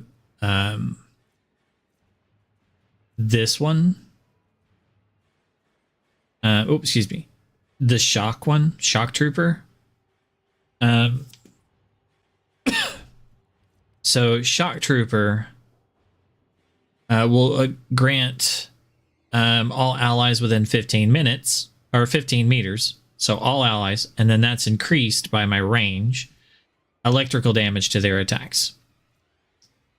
So radius is 35 meters. Extra damage is 45%. That's going to go up with more with Molt Augmented. So it's going to go up to 214% additional electrical damage. Then shocking speed is doing 462 right now damage to everything. It's an attack from the creature in a 7-meter radius. Of course, they're going to get an additional 214% damage of that, and that's for each creature because of shocking speed, and that's just as it runs around. So that's everything that within its 14-meter radius gets hit with that. Then I create 2 Kavats because of this every time I kill an enemy with a finisher. And this allows me to do finishers because I've got Desiccation's Curse. I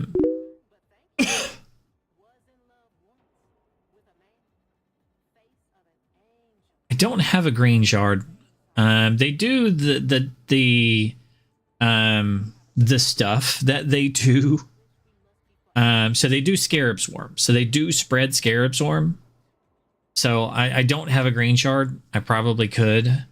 But this is sort of just a meme build because this is built off of Tactical Potatoes build where he did it wrong. I'll show you why. I could probably put 1 towel on there because I do have a spot available. I could put a like a green towel on there, but I'll show you what he did wrong. He used a dog in his build. So the dog has the duplicate, so you get like 3 dogs, right? Or 4 dogs, right? So you have 4 dogs and 2 cats. Yeah, don't use the dog. Use the Robo Dogs. Because they also get the this one, I think it is. No, that's the Final Spark, which is good. Fabricate 3 specters that fight for 30 seconds, each dealing 85% of the hound's damage. So you have the hound, 3 specters, right? Isn't one of the mods do that same thing too? Where they... Then you get Duplex Bond, right? So, and they do... So I was like just looking at that mod, and I'm like... And then you've got 3 clones. So you got 1, 2, 3. So now you have 5 dogs, or 7 dogs, and then 2 cats. So now you have 9 motherfuckers running around. That's why it's called Pet Shop. The cats are spreading the corrosive stuff. The dogs, you have like 3 puppies and 4 adults. And one of the adults is shooting this, right? Synergized Prospectus. It does 300 electrical damage in a 10-meter radius. The spark ricochets up to 7 times, seeking out the nearest enemies in 30 meters. So it travels, dealing a 10-meter radius like damage, right? But guess what? But wait, there's more. Manifold Bond. Precept mods, like this one, apply all the status effects from the companion's weapon. Well, I wonder what weapon we have on. We have Akaton. Well, what status effects does Akaton have? It has radiation, heat, corrosive, and magnetic. So that electrical spark is going to do radiation, heat, corrosive, magnetic, and electric in a 10-meter radius to 7 different enemies and everybody else fucking around them. Sorry. I'm just like, it's so freaking good. And that's from the one guy, right? And it has Contagious Bond, right? So when your companion kills any enemy affected with a status effect, 50% of those status effects spread to the other enemies within 9 meters. With Duplex Bond and Synth Deconstruct, there's health and energy orbs every fucking where.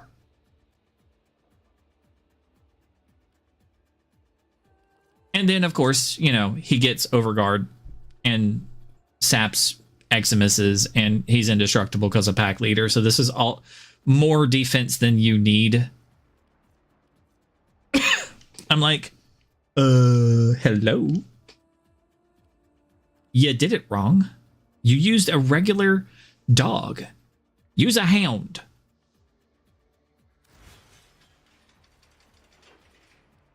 And I can make it better. And then... his build was fine. I don't have any real complaints with his build. I don't like the new mod because the only things that apply the new mod are the 2 cats. So that the new Aura. Well, there's a summon. So this Arcane Camisado, attacks from summoned minions increase ability strength by 6% up to 60%. Summons gain 20 movement speed. The only things that are summons on the whole build are the 2 cats. That's it. Nothing else. If it said attacks from companions and summoned minions, but no, it just says summons. So the only things that affect it are the 2 cats. Now this makes me want to kind of put your pet shop build on my Korra. You can. It's I think it'd be funny as shit. The dog is a fantastic one for Korra.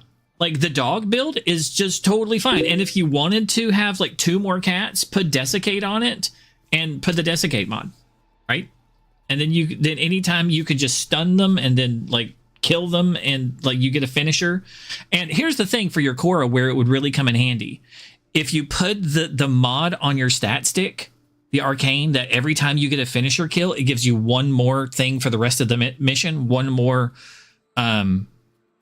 initial combat whatever. Oh yeah.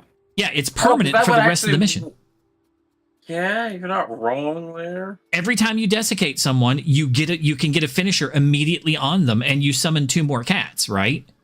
So you just go around, do that a few times, and you permanently have funny. A 12 times combo multiplier.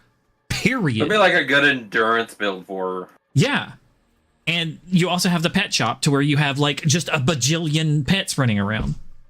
Yeah, you got Veneria, you're summoned, and then all the other summons coming off of them. Just like, hello. Yeah, it's companion and summon. Yeah, so...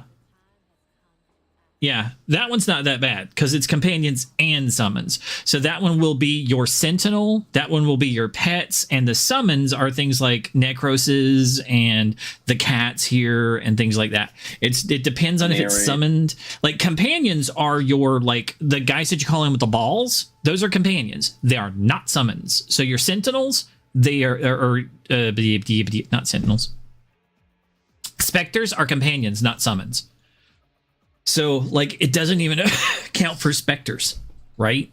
So that's why I'm like, Kamisato is only summons. And you think you summon a specter. Nope. They're a companion.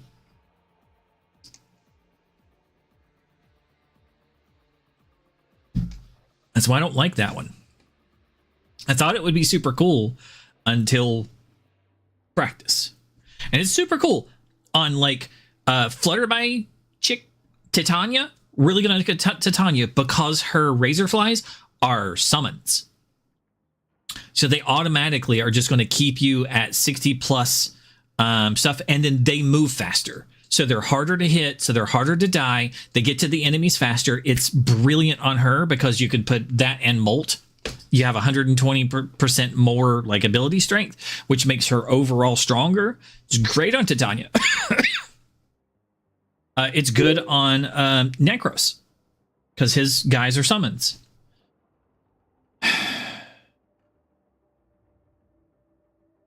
Yeah, see, I don't know about the residual ones. I don't like the effort it takes to put into them. That's the only thing about that. You happen to see me, as there's just a screwdriver in your pocket? There's just a screwdriver in my pocket. That's somebody else.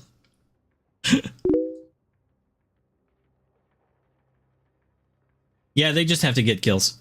Or, it's just attacks, actually, for the Kamisato. It's not even kills. They just have to attack things. So they have to get 10 attacks for Kamisato. Which will stack up. So it's not that bad. My question is, I think it's the next ability you use has the 60 and then it stacks up again. Oh, for residual. I don't know. I never really looked into it or investigated it too much because it's so like it's already a 2-part thing. Like the other arcane triggers the field, then you got to go stand in it. And I was just like, to me, it's just too much effort. So I'm like, bleh. If the field spawned on me already, that'd be great. But it spawns on like the pet. So I'm like, then I've got to go find the pet wherever the field was during the time. Oh, that's right. I gotta go. I just trade in pizzas. Yeah, I just never got around to the theorem ones. Could be good, but this one already works pretty well.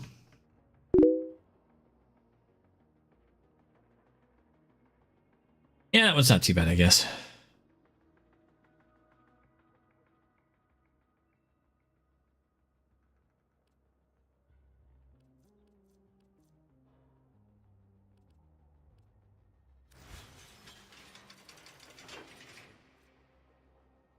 It's hard for me to put the green one on him when the only time it's ever going to be used is on the meme build.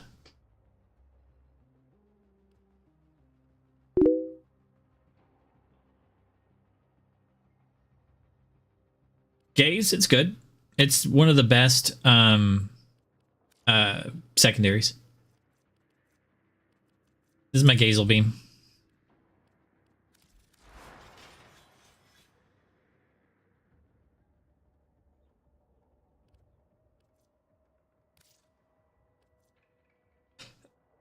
I mean, I have the residuals. Like, I have them, but I don't really ever use them.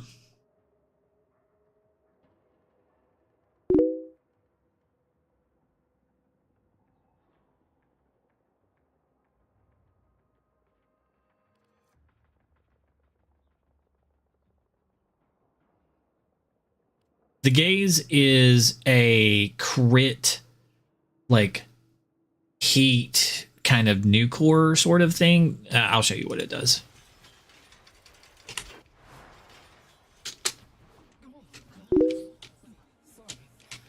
It doesn't really.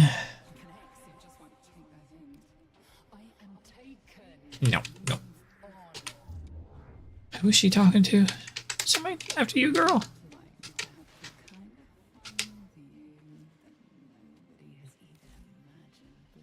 medieval peasant on bad mushroom trip. That's my kind of fun. You are a true hunter.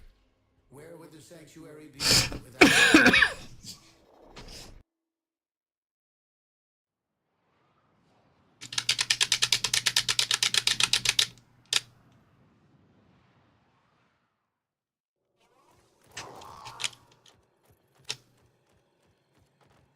Okay, we'll do Zanuka. Like that one.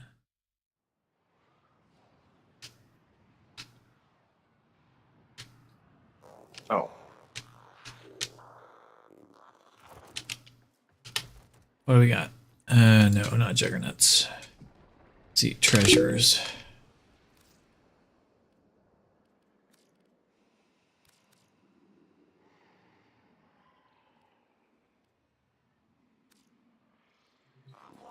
Okay.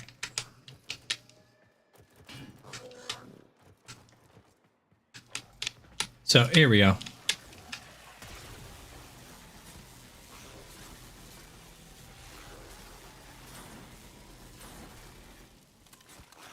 This is a treasure. Red crits. 10 points. You get the idea. It's a beam weapon.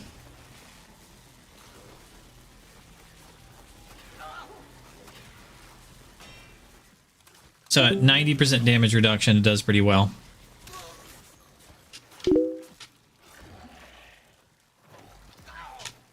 Yeah, I mean, and you see, it's hitting. It does actually chain. I'm sorry, it does. So you see, it kind of like hits one and then bursts out to the other ones. So it does chain. So I kind of forgot. So it is a new core, but not as long range. I ran out of ammo. My bad.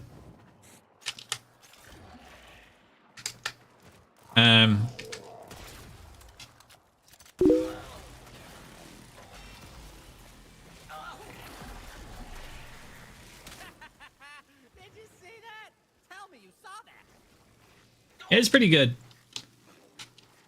And you can easily get red crits with it. By itself, it has like, you know, good crit, and then if you make like a, you know, you put the mod on it, you'll have red crits. So even on things with ridiculous damage reduction, if I kill them and clear, and then we go to like Cosma, I mean, let's try like the new group. So here's like the tech rot.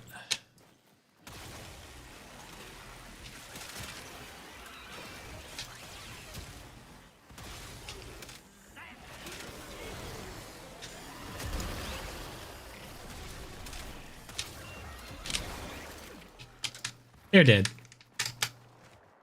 Stein, not bad. It's pretty good secondary.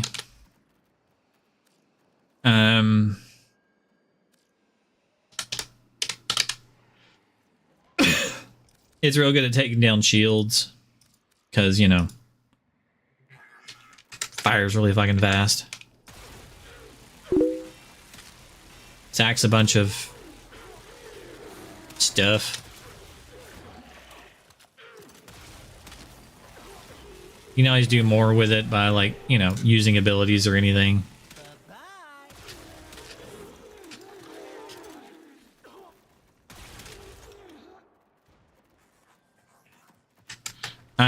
I just have the Seeks Out Heads and Flare. More heat damage. Though, if you really wanted to make it stronger, you could probably go with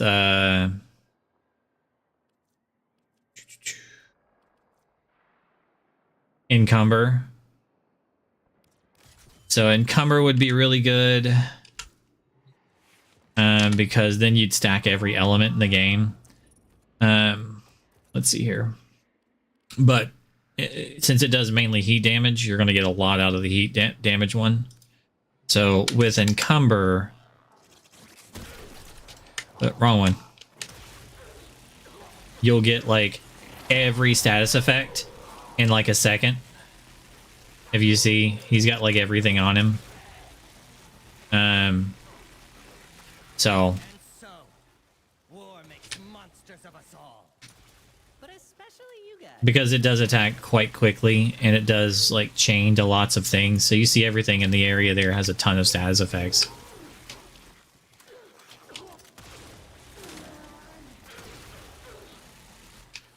Just aim for groups.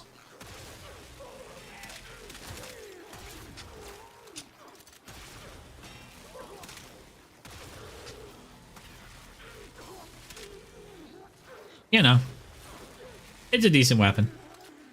I usually go with the heat one because its primary damage is heat. And the more like damage I can get from the heat procs, the quicker heat will kill. So.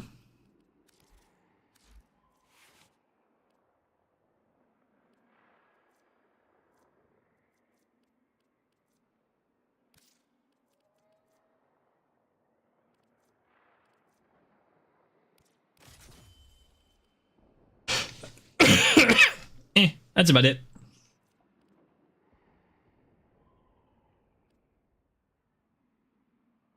I even have negative puncture damage on it, so it's not. That's not helping it.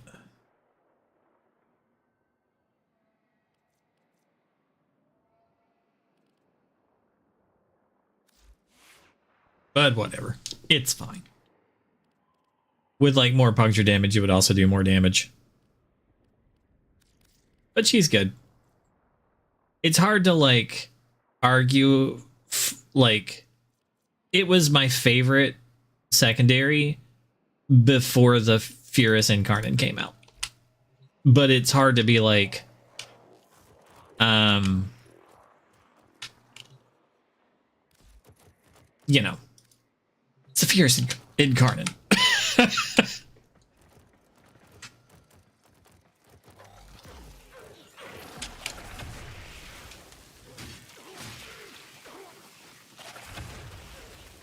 It's gonna take a couple of these hits to kill this guy.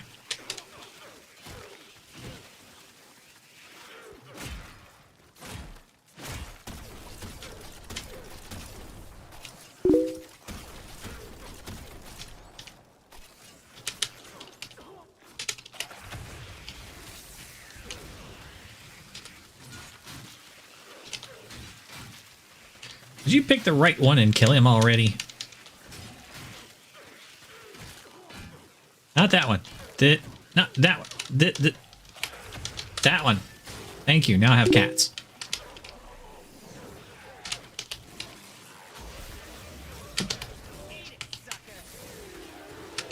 Now we've got the whole team out there. And they killed them all.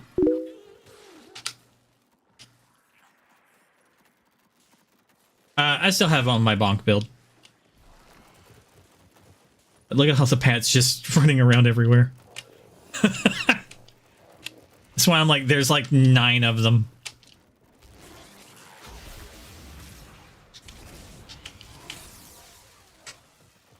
When it gets going and it's in like full build, there's like 9 of these little fuckers.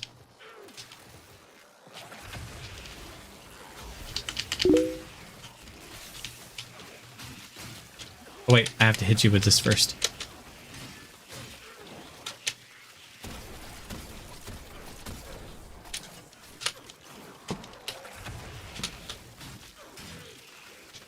Get this one.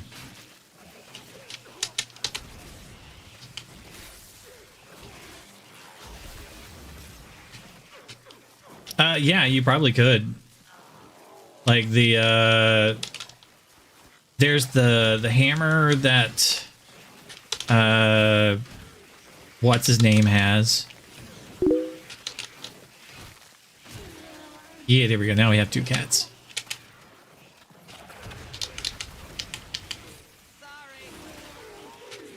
And now they're all dead. See, once I get all the cats out, that's the only problem. Oh, there's 4 cats. Hey, there was 4 cats. Yeah, I can have 4 cats, not just 2 cats. So that's even more of the pets. The Synoid Heliocore, yeah. That can turn an enemy into a clone. I think that's a heavy attack kill. Or, I don't know if it's a heavy attack kill or a finisher. I don't really remember.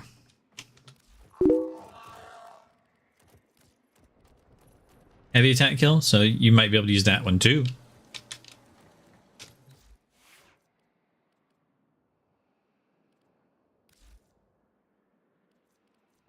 Get you even more going in there.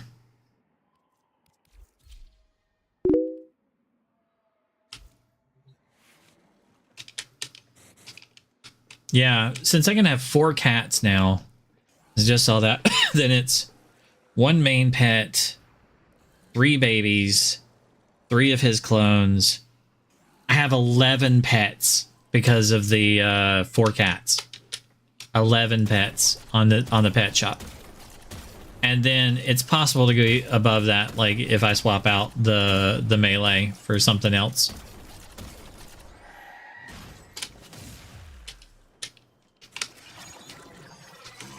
I don't know if you've actually seen my bonk build, but this is what it does.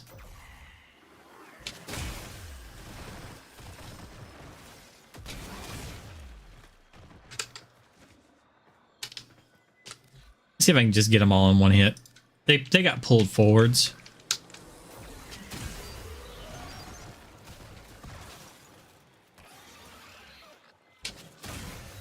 $1.6 billion on that guy.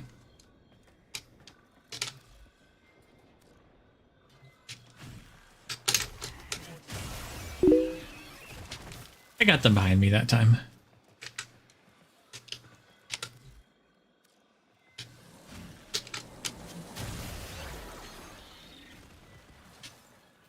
Oh, 3 guys survived. I think they were out of range or something. It's weird. Sometimes they'll like float up into space. The game is like...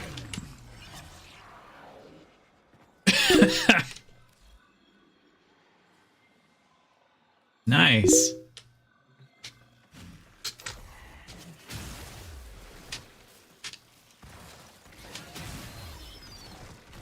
A lot of the times I'll get the negative numbers on this. Who's still hiding? Here he is. 1.8 billion on that hit.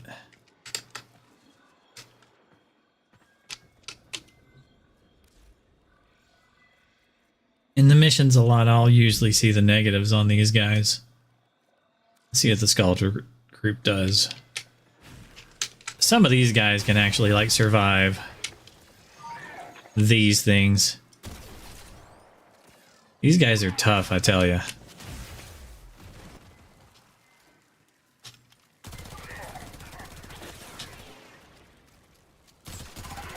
I had to shoot him in the crotch.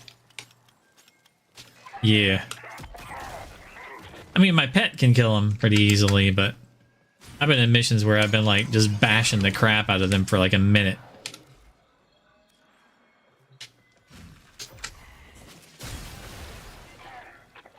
They're like the only ones that survive.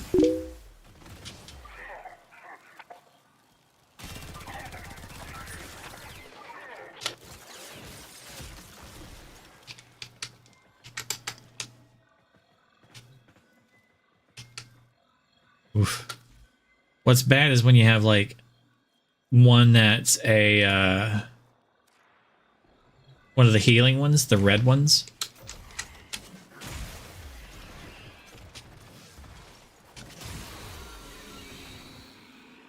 So this just healing the other ones. One thing I like about this build is as soon as the Incarnate is over, it screams to let you know you need to heavy attack again, and it instantly reincarnates.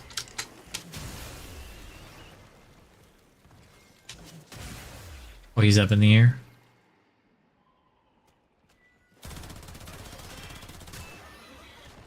Yeah, it's weird the ones that just like will float away.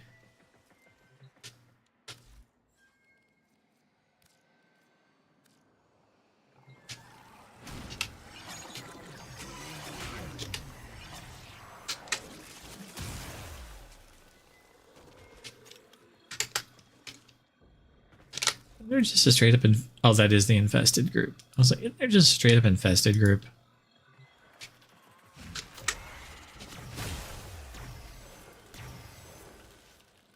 What was that? I don't know. There was like a pulsating thing. Let's go do a mission.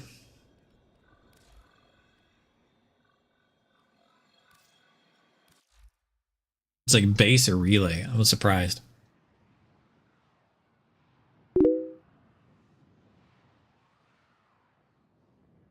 No, I don't think so. Which sucks.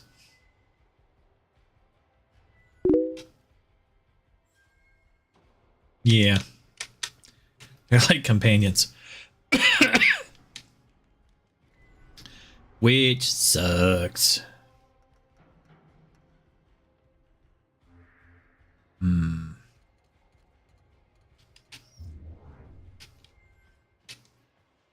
If it rains, I'm taking you up on the roof to dance in it.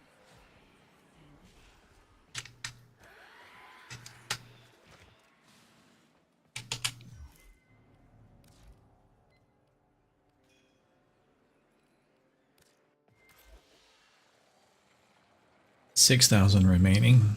Survival.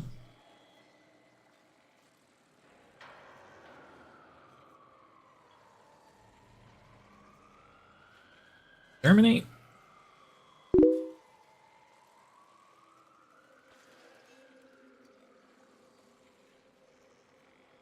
Reset me hard, Daddy. It's like pizza.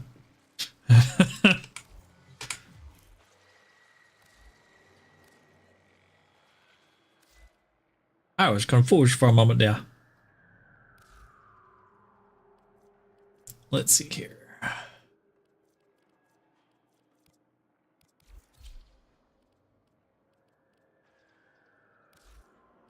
I can randomize here. Good. Hey, we got Valkyr. Or Valkyrie.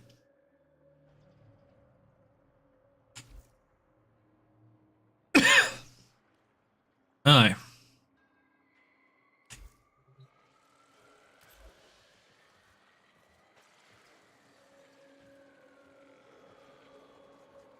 Oh.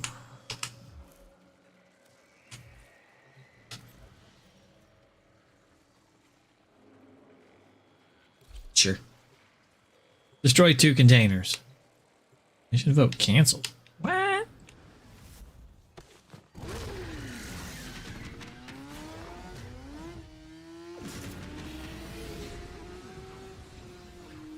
Sock puppet clock. Okay, if you say so.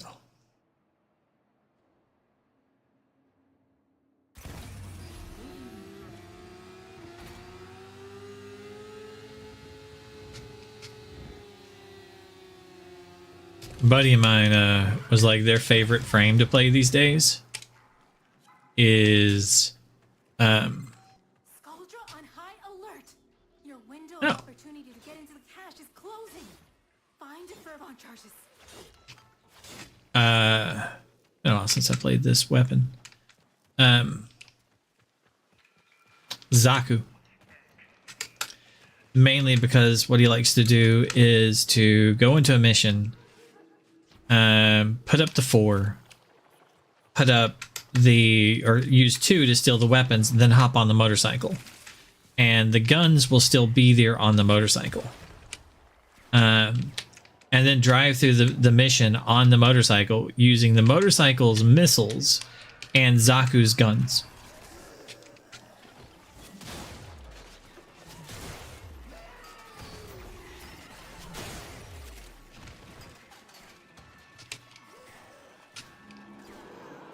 So that's his new favorite way to play.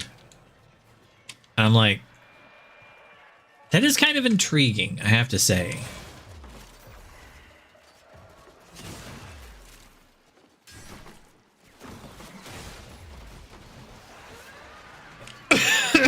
Just the whole, like,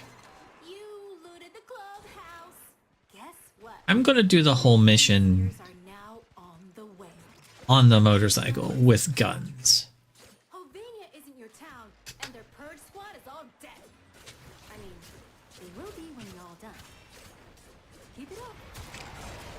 Hey, I have a button for this. Bring it to you until I am bleeding from the eyes. The answer is right there in front of your gawking moon cheese of a face. Shoot them Moon cheese. till they stay dead.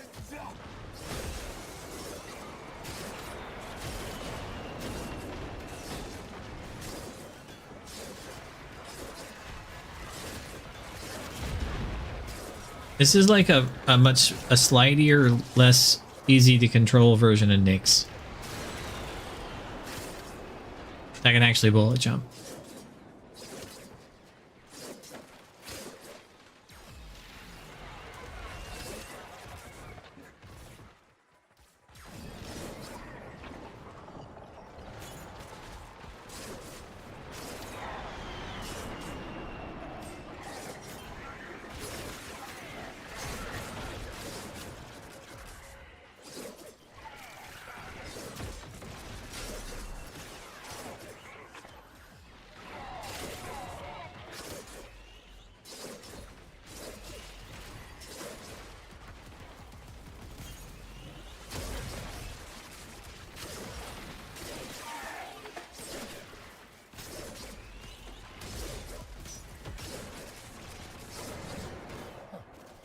It's the hex again. Really? Okay. I want you to ask yourself, could this have been a paratrooper thing? Could Stormfall deal with that?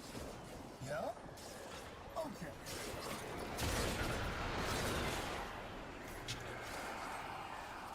96 meters? Where? Always to my right. Where the fuck is this? That's the last of them. Time to come home.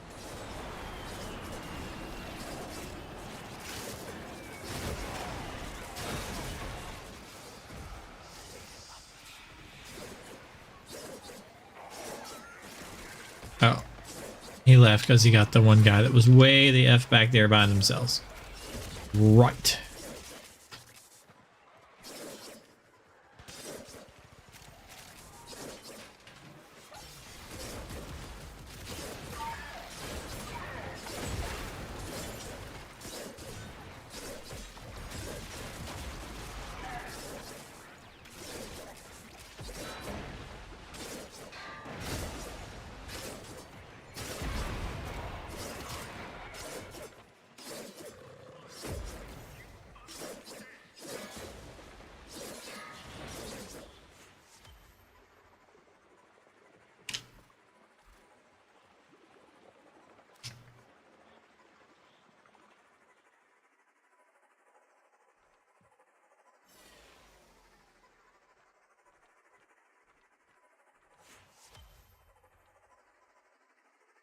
I'm a cat with a ball.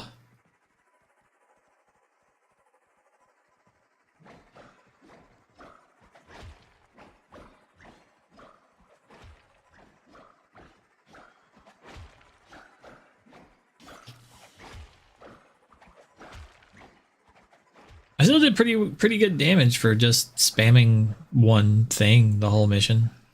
51%. Not bad.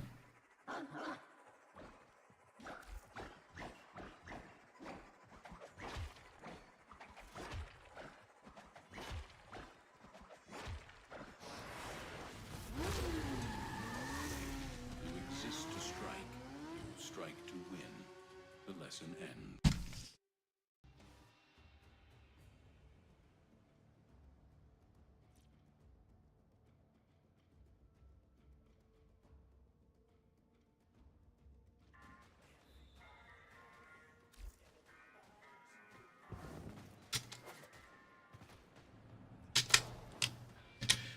Oh, Grim.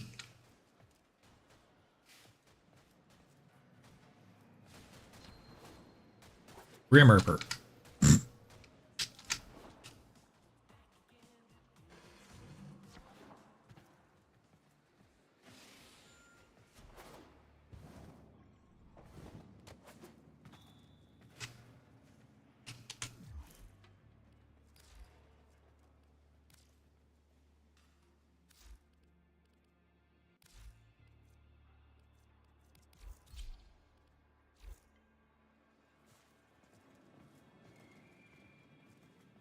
Just wish there was more on the radio.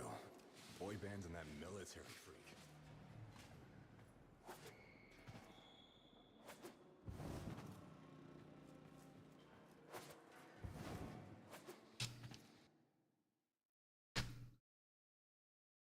Let's see.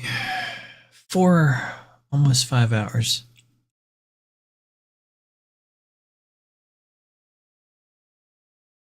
I got most everything done. I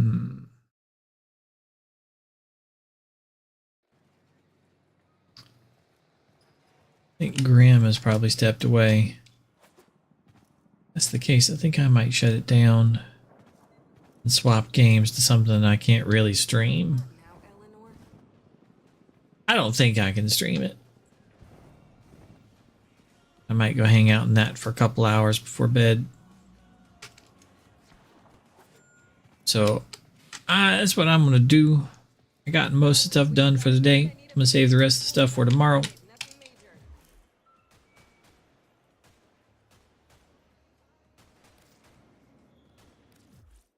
Might want to do 2 things real quick though.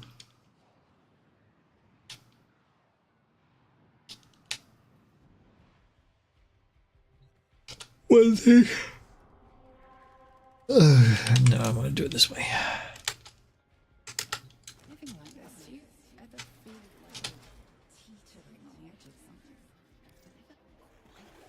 Going over.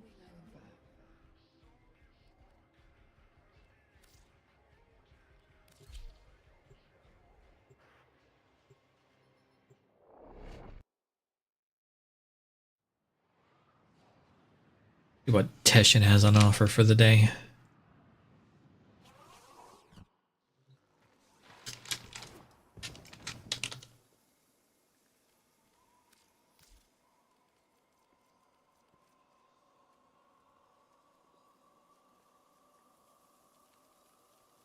Not much.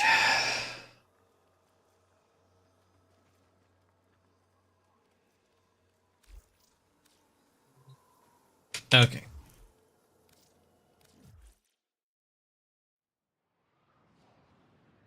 That's it for me. I'm gonna head out. So for now, thanks for stopping by. Take care, stay safe, try to be good to each other.